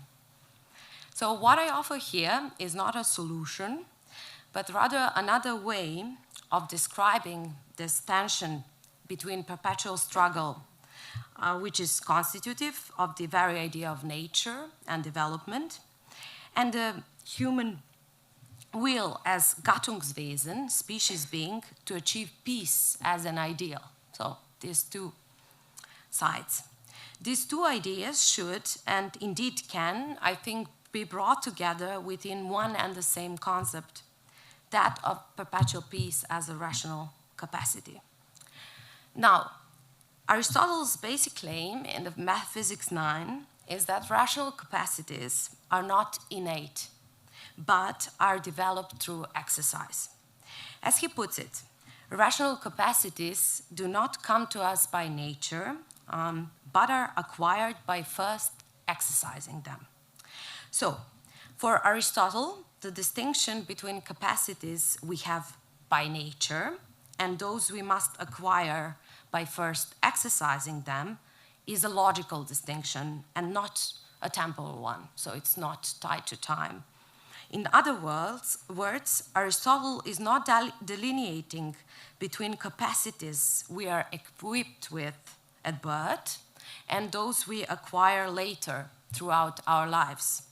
Rather, it is a distinction between two different ways of explaining what it means to possess a rational capacity. On the one hand, for Aristotle, some capacities cannot be explained separately from the acts that manifest them.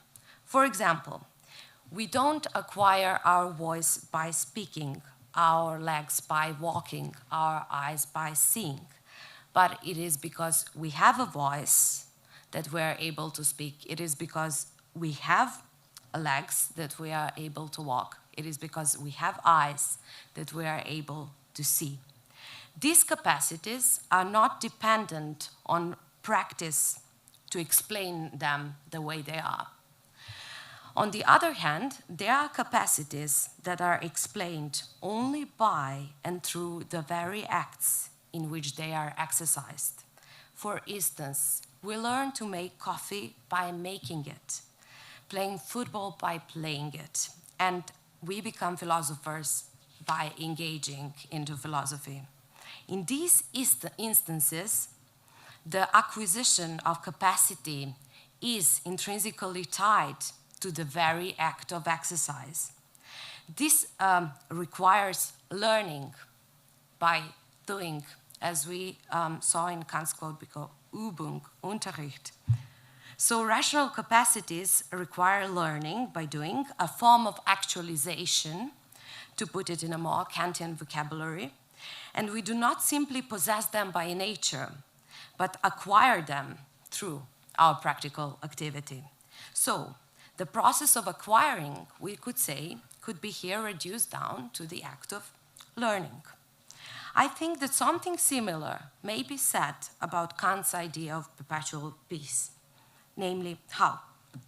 In order to achieve perpetual peace, as a form of rational capacity, as an Übung der Vernunft, we must first exercise it, actualize it throughout praxis, within certain political and social infrastructures, if you will. Yes, of course, we can fail in this endeavor, as we can never be certain that the goal of perpetual peace will be fully realized.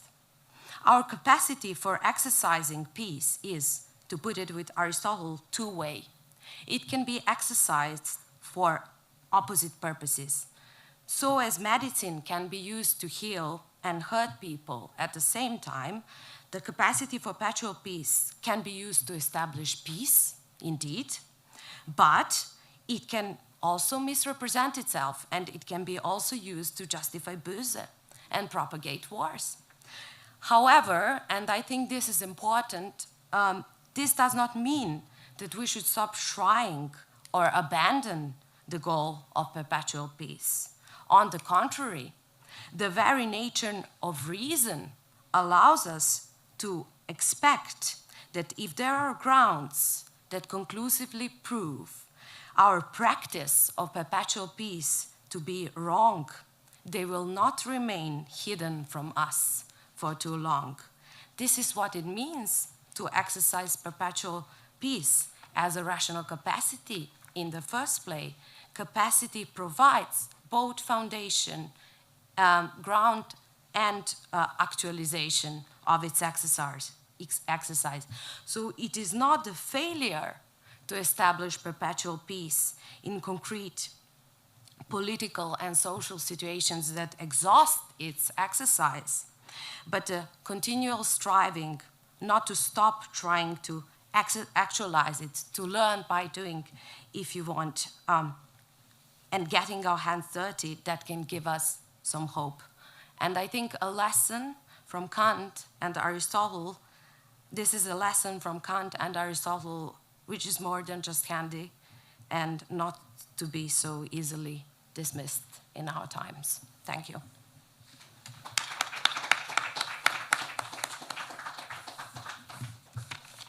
Thank you very much. Questions, please.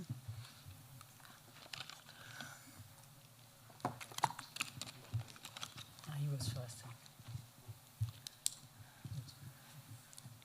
Thank you very much for your interesting talk. I want to ask you a question about the last part of your talk, namely in how far this faculty to bring about perpetual peace can also bring about evil.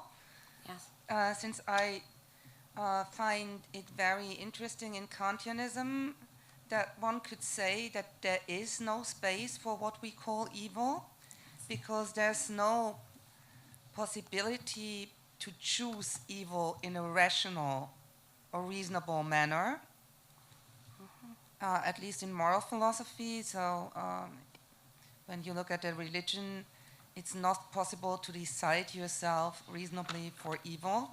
Evil is always a deprivation of the good, so you're following your inclinations and you don't determine yourself by the moral law. And now I always thought that the construction in bringing about perpetual peace would be parallel, so that if we're failing to do that, so we're not reasonable enough, but that we're not able to then fail in this endeavor in any reasonable way. And so what you're saying is that, and you quoted that 2 times, so the trick of nature is that it pushes commerce, it pushes competition, but I'm not sure whether it pushes warfare. So I would just like that you explain me that a little bit more, because it was a really interesting thesis. But I think so standard Kantian response would be somehow along the lines that I just give. Okay, so I hope I picked everything correctly. So evil as a privation and good as the unbedingte Pflicht, one could say. Well, I don't know. With Kant, different, I mean, Kant has, I'm not sure that Kant has only one conception of evil that is necessarily privative. There is one Kant saying that, but even if we, what about the idea of radical evil? That's the absolutization of the principle of good, only with a negative predicate and not precisely not a privation. That's one thing, and I think maybe to concentrate here on perpetual peace or within this text.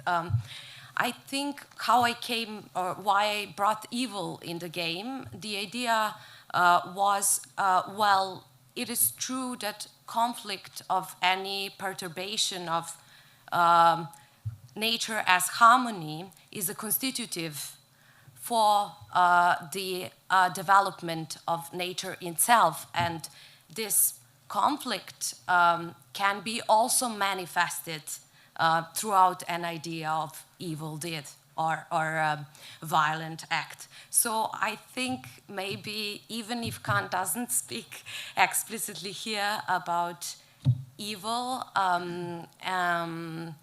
it's definitely this very idea of what perpetual peace suggests, that evil cannot be merely privative, but must be a ground of the actualization of good and peace.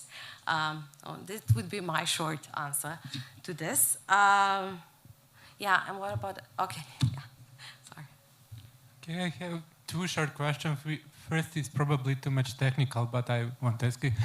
I'm a bit confused with the term capacity, and what is in my mind is Kant's theory of faculties, Vermögen, and then I'm thinking about how you see, because all the time you're talking about it, I think that, there is clearly Vermögen, and this is Wille, and what is the faculty beyond it is that we have rational will, and we can exercise it.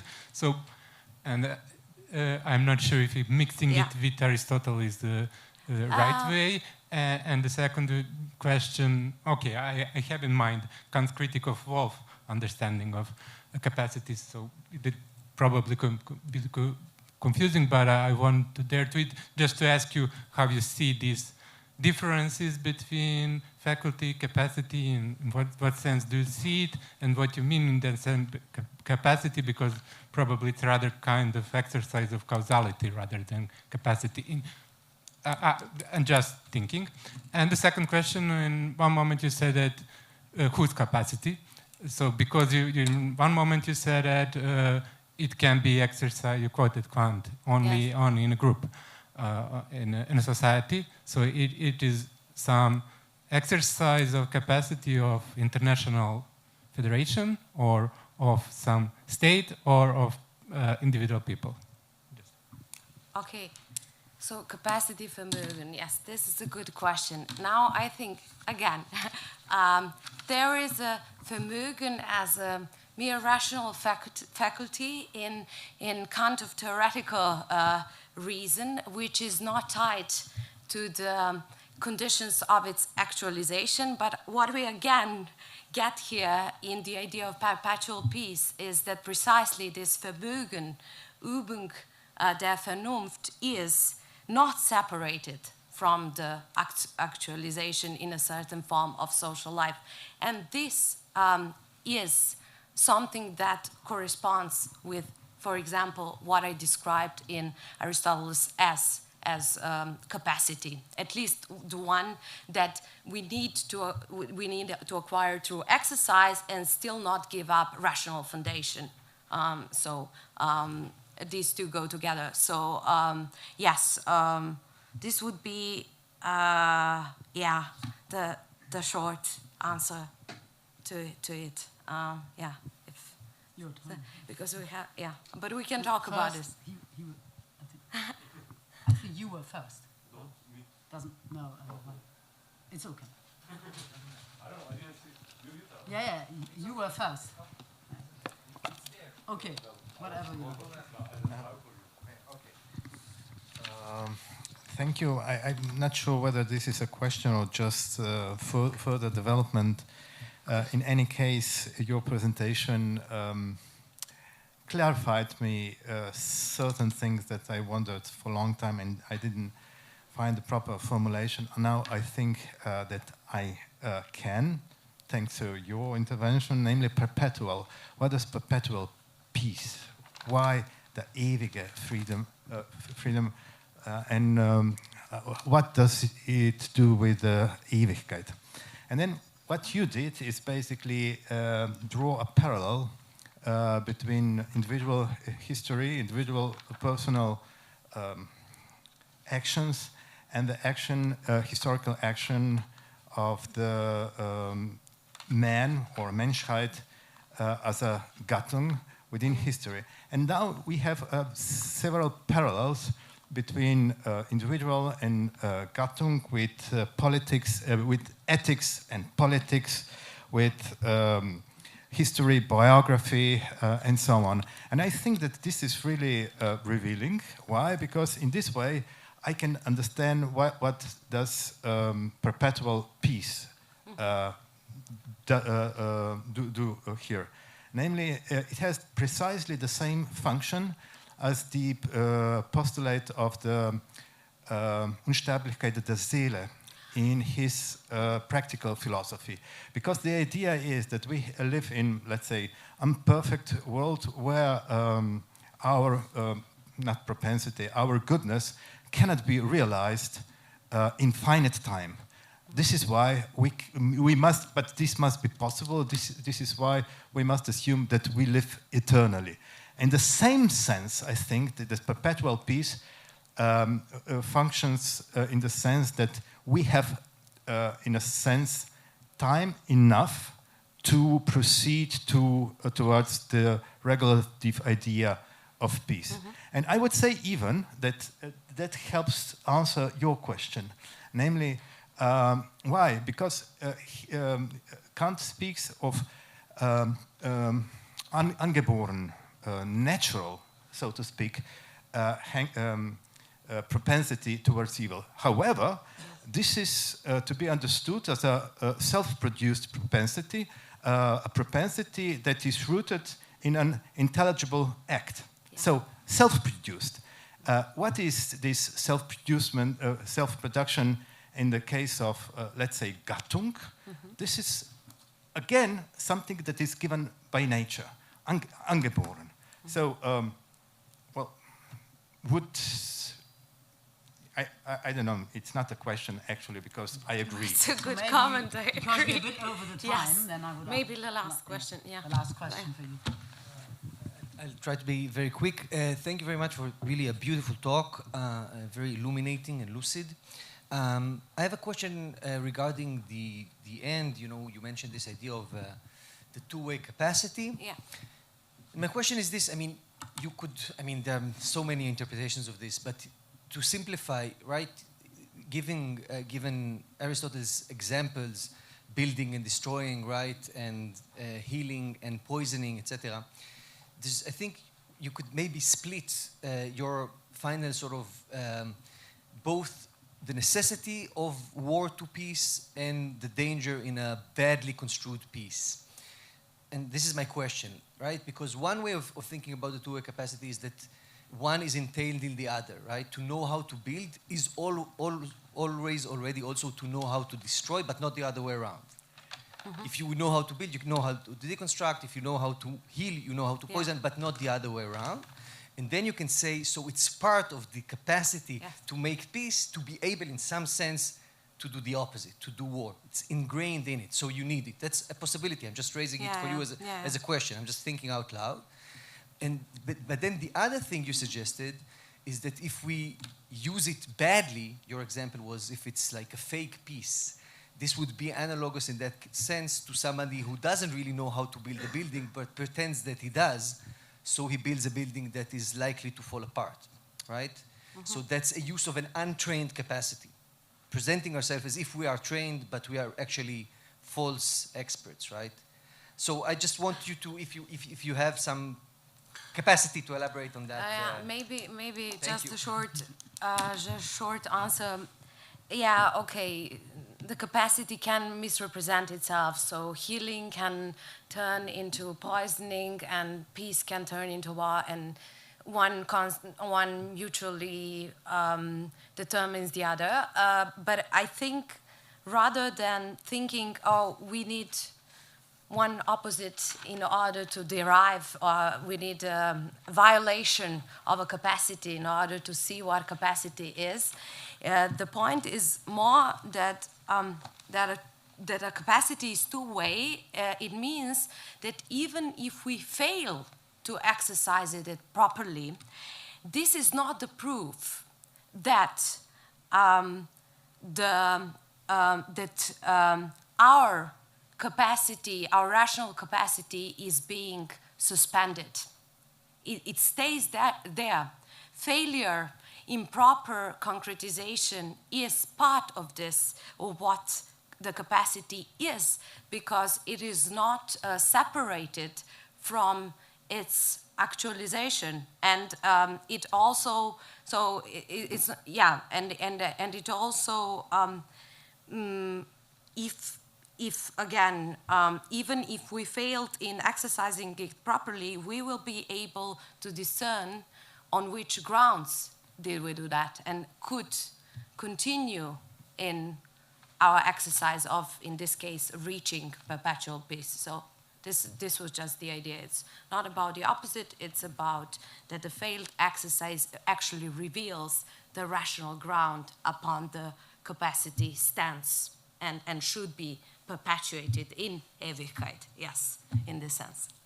Thank you. Thank you very much.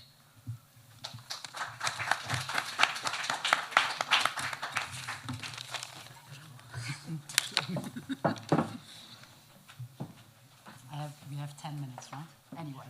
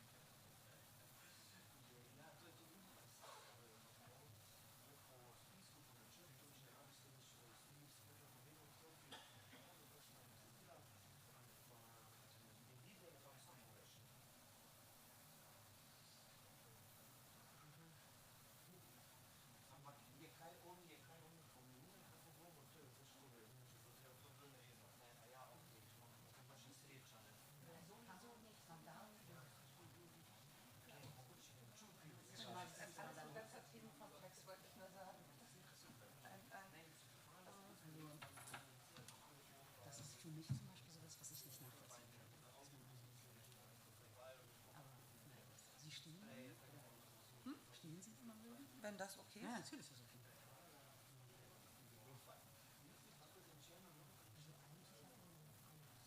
Na gut, Sie müssen es jetzt konzentrieren. Ja, genau.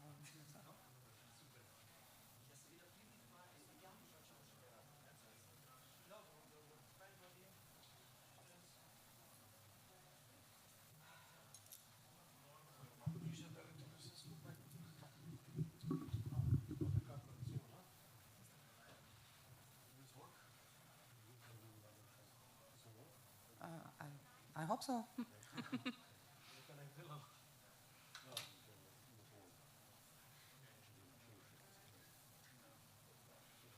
Okay, so then we have to project, yeah.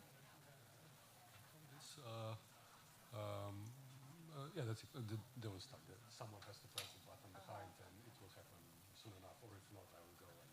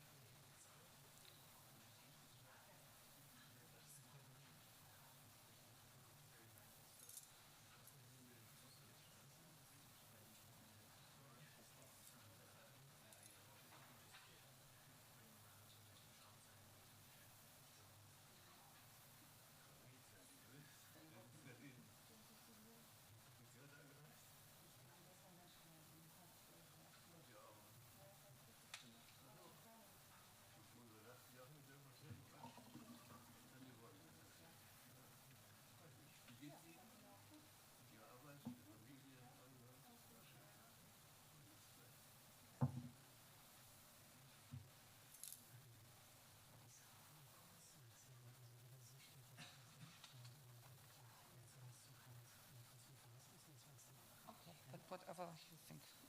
Was immer Sie sagen wollen. Ist alles gut. Okay.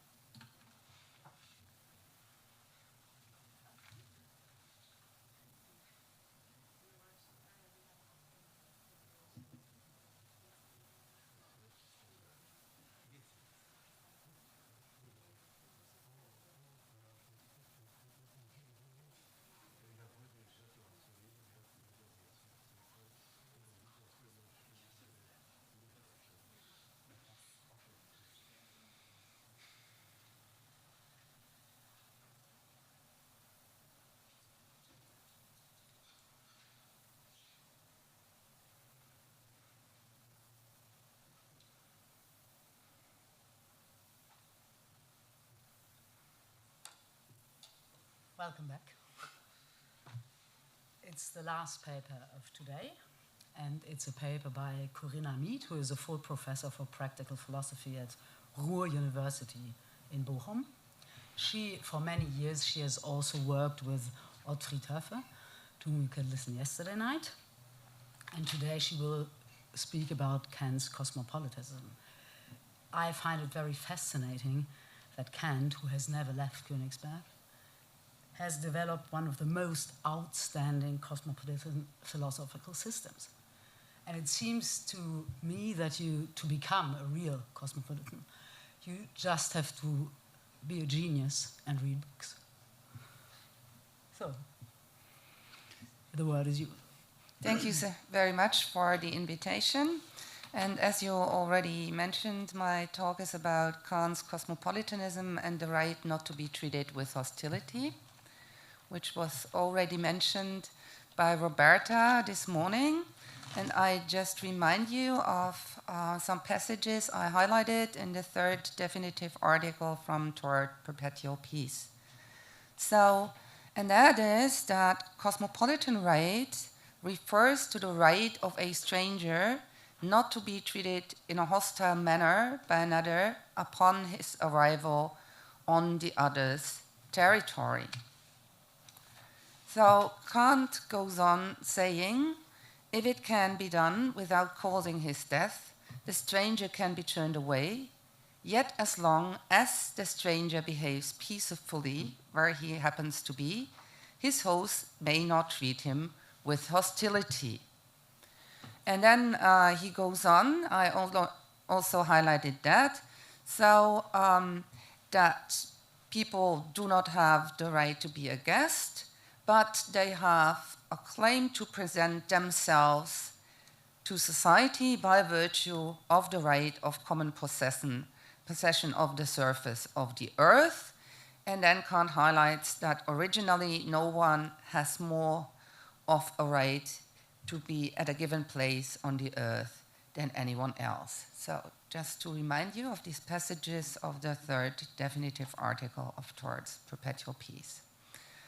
So there has been a lot of interpretations of this passage. I just mentioned three approaches. So one is ethical, and a lot of people were referring to universal hospitality as a virtue of cosmopolitan citizenship. And then there is a historical interpretation, which on the one hand points out what this means for innkeepers, because then when foreigners came into the land of others, they stayed somewhere at innkeepers, and innkeepers, for example, had the duty not to rob them or to harm them in any other manner. So as long as they behaved peaceably, they had the same rights and the same protection that citizens had.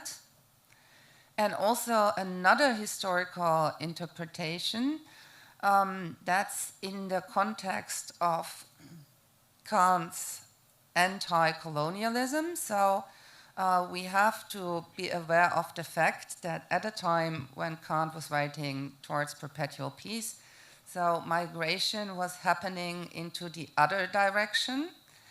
And then Kant was saying, and that was already quoted this morning too, that the Europeans took the Native Americans for nothing, and he criticized that towards Perpetual Peace. So then we can understand, and some interpreters already did that, the right not to be treated with hostility in the sense that it's on the condition that you behave peaceably. So that's also a historical dimension. And then there's a legal dimension to interpretation. And here, a lot of contemporary scholars try to derive a lot of rights from this passage. For example, the right to asylum, or the right to access to Western countries, the right to citizenships, and other rights for people who want to immigrate to Western countries today. Now, my aim in this presentation is to understand better what it means in a legal and ethical way to not be treated with hostility. So that's my focus. Okay. So, and this is the structure of the talk. In the first part, I ask what it means to treat someone with hostility. I point out 3 dimensions of hostility, and then I describe hostility as wrongdoing beyond instrumentalization. And in the second part, I will point out some institutional dimensions of wrongdoing regarding migration and give 3 examples of hostility against immigrants, and then evaluate the examples. That's the program, and then I will draw a conclusion. Okay, so let's start with 3 dimensions of hostility. It's just to categorize hostility. It's from the Oxford Dictionary. So first, there are hostile feelings and attitudes towards other persons. So here, hostility means feelings of hostility toward people from other backgrounds. Examples would be what we call in German Fremdenfeindlichkeit or gruppenbezogene Menschenfeindlichkeit. Then in English, xenophobia, or in French, xenophobie. And that would point out so that people are afraid. Phobos means fear in Old Greek, of foreigners. And that seems to be wrong. Then there can be hostile attitudes based on rejection of ideas, and that could possibly be justified by reasons. So hostility towards something in the sense of a strong and angry opposition toward an idea, a plan, or a situation. For example, nuclear power plants. So my colleague Klaus Steigleder at Bochum, who is also a Kant scholar, but then now he engaged in environmental ethics, and he holds that Germany should keep the nuclear power plants running. And then he gets strong, angry opposition from a lot of students. And that doesn't refer to him as a person, but to the idea he puts forward. So, and that, of course, can be justified depending on how good your arguments are. And then hostility can be used as a technical term. So referring to hostilities as acts of fighting in a war, that can refer to the start, outbreak of hostilities between the 2 sides, or a cessation of hostilities, the end of fighting. And that can also sometimes be justified. Namely, Kant himself, and so I can also here refer to a talk that has been given at this conference before, because Kant, of course, has a theory of just war. So then, in the natural condition, he says, of states the right to war, to hostilities, is the permitted way by which a state pursues its rights against other states, namely by its own force, when it believes itself injured. And we heard that before, so the theory of just war that Kant puts forward towards Perpetual Peace is a theory of self-defense. So once you're attacked, then you're allowed to defend yourself. And of course, by force, by violence, and that is legitimate hostility. Okay. But then, Kant also refers to hostility in the sense of A, and he doesn't do that towards perpetual peace, but he does that in the religion. And here he disqualifies hostility as a vice. I quote, "This self-love creates the inclination to become worthy in the opinion of others. This starts as a desire merely for equality, to allow no one to rise above oneself, combined with a constant anxiety about whether others are trying to do just that, from which there gradually arises the unjustifiable craving to achieve superiority for oneself over others. Great vices can be grafted into this twin stem of jealousy and rivalry, namely the vices of secret and open hostility towards everyone we see as alien to us." So, in ethical sense, we have the disqualification of hostility, and then in a legal sense, as we've seen before in Towards Perpetual Peace, Kant has a theory of just war, so that if you are attacked, you're of course allowed to be hostile and defend yourself. Therefore, I think there is a tension between the idea that treating someone with hostility is always morally wrong, and the idea that, for example, soldiers of the other hostile part in warfare, so enemies, can be treated with hostility. Kant himself implies in the quote from Toward Perpetual Peace that hostility can be adequate if foreigners do not come in peace. So, of course, the Ukrainians, from Kantian standpoint, can defend themselves against the Russian invasion and consider them as enemies. So now my question is, what kind of wrong does hostility constitute in the Kantian system, and when is it adequate? And here I want to look into Kant's ethical system, because there seems to be a problem with hostility there. And I go from the groundwork and from the formula of humanity from the categorical imperative, which says, so act that you use humanity, whether in your own person or in the person of any other, always at the same time as an end, never merely as a means. So the mere thing that this formula requires seems to be to treat others as ends in themselves. So one could also say to treat them as persons or respect their dignity. And now it seems like if you ask what does it mean not to treat others as ends in themselves, that the answer would be to treat them as mere means. So therefore, instrumentalization is prohibited in the formula, so never merely as means. But, so not treating others as mere means does not necessarily amount to treating them as ends in themselves. There are other forms of severe wrongdoing. So that's where I want to point your attention to at the moment.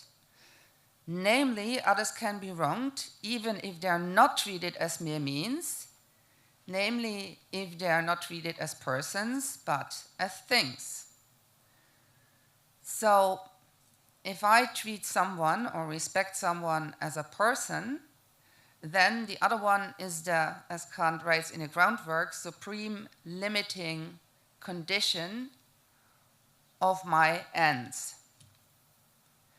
And that's opposed to a thing, because a thing has only relative value depending on whether it's useful or irrelevant or useless to me. So persons have absolute value independent of whether they're useful or useless to me, whereas things have only relative value depending on whether I judge them as useful or not. So, and therefore, there are several kinds of wrongdoing connected to treating or regarding others as things. And one of them, but only one of them, is treating them as mere means. So if we then consider them as useful to us. But we can also treating others as irrelevant, so they don't matter to us. And one example would be Singer's drowning child in the shallow pond. So if you just walk by and let a child drown, you're not using it as a mere means to your ends, but you're treating it as simply irrelevant, as if it didn't matter. And that would also be incompatible with treating it as an end in himself or as a person, but it's a different kind of wrongdoing than treating someone as a mere means. And then we can also fail to treat others as persons or as ends in themselves by treating them as mere obstacles. And there is a difference between a mere means, which is useful to me, and a mere obstacle, which is not useful to me, but in my way. So the means I want to use, the obstacle I want to get rid of. And it's very interesting that Kant himself didn't point out this category to treating others as mere obstacles, because I think if we look into the history, then a lot of mistreatment of others would fall into that category. So there are already people there where you want to go, and you don't want them there because you want to settle down there, and then they're not means to you, they're obstacles to you, and you want to remove them and get them out of your way. So, insofar, there are other kinds of wrongdoing than instrumentalization. And then there is still one kind of wrongdoing that the distinction between person and thing doesn't capture, and that's persons can also be wronged by being treated as negative ends. I've worked that out in a paper together with Jacob Rosenthal, and that has to do with the last talk, so with evil, because a negative end would be something that I want to destroy. And so that is only a person mattering in themselves, but as a kind of negative end, not a positive end, harming, hurting, humiliating other persons as purpose of my actions. Malice, hate, revenge, or sadism would be example for that. And that would be evil. But that would refer to treating others as persons in a negative way and not as things. And that can even amount to, then, think of Schopenhauer's three categories. So he has egoism, altruism, and malice, so a separate category for malice. And then he says, well, if you want to harm others as the purpose of your action, that can even sometimes happen at the expense of like raising really high costs to yourself. And therefore, it's distinct from egoism. Okay, but it's an interesting discussion, so whether Kant knows evil or not, and how can we describe it in a Kantian framework. Okay, so I distinguish three kinds of practical attitudes: treating or regarding others as ends in themselves or positive ends, respecting their dignity as persons. Second, treating or regarding others as things, which means ascribing them only relative worth according to my ends, judging them as useful, irrelevant, or useless, or obstacles in my way, and then treating or regarding them as negative ends, so with malice trying to destroy them as persons. Now, hostility and practical attitudes.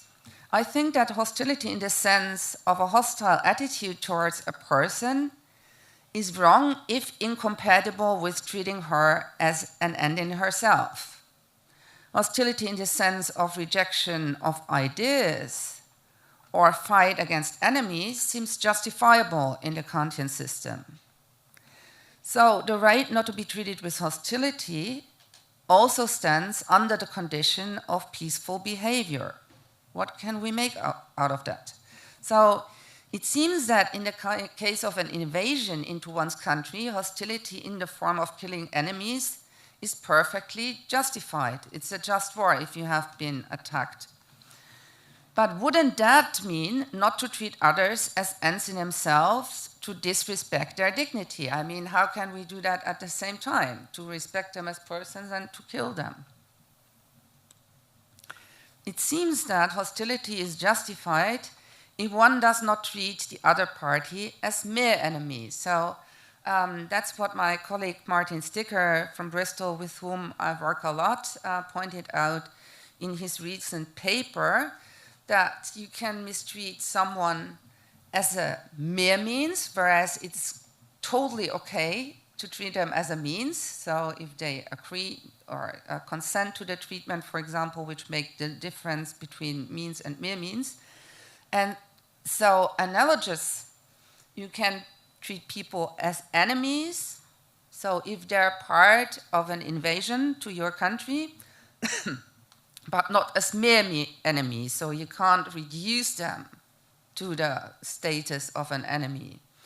So, and mere enemy would then mean to deprive the person of her equal moral status and her basic human rights, whereas enemy would mean then to treat them as part of the hostile army, but then within the realm and the limits of the Geneva Convention, human rights, and the law of warfare. And that would lead to a criticism of ideas like enemy combat law, Feindstrafrecht, which ascribe a lesser moral and legal status to persons that are seen as enemies of society. But they're still then enemies and not mere enemies, because mere enemies would mean that they have no legal status left, that they're deprived of any legal status. So this would be in between. And of course, to treat as an enemy in a legal sense in the Kantian system would require so that they did not come in peace, which makes the self-defense legitimate, and then they have to be treated within the realm of law, which is applied to them equally. And then it's compatible to treat someone as an enemy and as an end in themselves at the same time. So that would be the proposal. Okay, let's draw an intermediate result. Treating someone with hostility in the sense of A is not compatible with treating someone as an end in herself in the Kantian system. Hostility in this sense could be understood as a form of treating others as negative ends. But Kant also uses hostility in the sense of C, the technical term, so that hostility can be justified towards someone who does not behave peacefully. He may then be treated as an enemy, but not as a mere enemy, and not according to Feindstrafrecht, because then he wouldn't be treated as an equal person, but as a lesser person within the category of enemy. Okay. Second part. Oh yeah, I'm doing fine. Okay, so hostility towards migrants. Here I bring 3 examples. The first one is Theresa May. Her aim was, as she stated herself, to create here in Britain a really hostile environment for illegal migration. The second one is Emmanuel Macron. Let's just sum up. So it's about people with migration background who are already in the country, who live in the Paris suburbs, and he says, well, look, we have nothing better to offer to you than a job which requires from you to work 60 to 70 hours per week in order to get the minimum wage, but this is better for you than to hang around and sell drugs. This will give you dignity, Uber. And then Gabriels Landsbergis, who says Lithuania will not be granting asylum to those who are simply running from responsibility. Russians should stay and fight against Putin. So the potential problem here is that hostility in the sense of type A by representatives of people in Western democracies could be problematic. So, but the question is whether and when are representatives of Western democracies treating foreigners with hostility in the sense of A? So is it the case that they do? And that's not so clear. Can hostility against migrants be justified in the sense of B or C? Now, I think it's at this point important to mention the role of commerce, since, as you all know, in perpetual peace, commerce is the driver for perpetual peace. So I quote from Towards Perpetual Peace, that the authorization of a foreign newcomer does not extend beyond the conditions which make it possible to seek commerce with the old inhabitants. In this way, distant parts of the world can enter peaceably into relations with one another, which can eventually become publicly lawful and so finally bring the human race even closer to a cosmopolitan constitution. And if you believe in the interpretation of perpetual peace as peace through law, then commerce is here the driver for this. So I'd say if people have something to offer, and Kant, of course, referred to them offering goods, but nowadays it's their workforce mostly, there must also be a possibility to stay and get a perspective to move from passive to active citizenship. So it might not be enough not to violate migrants' negative rights, but they must also be given an opportunity to be full members of society.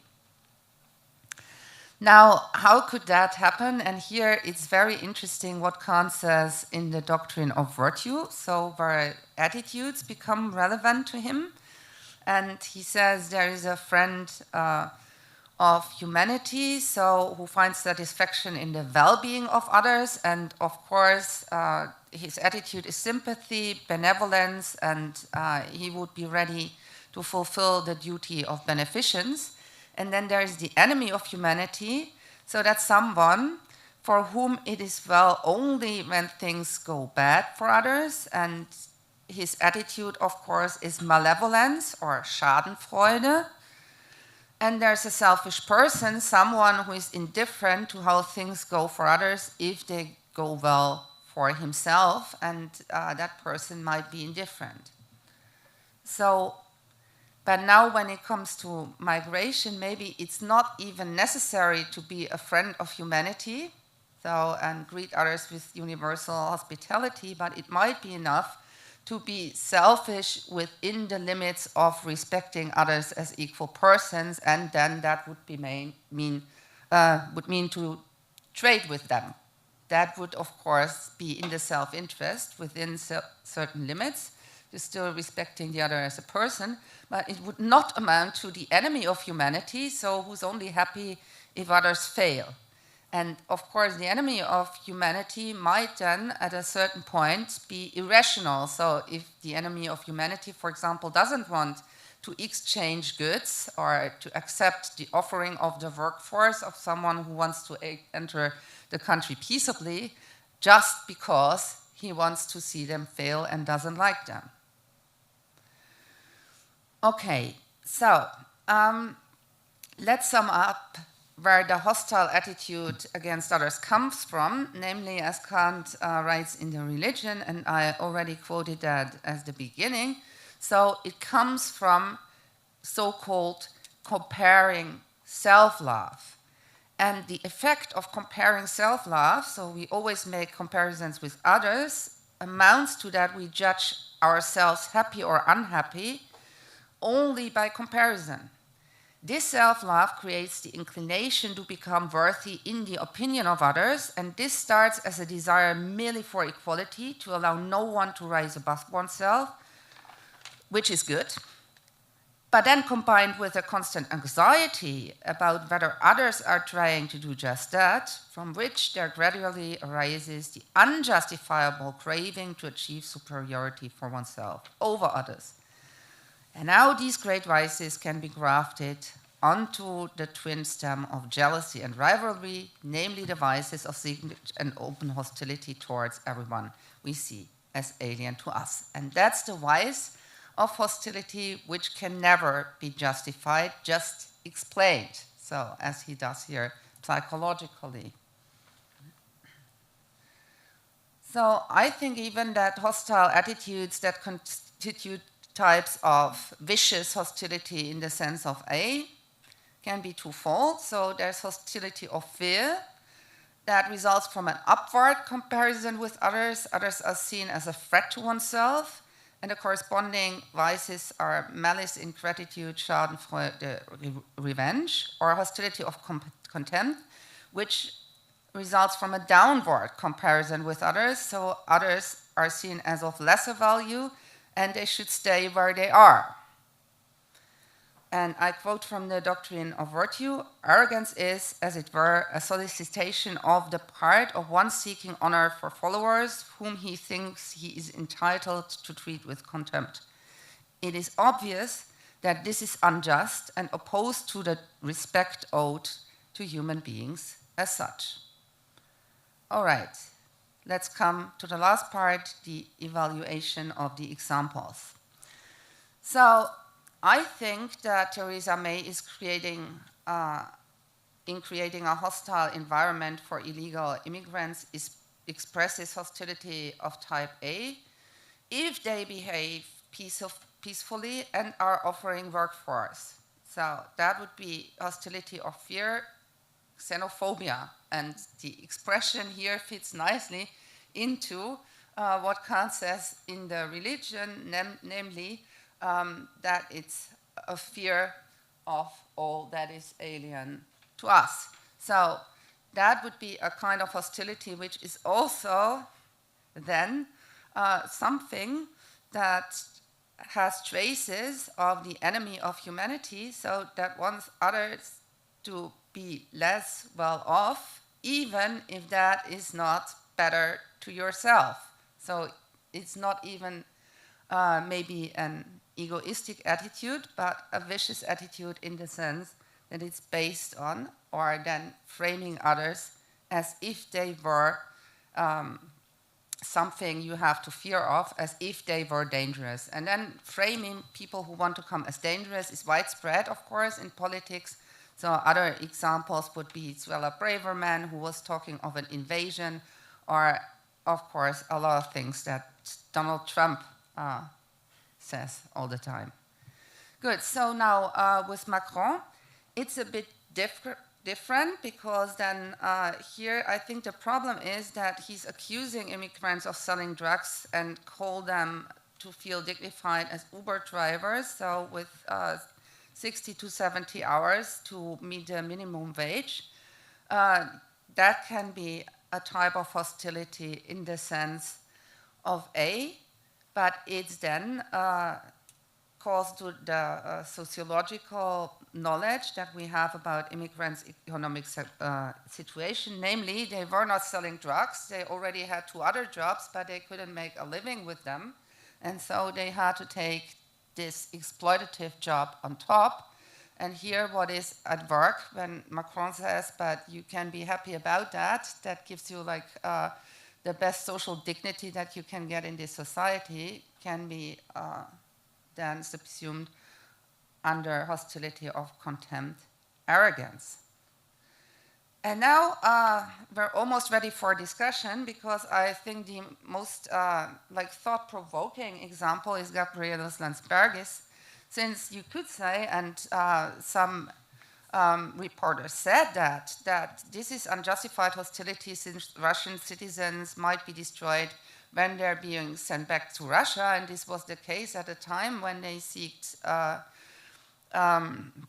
refuge in Lithuania, because that was at a point when it was clear that they were forced to go to Ukraine at the front, and that when they didn't make it out of the country, or when they were sent back, they were the first ones who were then admitted into a really dangerous situation.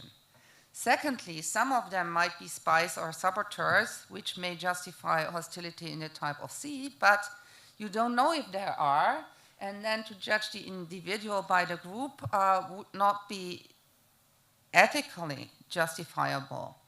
And third, so there can be no cosmopolitan rule of law without people fighting for it, so that's what he says, so they should stay in Russia and fight against Putin. And that leads to the question which was also mentioned in other talks. So perpetual peace is peace through law. So in history, states should be republicanized at some point, but how will that be brought about? Then he doesn't have a right to resistance or to rebellion. We also discussed this today. And now there is a bit of a question mark here. So how we should judge that and what people should do. Okay, I come to the conclusion. Hostility is morally wrong when it's incompatible with treating others as ends in themselves. That seems clear. Hostility seems justified, but only with restrictions. From a Kantian perspective, it's wrong to create a hostile atmosphere against immigrants, but deportation is still allowed if persons won't be destroyed. It's unclear what the right answer to Landsbergis is, since here Kant's teleological assumptions come into play. Okay, I thank you very much for your attention and for your hopefully helpful comments.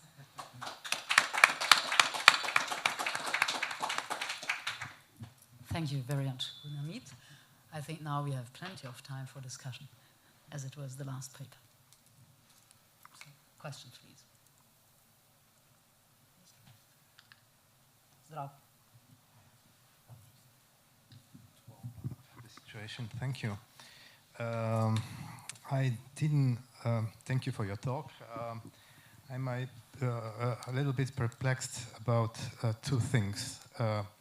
First is the alleged contradiction or disharmony between ethical and political sense of hostility. The situation you quoted from the Religionsschrift, this is basically a description of the genesis of competition between people that stems from Rousseau.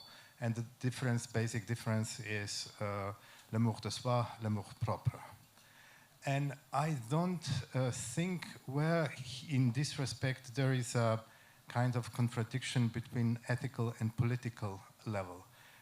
Ethically, I am not sure whether Kant would say that hostility is ethically always wrong. I think the right to self-defense, which practices hostility against someone else, is justified. So I don't see the paradox.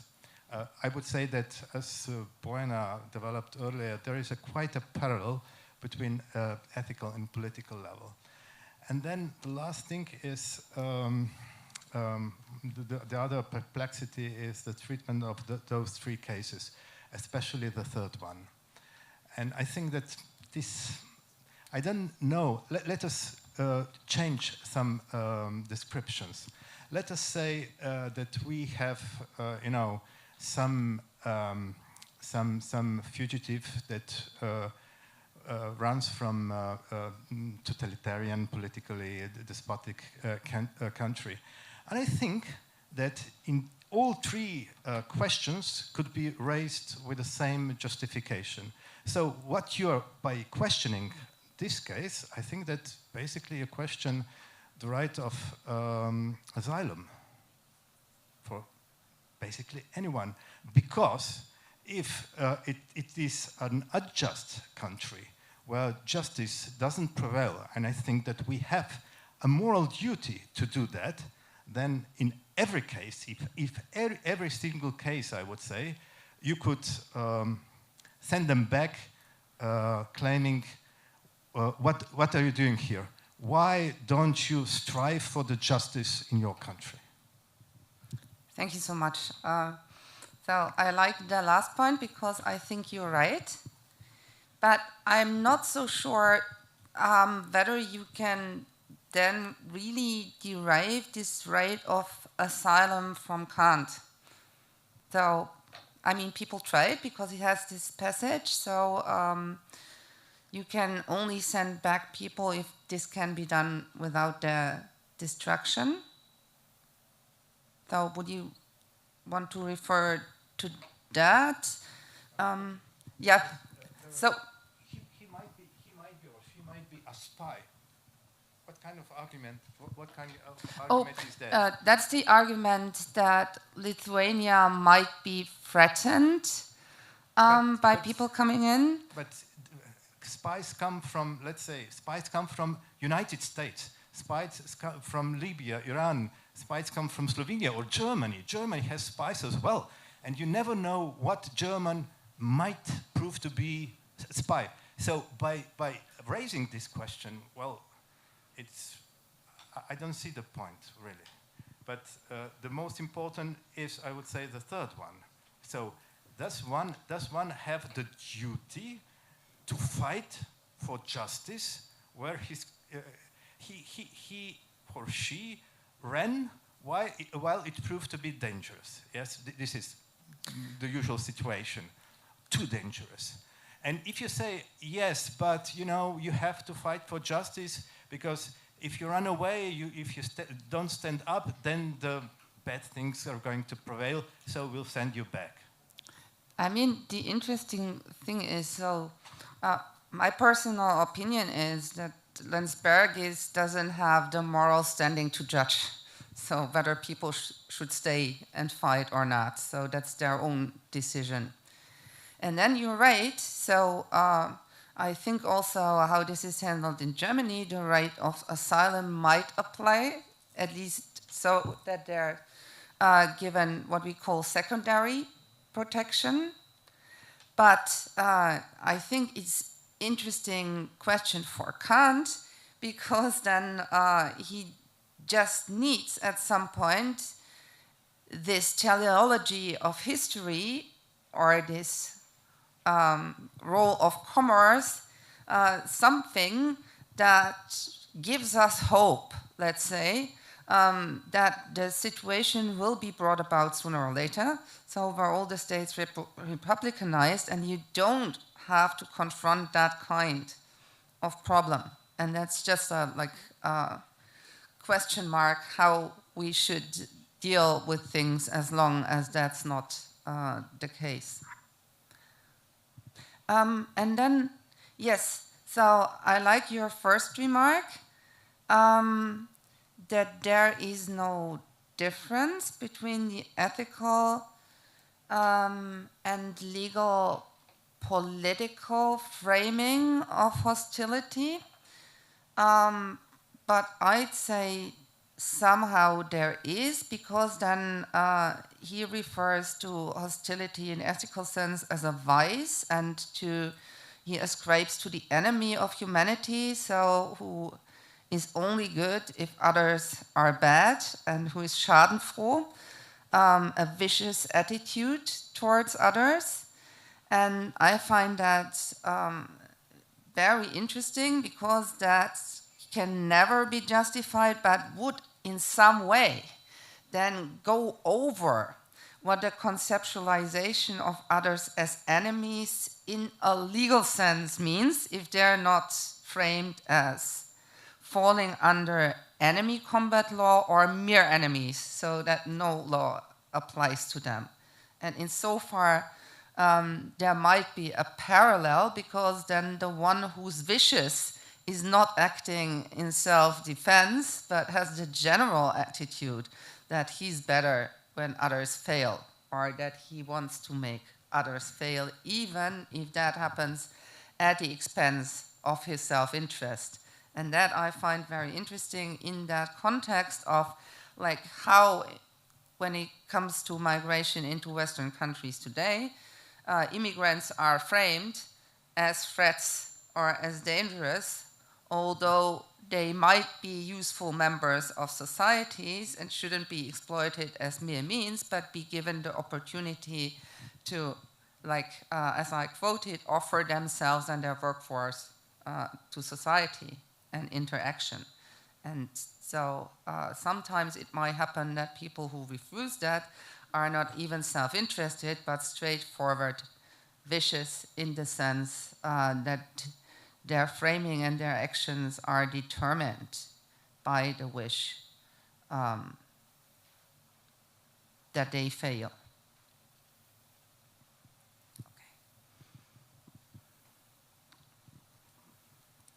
So I'm glad both that you went that direction about migration and work, and also to the Rousseau reference.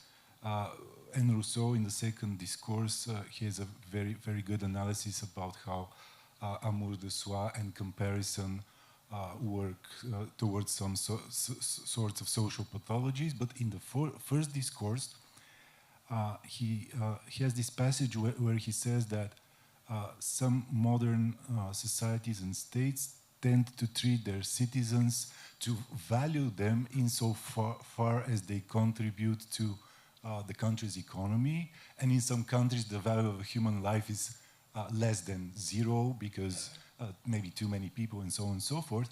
And this makes me think about your distinction between instrumentalization and being treated as an obstacle. So this might be a maybe nitpicking, but can we think about being treated as an obstacle as like a negative instrument? So you need a certain sort of instrument, you have demand for that, but then you have oversupply, and then the same instrument becomes an obstacle. And so if you treat humans like that, that would be a problem that kind of unites those two issues of hostile treatment. And then going to a short circuit with Marx, which I find is a very relevant analysis to the situation with Macron and maybe Theresa May and contemporary labor situation with migrants. So at some point in the Capital, he had some reflections about the treatment of Irish workers in England and how the capitalists profit from instilling hostile attitudes within the English workers towards the Irish. So worker solidarity becomes feebler, but also wages fall because there is an influx of Irish migrants. So this might be the case in a more contemporary European context on the one hand, and also it makes us think about another political dimension, because it seems to be different if we're talking about hostility that I might have as a worker mechanic, and maybe the Polish plumber will take my job, so that's the British situation. And if I'm a British politician and tries to send some hostile messages to the public. So I think this is...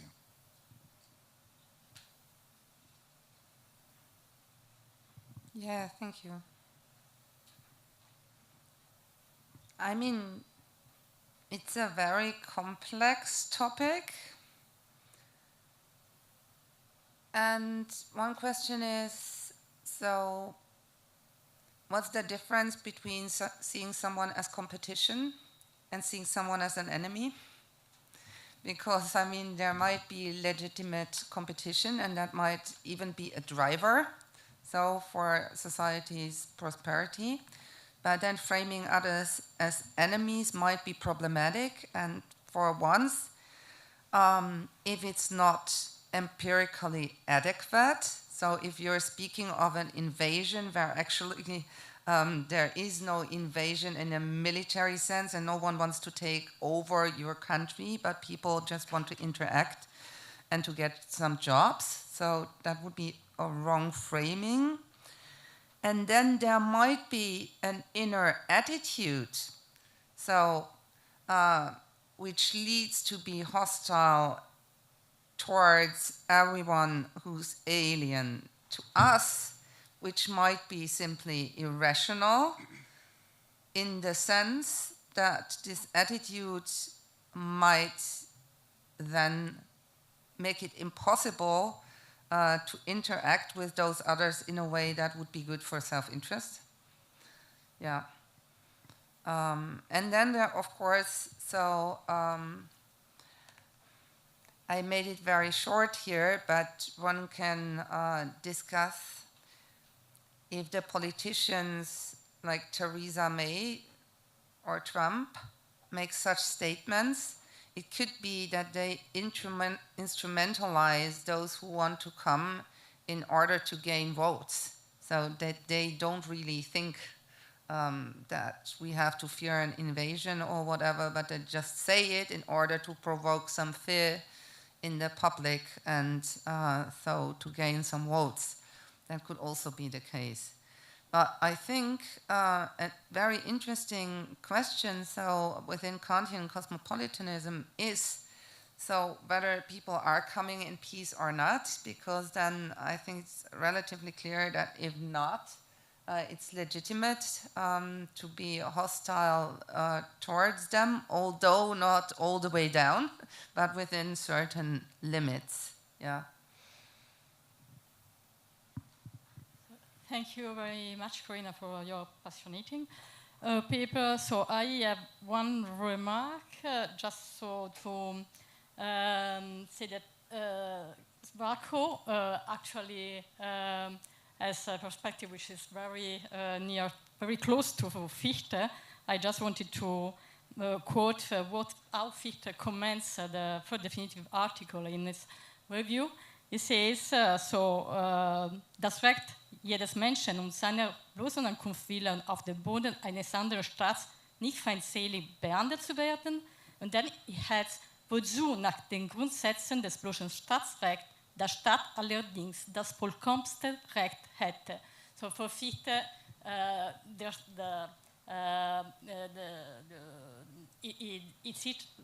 it's legitimate to treat the foreigner as hostile, so in the view of the right of the state.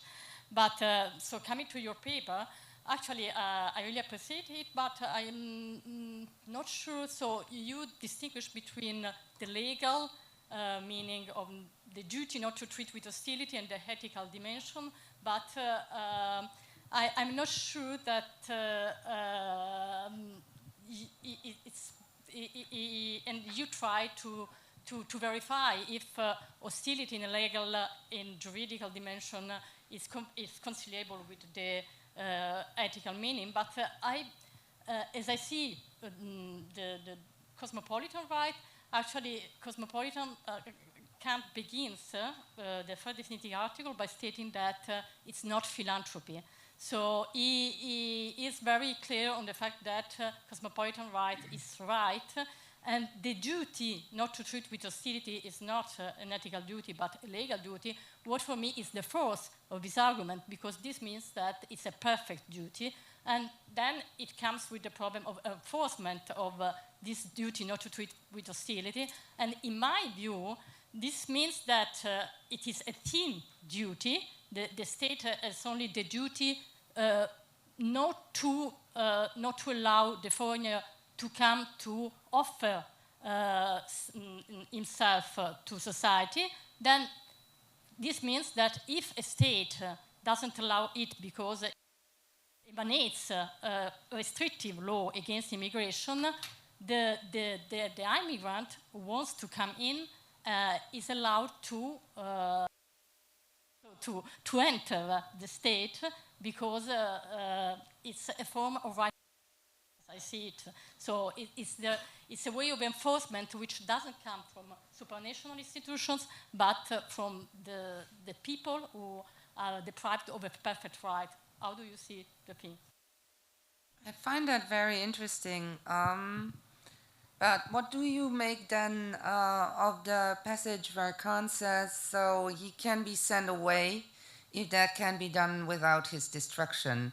Because then what you say would only apply to people who cannot be sent back without being destroyed?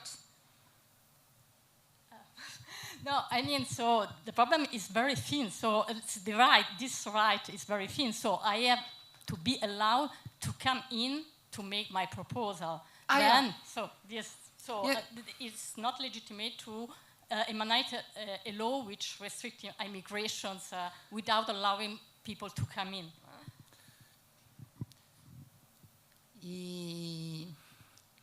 Yes, I mean, I like the idea. I like the idea. And I try to approach it a little bit more indirect.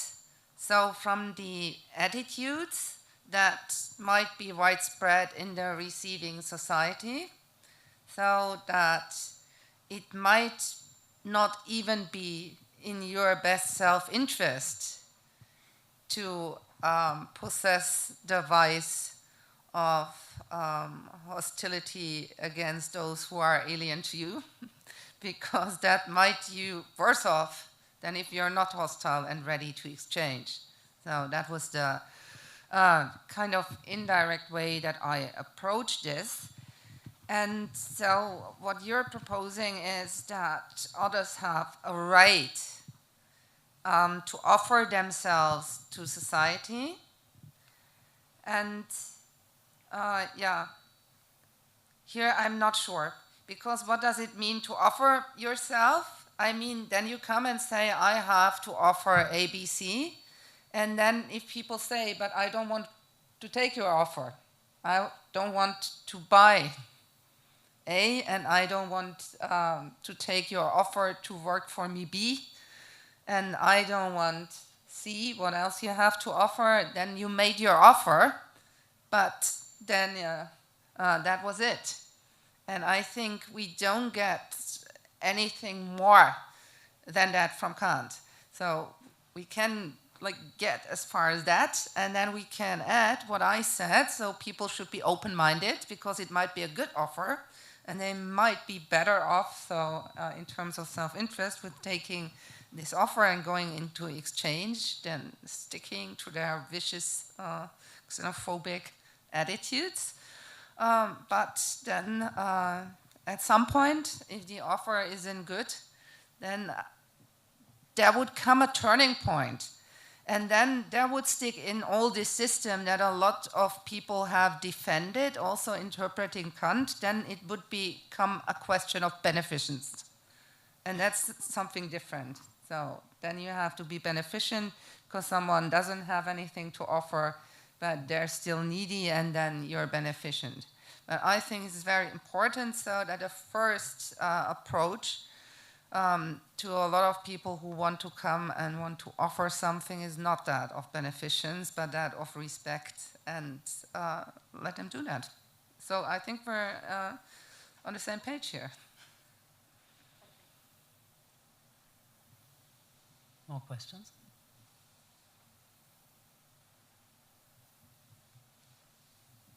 So if there are no more questions, thank you so much. I think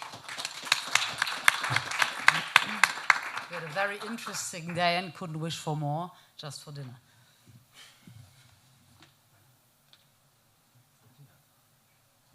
Everybody's hungry.